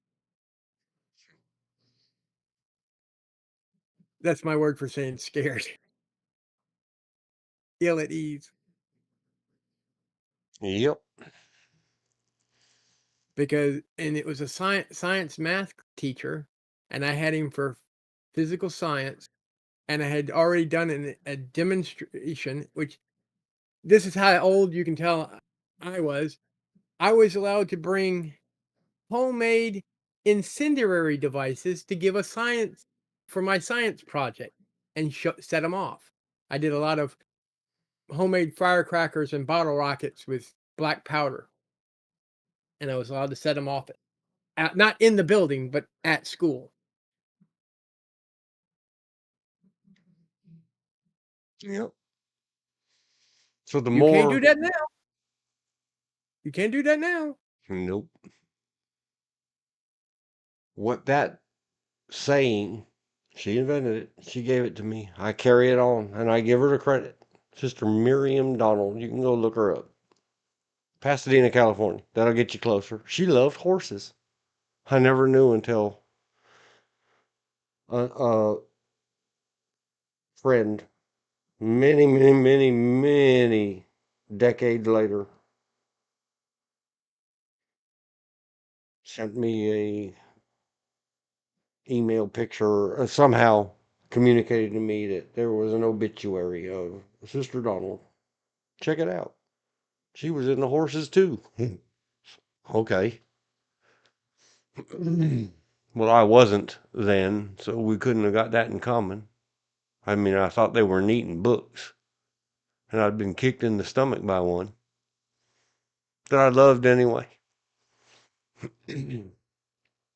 Thank you, horseman. I have another. Anyway, the lesson that was the punchline to was another one of those extreme lessons in comply, conform, do what is wrong because that's right. It's a twist up of all the words and all the things, and it just doesn't make sense to young people, except for No. the go along to get along, because I had been well warned by everybody else in that escuela. Well, There is a quiz in the math book.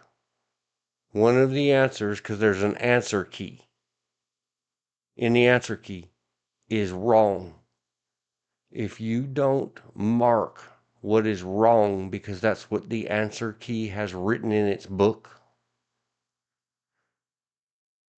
Sister Donald will F you. Give you an F on your paper. one of the hardest lessons I had to learn, and I didn't learn it till I was in college, was to allow the teacher to live in ignorance. When I got put out of the classroom for arguing history with a history teacher, or that's what she taught. That's not what her area of study was.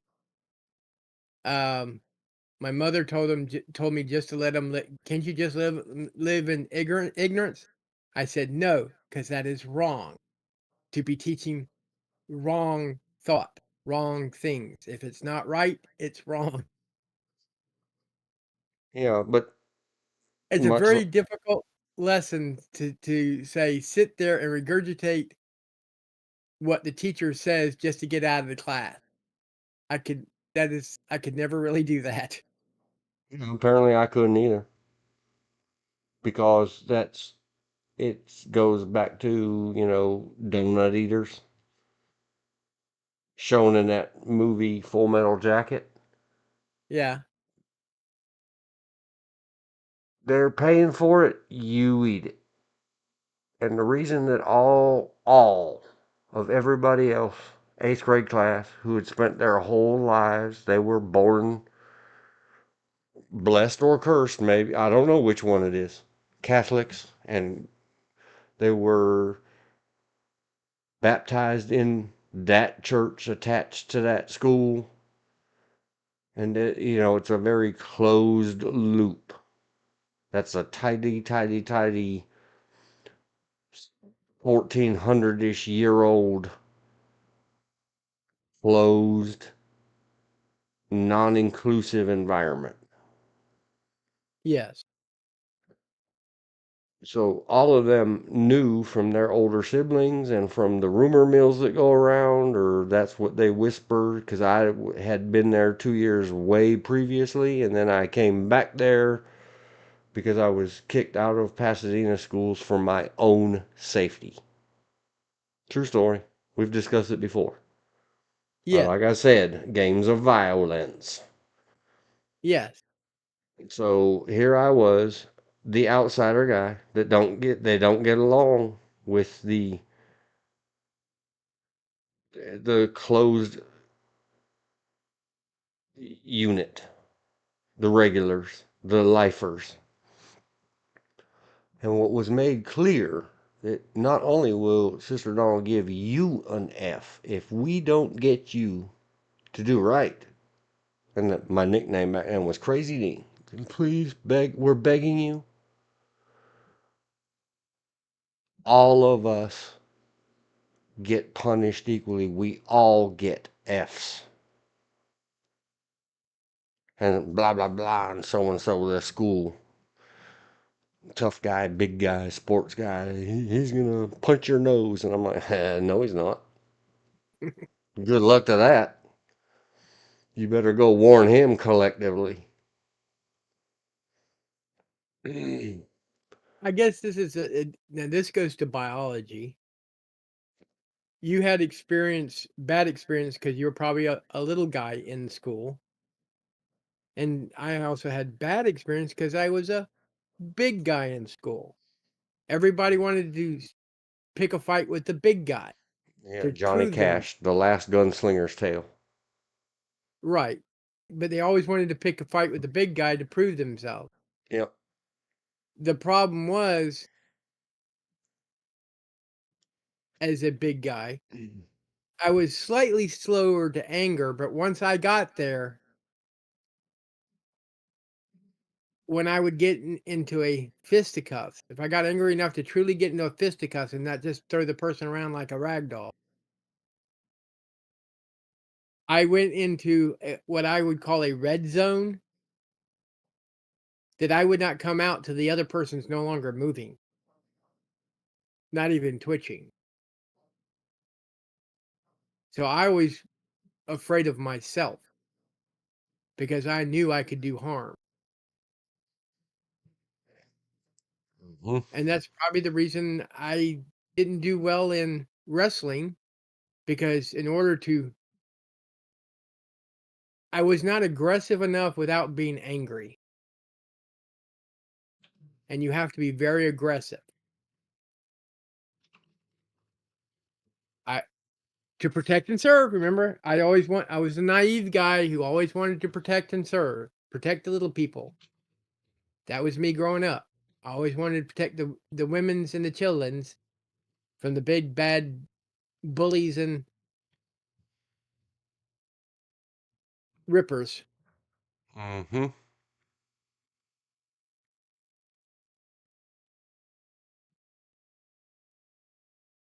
And that's the reason I can admit, yes, under your definition, naive, I am naive. And can't acknowledge it, and blessedly so, or giftedly so, or sparkly universally so, I would not wish the knowledge that happened upon me in my life on anybody. Yeah. And I don't care about stuff if I don't care. I have fought with gangs. 12, just the 12 of you? Is that it? And here I am talking on my tube. I haven't looked for theirs. I know they don't have one. In a fiction story, in outer space, long ago, far away. Yeah, but I was never concerned with me. I wasn't smart enough to be, because mine eyes have seen the horrors of what grown-ups will do to children and things like Yeah. that. Yes. Like you, sir, I feel duty bound and obligated that if you have a chance to step in between innocence and evil, do so. And even though, what do you expect somebody,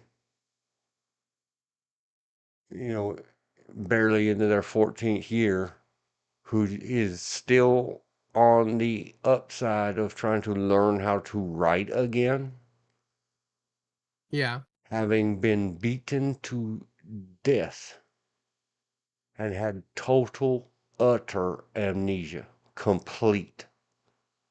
Mm. I didn't even know, I didn't believe people telling me that I am who I am. The one thing I knew for months was that I had a best friend named Daniel, and no matter how many times they brought Daniel before me, I said, that ain't Daniel. Everything else I had to relearn and accept as reality. Yeah. Well, like I said, So that is where I was coming at, and it's who I was at the time, that I didn't give a damn what any of them said. I said, then all of you, go ahead and get punished and threaten me with your big bully dude. I don't give a damn.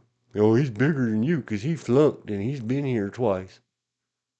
He's 15 or whatever. Oh, I don't care.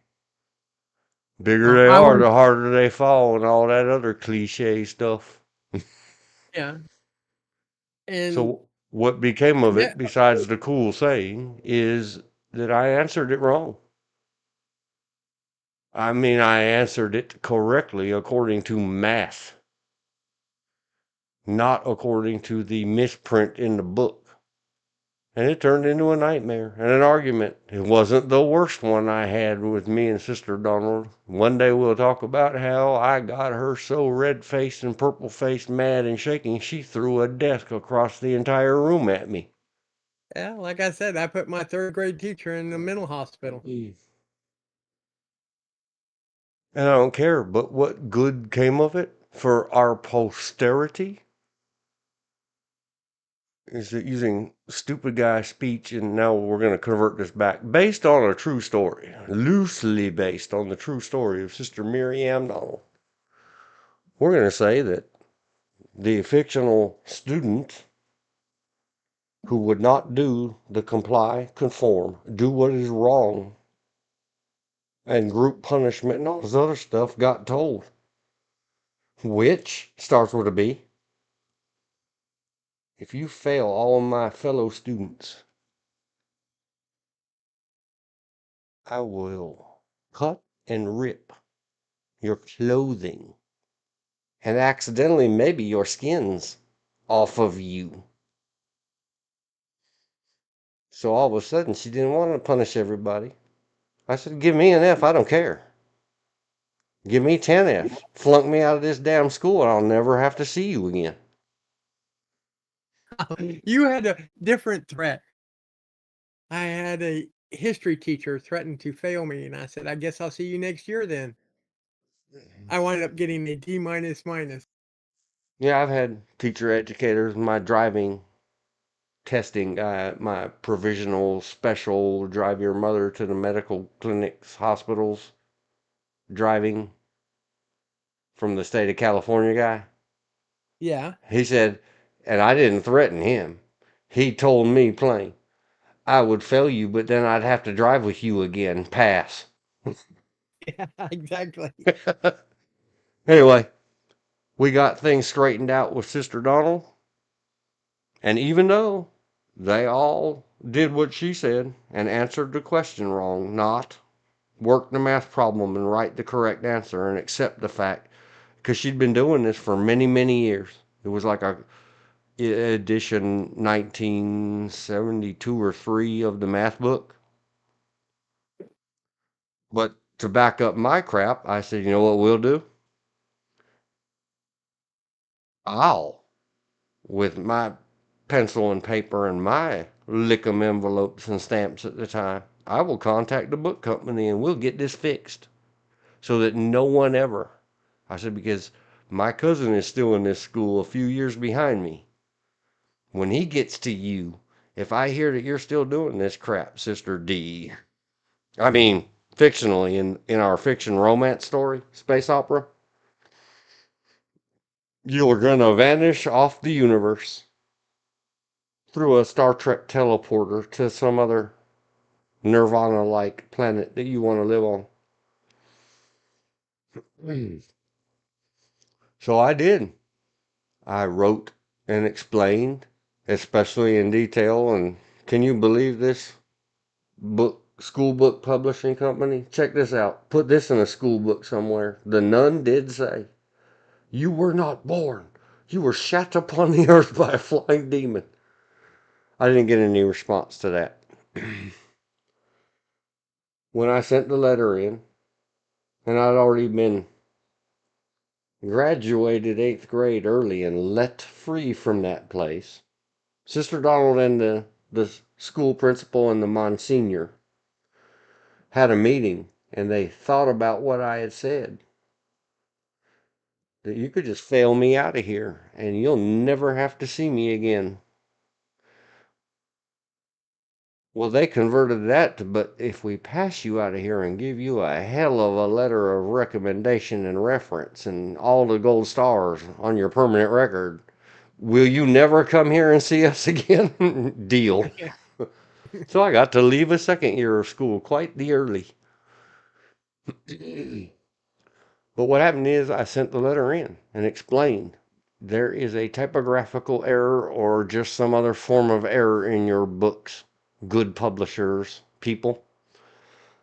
And so they immediately, after 9 years, not only did they send me a letter, they sent me 2 copies of the brand new book, 1980, by then it became 1984 edition, revision. And that they had sent my former school 600 copies of that book.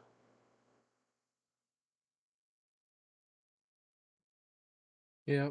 We had less than 30 people in our 8th grade graduating class. That's how We cool all the publishers were. The publisher said this book has been out for like 9 or 10 years now.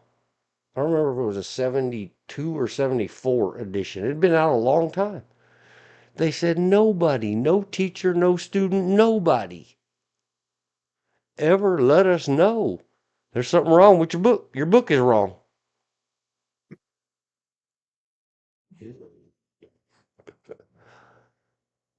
the only time I let someone know their book was wrong, they said, "I don't care, it still sells."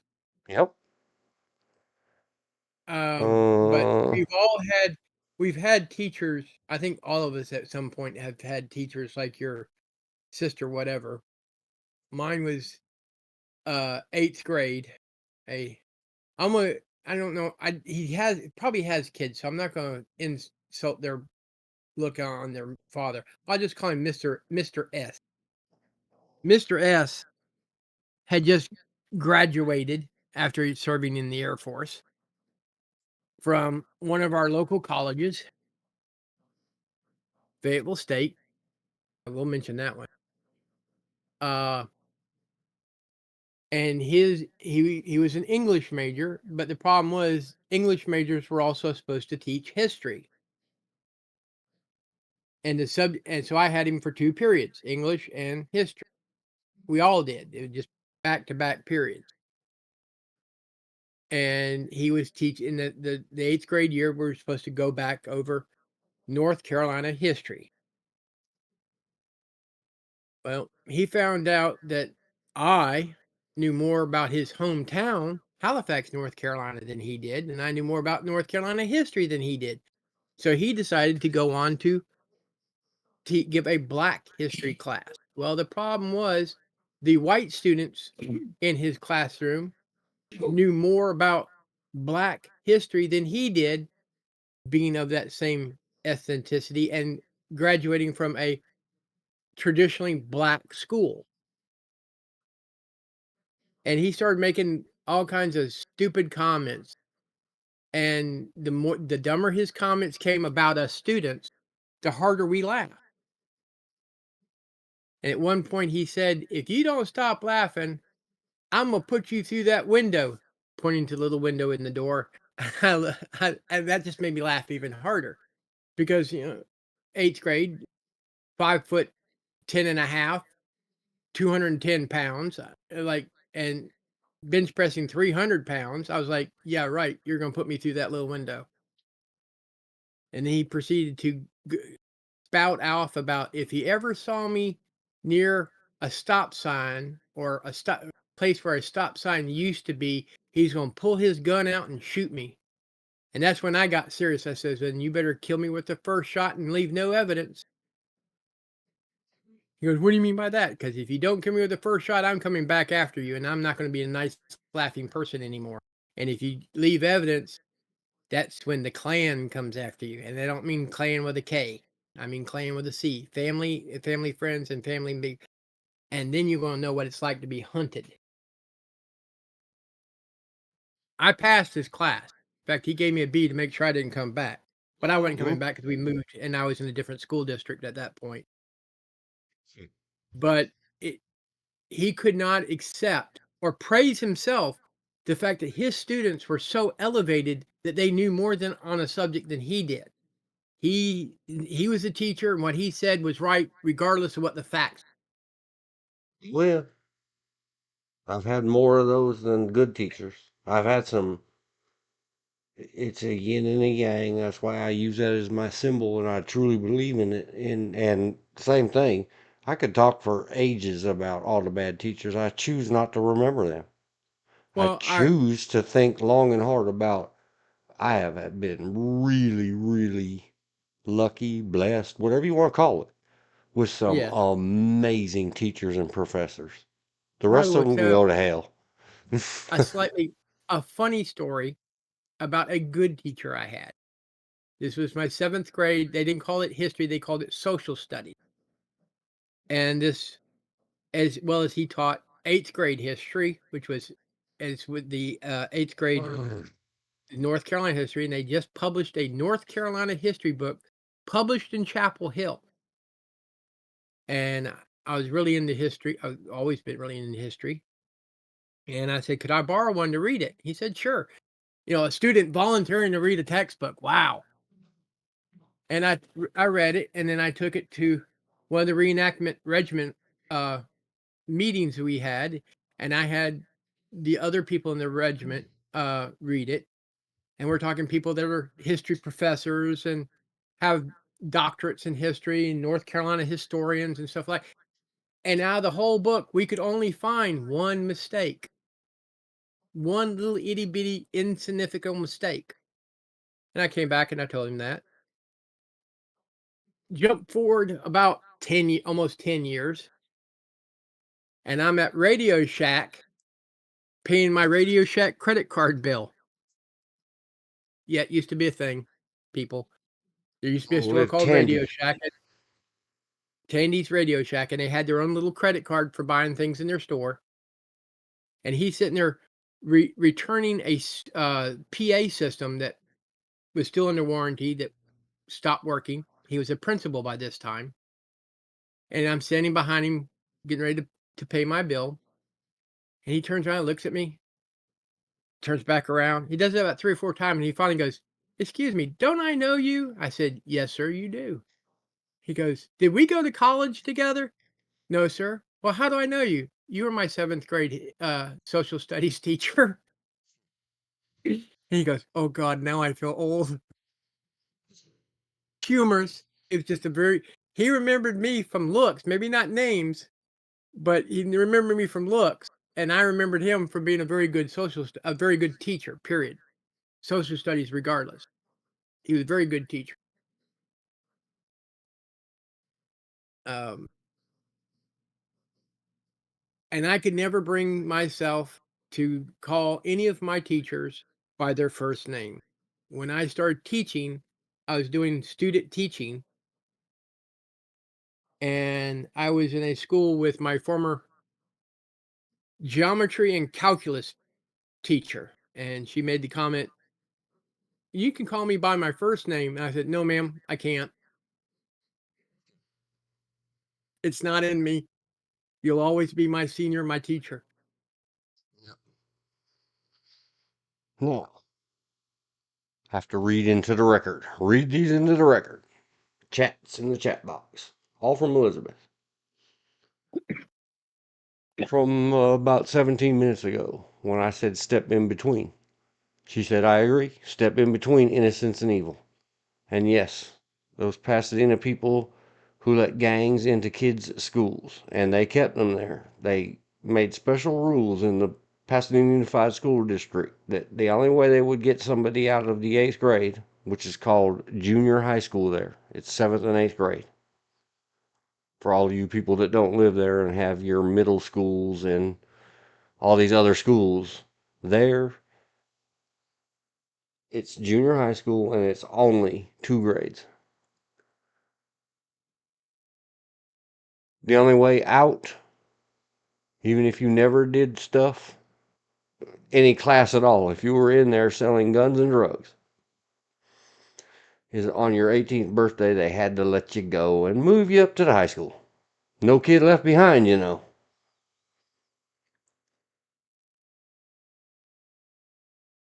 Was sick and horrible.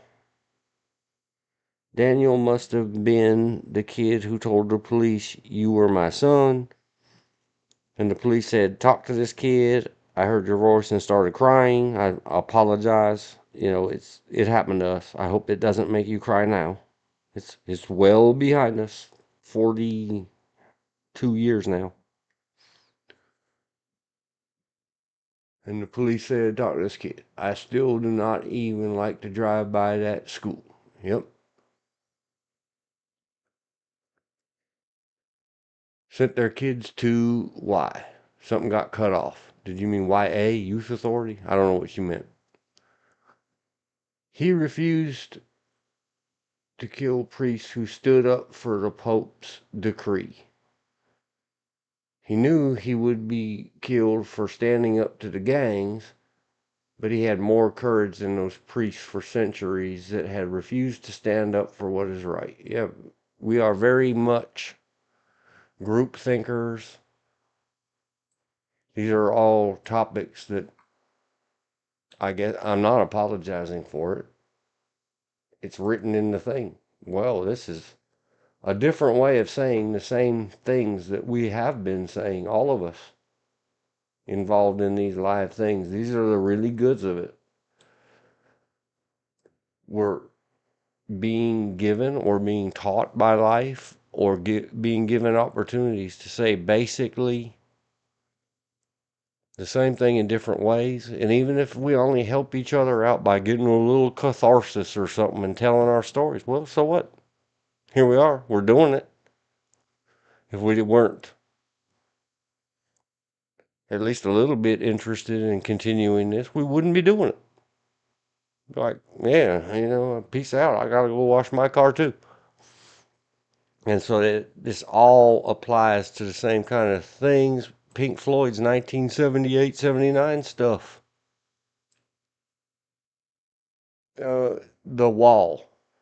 The song I had yesterday, but I deleted it out of today's thing before I realized it says below. So now I changed it in today's checklist to yesterday.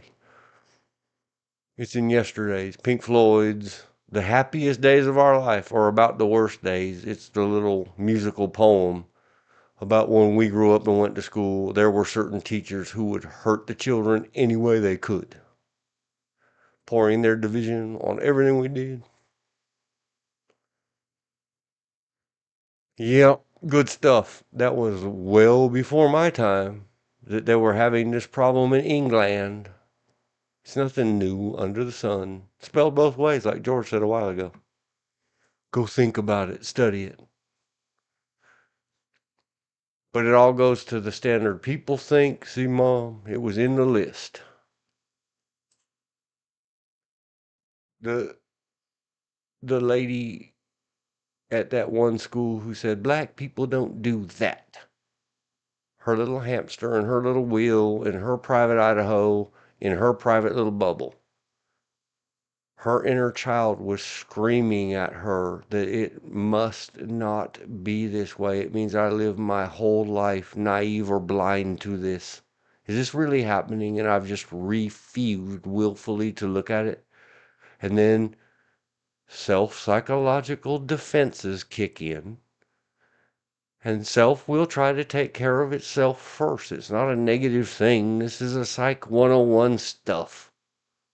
Why do people suffer denial?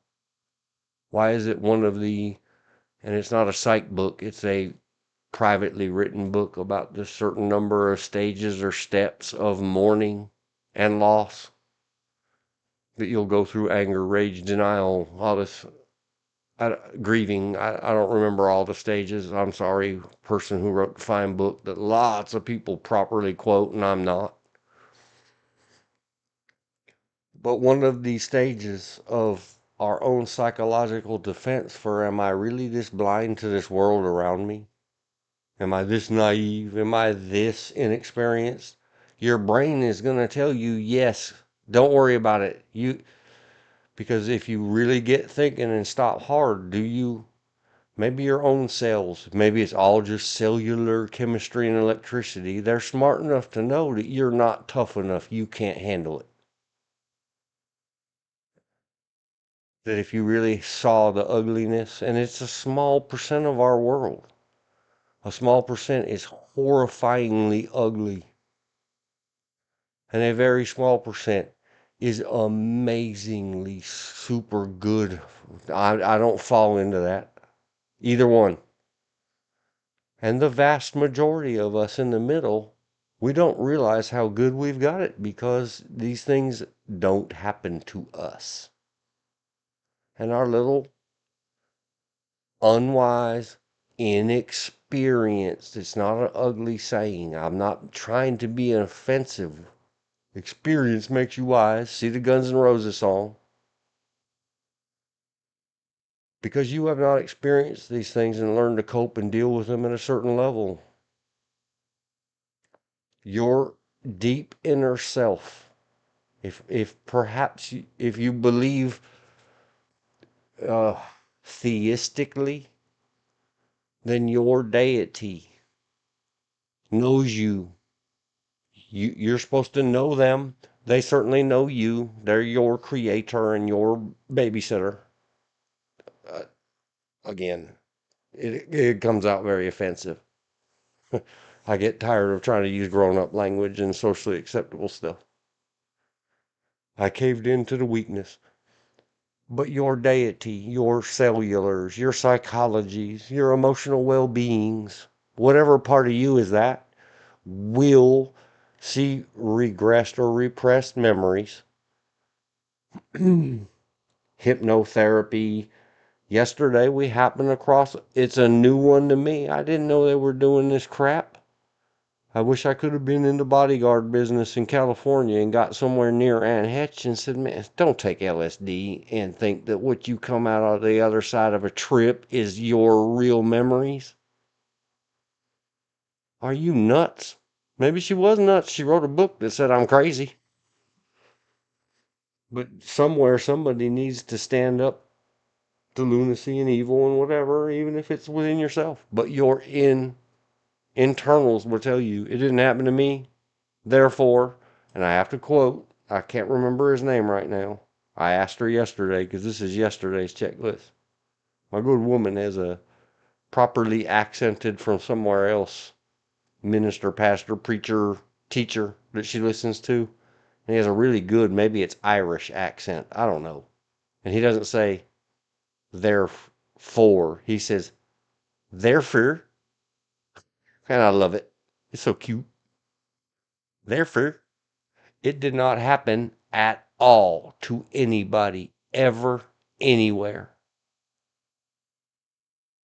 And it's okay. I'm not being ugly when I say standard. That's just part of us being people. Some, and it's a very small minority amongst us, willfully giggle at other people's suffering. Not enough to worry about. It's not statistically significant. And if you guilt yourself because you feel like you're avoiding something or whatever, just stop guilting yourself. Go get a counselor or a cup of good herbal tea that helps you ease your tense feelings and work through it. So that's all of that. It all ties together.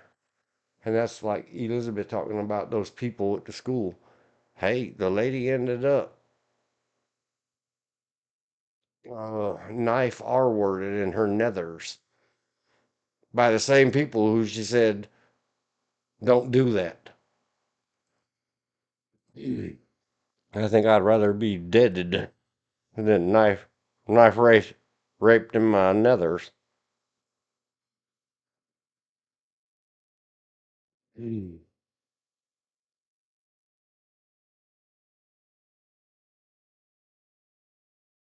And the group think and the group, all the people that they're named on that wiki page, man. That hey, get over it.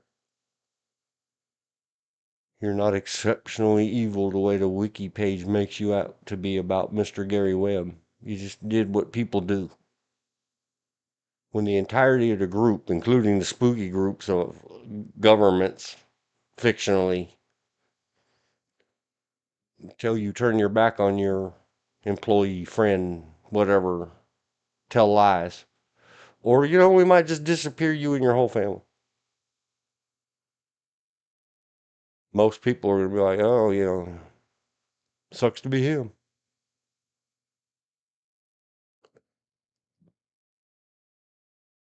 Can I call my great white shark a great white shark? And then we got the other one we won't jump into, Psalms 12.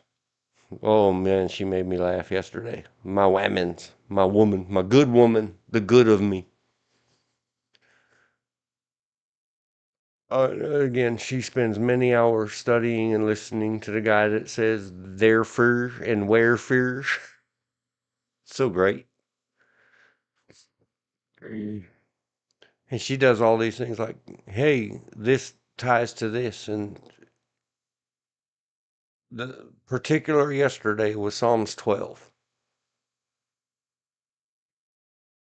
But nothing is all by itself. Oh, and that now you got to flip the many pages, and that goes to Proverbs, and then you got to flip the many pages, and that goes to this, and flip the many. See, it's all. Is there a repeat theme in that entire Old and New version testaments? Yes, but she got to some point, and I got to look it up. I don't remember what verse it was. Paste and go. Well, let's do the King James version because that's the one she likes, and that's the one I cut teeth on, so that's the one I like. They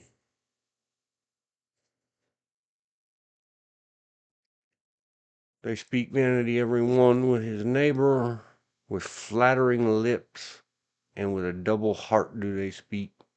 Part of what something I said about the people that will, it's not just because he's a goof and he hires yes men.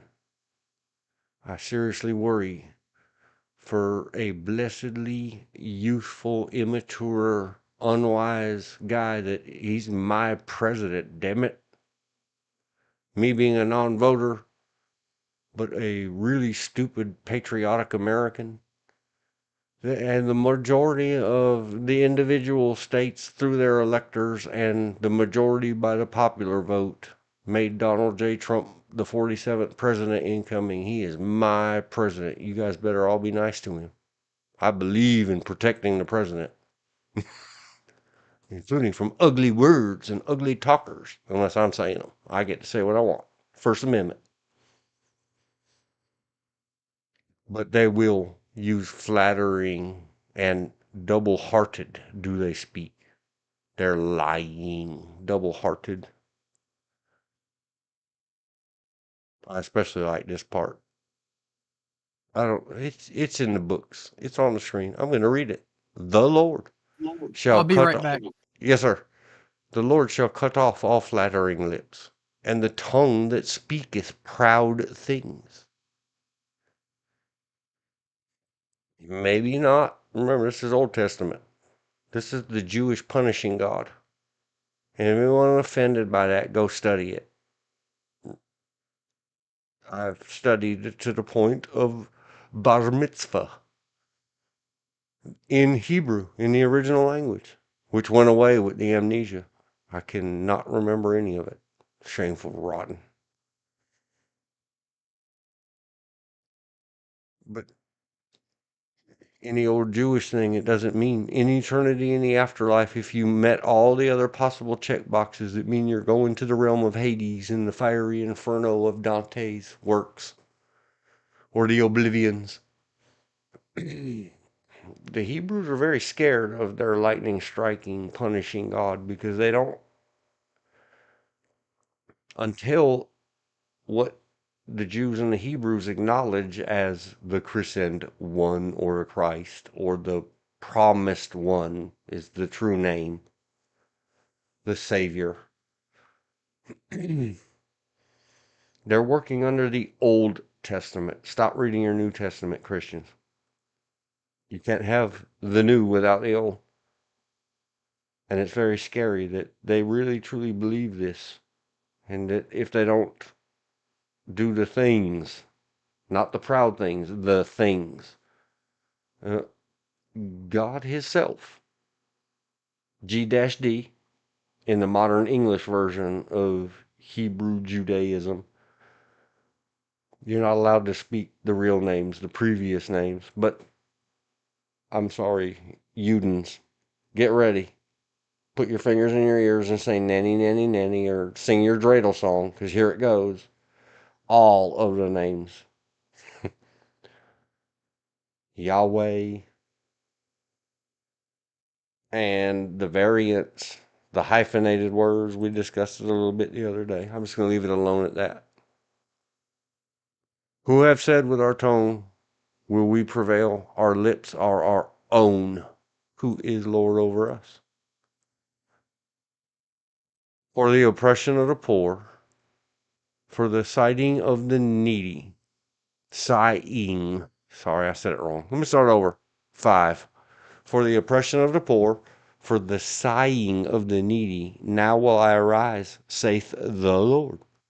I will set him in safety from him that puffeth at him. See, the poor and the oppressed. Anybody who doesn't step in between them and their starvations or their abuses, like we just discussed a while ago. I'm just reading, interpreting it at my own pace. The people that puffeth at those. They're like, sucks to be them. And I'm going to go up here and have me another plate full of victuals on a silver thing and eat it in their presence and say, sucks to be you. Yeah, like that. The words of the Lord are pure words, as silver tried in a furnace of earth, purified 7 times. Thou shalt keep them, O Lord, thou shalt preserve them from this generation forever. The wicked walk on every side when the vilest men are exalted. And this was the last line where my good, whatever. She said, hey, when you say that thing, are you in your own very strange, different way talking about this? Yes, exactly.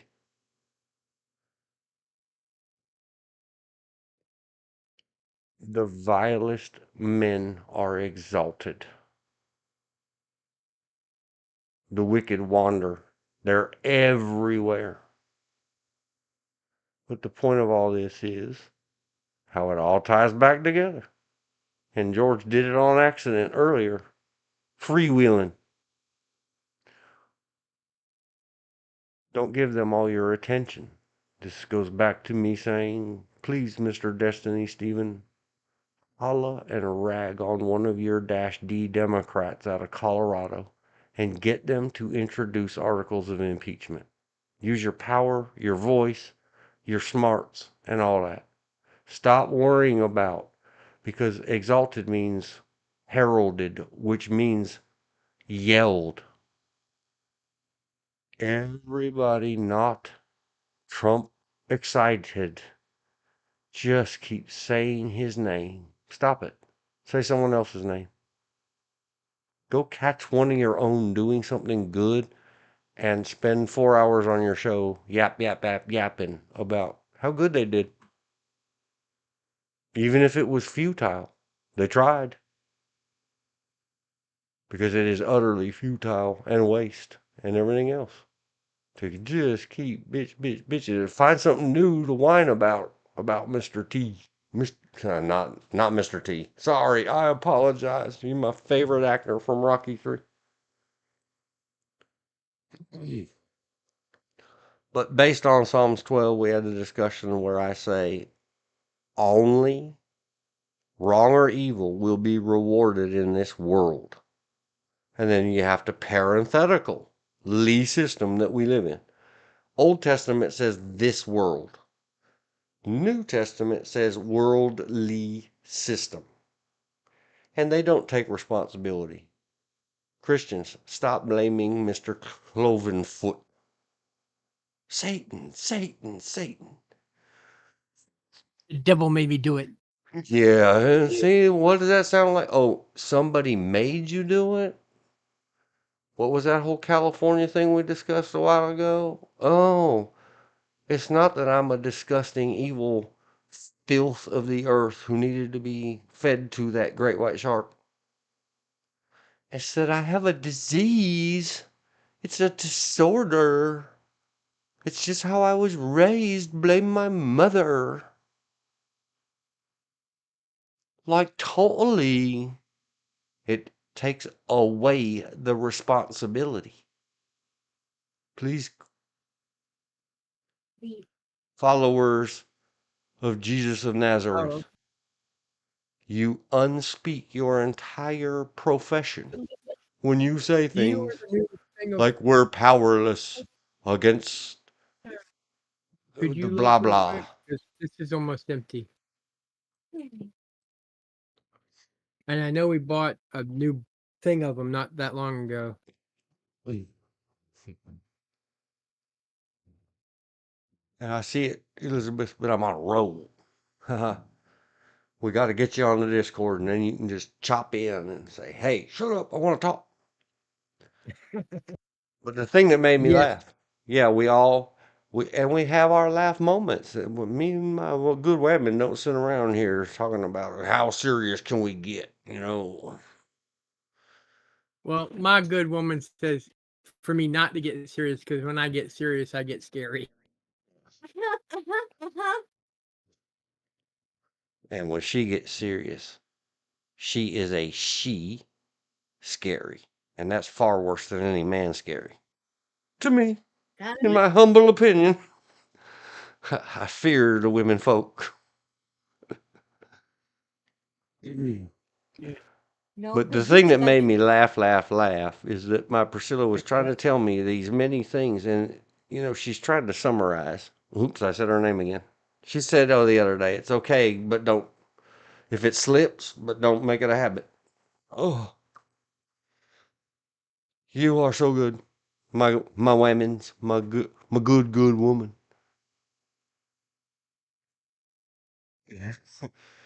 She was trying to tie together like 4.5 hours of her hard studying and book tabbing, and this leads to this and this leads to that, and how do they relate and correlate and build upon each other. It could be complicated. Go read the book or see the movie, The Omega Code. Is it that complicated? I don't know. No one's disproven it yet. It claims to be a fiction show. Please, calm down. It is like an ox running wild, she said something about those quick, witty, proud words and the absolute compulsion to say goofy things that us people do. And it was talking something about, I forget what it was, but it all had to do with the words and how words you can't say out your mouth. It's another saying I stole from the Bible, and I credit and cite it. You can't say out your mouth what isn't in your heart. According to the Bible, it doesn't define what was your heart. My heart don't have words in it. I know that everything of me that's a biological human randomness of the universe is in my brain. You Baby, go, the person Scientologist, with the go. boom arm, I just heard back. They Then, sent me their phone number. then call, interpret for your self-loving, self-godding book. Take out the word heart and write brain. Now get over yourself. You know, my phone's right here. So of all those many minis and her. I'm gonna give them a call, but I'm gonna be able to pick it up tonight. Just find out what their schedule is. Yeah, me too. Right. Did you think you were muted? I'll have You did not muted. We are sharing in that. Don't say anything that would violate HIPAA. So anyhow, she got to the thing and she was trying to explain and use words, and I keep telling her, one of these days, please, please, please. We'll shovel some chairs around. We'll figure it out. It's Hello, my name is George. I just got an email about the Samson boom arm. Hey George. I'm doing okay. I was wondering what day during the week you'd be clear to possibly meet up so I can purchase that thing, the boom arm from you. I don't know how to mute him. Yes, I'm very clear. I'm near the Country Club Ramsey Street area. We can meet tonight if you want to. I wish I could, but my wife's getting ready to take our only car and go to work. She works night. Remind me soon, Elizabeth, to turn George back on. Figured out how to mute him. Let me send him a text. George, text box. Press the microphone button. Don't say your T's. It's California speak. I muted you. Text me when you're back. Send it. Speech to text, I love you. Thanks, Google, for the Android operating system on my Samsung phone. Not sponsors, not endorsers. You sure as heck could be. But here's me. Just, it works. Even in my voice, it works. All right, back at it. My good woman.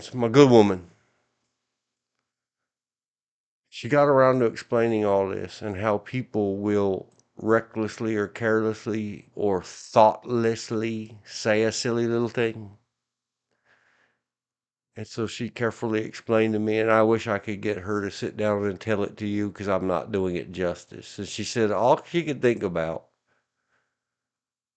was an old-fashioned Bible era ox, because they use ox, not whatever, to pull their plows and plow their fields. Running wild, which of course made me think of the circle jerk, so I'll get to that in a second too. Just everywhere, this ox, or think of in our modern era, we have to think of the old tractor with a big tilling machine behind it. But back then, it was an ox with a plow. And she said all she could think about is that daggone ox running around with that plow behind it and everything all plowed up, the stuff that didn't need to be plowed up. And she giggled, and I giggled, and Siri giggled, and the toaster popped its nose. Oh, it was very funny to me. I know, I didn't do it justice. I begged her to get on here and tell it herself. We will try again one day, but just imagine your Google satellite map looking at some place that doesn't necessarily need to be plowed. Just tore up.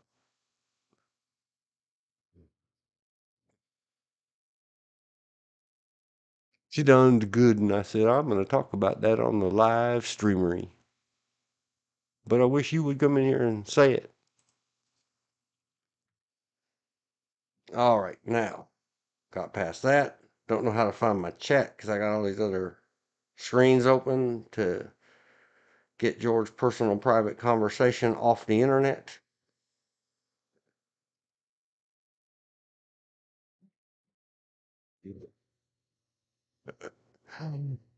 Oh my gosh. Denial, anger, depression, acceptance, unless you stick in one of the phases. Yes. It's a famous thing, I think, from within the last. It got the internet probably helped it. Maybe it's even older than that. I don't know. It just got really, really, especially in the self-help circles, the stages or phases of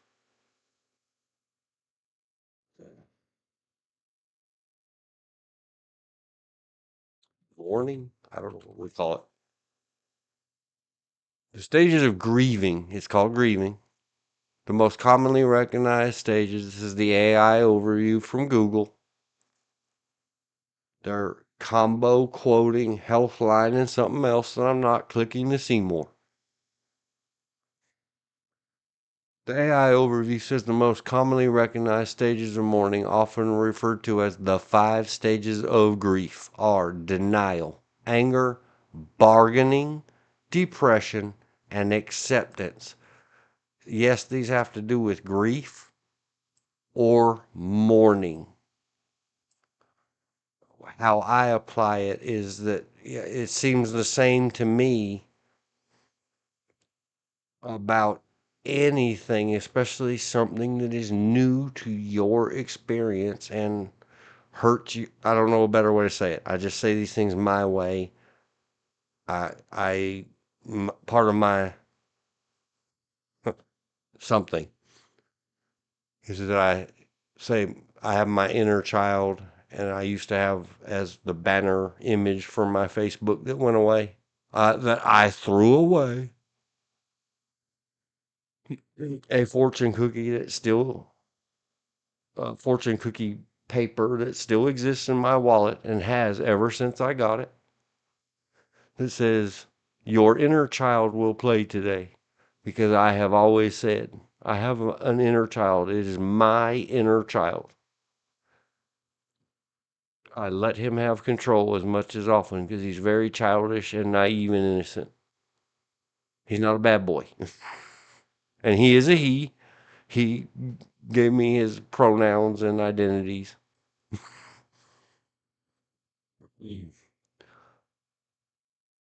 But 5 stages of anything of life that is stress, upsetting, disturbing, rocks your little inner world a little bit. You will go through these same things like I was saying a while ago. The first one, and it's a built-in. Described as phases person may go through after experience significant loss. Listen to all the people today, the California people. I know I pick on you, California, but it's nationwide. It's international. They're screaming about the soft, lily-livered, weak wokes in England and Europe and everywhere else too. And it's a coping mechanism of ours to be ugly because we don't understand you. You activate. See, I almost did it. I almost slipped. You activate our significant change is happening in our world, and we are all very change adverse and adverse. This is just very common stuff. The very first thing we're going to do to try to cope, like I said a while ago, go back and listen back there. I put a clicker note in the comment, is deny it. This isn't happening. That didn't really happen. Lessen it. Denial does not have to be total. Denial is not a black and white thing. So here I am, self-correcting. Right and wrong is absolutely black and white to me. I'm not listening to it. All the rest of you on planet Earth, you're wrong. You shades of gray people.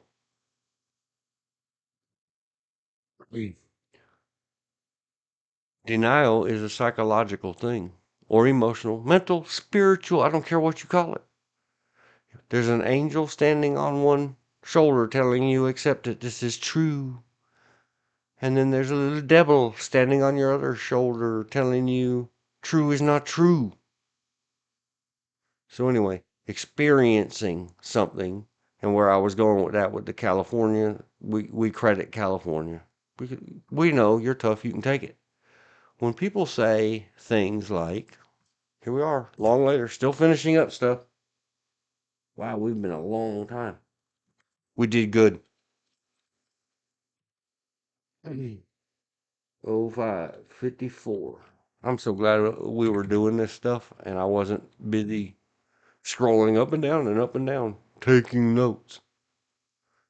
I might go listen to it later and try to add notes back in, but I'm not. No. People say in today's speak, let me put it in caps. In today's speak, words, put it in double quotes because people do say it. Words are violence. And if you can't handle the word violence, then stop saying things like words are violence. You have other psychological issues you need to deal with. You're the ones who invented this phrase. And I'm the one sitting here trying to explain the best I can. Somebody who thrives and lives and does well and doesn't take it out on the rest of the world. The games of violence, of life and death. Serious stuff. That there, I guess there is a appointed, go back and read your Bible, time and place for those things, and it's not me, it is not for me to decide. It's for me to be better than that. Raise yourself up from that. But so I do hear you when you say things like words of violence in an activated safe space. You are experiencing what is shocking to you. It doesn't have to be a significant loss. Significant loss is relative. If it's the loss of your innocence, that's what this whole thing is about. I apologize to you for that. I hate the world did that to you. And I hope the world doesn't ever take it to levels that I have seen. But like the song says, I've seen the glory too. I could go do a mini meal. We'll stop in every real life frame and photograph a pause. E-Feppin'. I love them guys. I try to watch all their shows except the ones I haven't. I'm not familiar, like if they're on season 2 like they are right now of something, and I didn't even watch their stuff on season 1. I'm not going to jump in this late in the game. Start at the beginning. But Mother Teresa, there's somebody we can learn much from, and look at all the pictures on the internet and read all whatever she can be quoted as saying.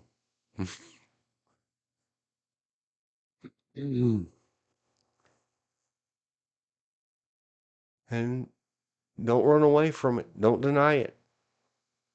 If you get angry, does it anger you that there's many people being hurt in Palestine right now? Let's focus. I'm sorry, I misspoke. Don't everybody freak out, or do freak out and get me rage clicks and hundreds of you idiot comments. I mean no harm. I misspoke. I mean specifically the area of Palestine known as the Gaza Strip. We should all be angry at that. And then we move past it. Is there bargaining? Well, I don't know. Joe Biden and Donald Trump got that under control. That's their job. Joe Biden's right now. But bargaining with ourselves is rationalizations. This is bargaining is well explained in others of the literature. Well, let's look down here. Explanation. Attempting to negotiate with a higher power, or yourself, the other side of your brain. They say there's two sides, a creative side and a logical side, a Spock side and an emotional side, a human brain and a lizard brain, which is supposed to be the back of your brain. So which side is that? I don't know. Some other power. It's negotiating to try to decrease the self harm. Not the change. It doesn't change the outcome of the loss. Bargaining, this is not well explained. Let me try to fix this. The negotiation happens in why I called it, I guess bargaining is good. Is and here we go, it's haggling. This is where we go to the de minimis thing that I keep bringing up. How do we minimize this and make it not as bad? In our own minds. And sometimes that is to park it away. They call it cubby holing or boxing or closeting or there's all lots of terminologies in the basic psychological classes.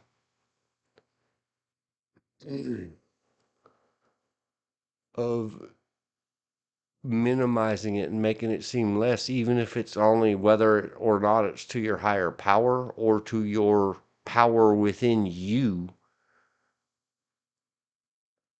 that without making this less,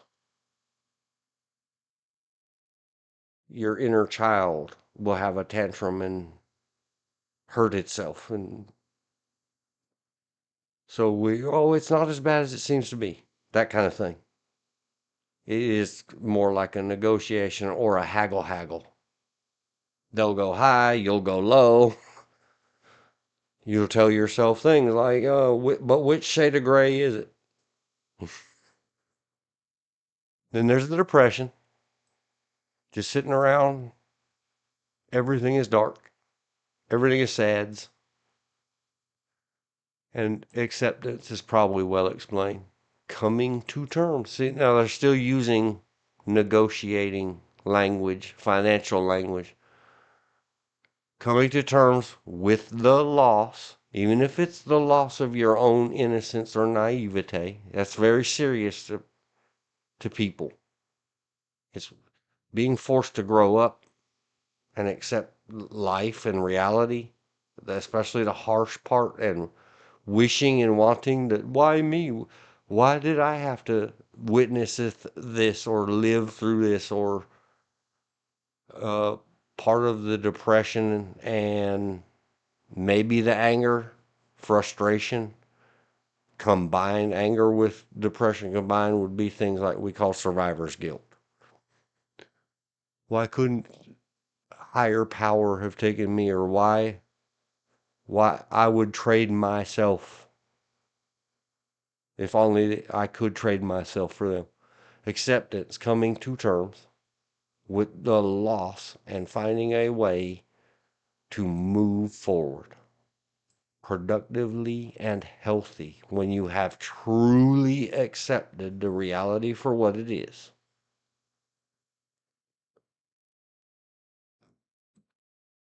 Yes, I knew acceptance would be quality words. A well refined and hashed out, even through a generative or redundant artificial intelligent machine. So here's guilt from sources across the web. The search robot, shock and disbelief. Some things are utterly shocking. And some things could be very well unreal, let alone surreal. Now I must take an emergency break. I shall be right back.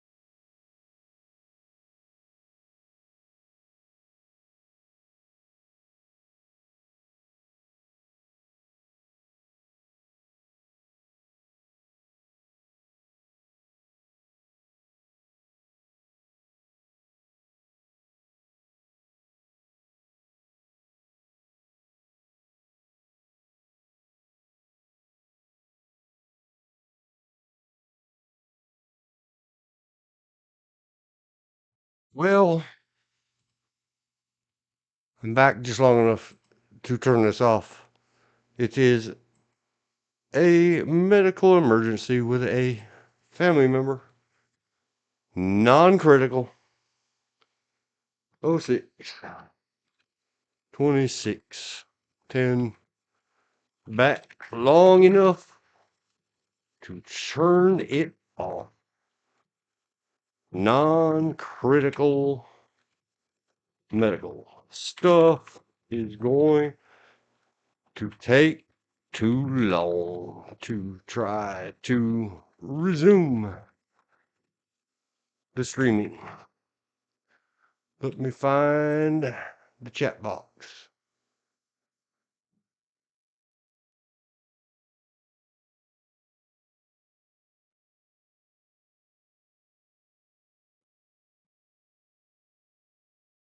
Yeah, sorry, folks.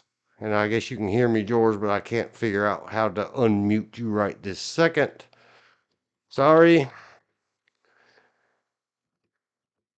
Family/friends in need.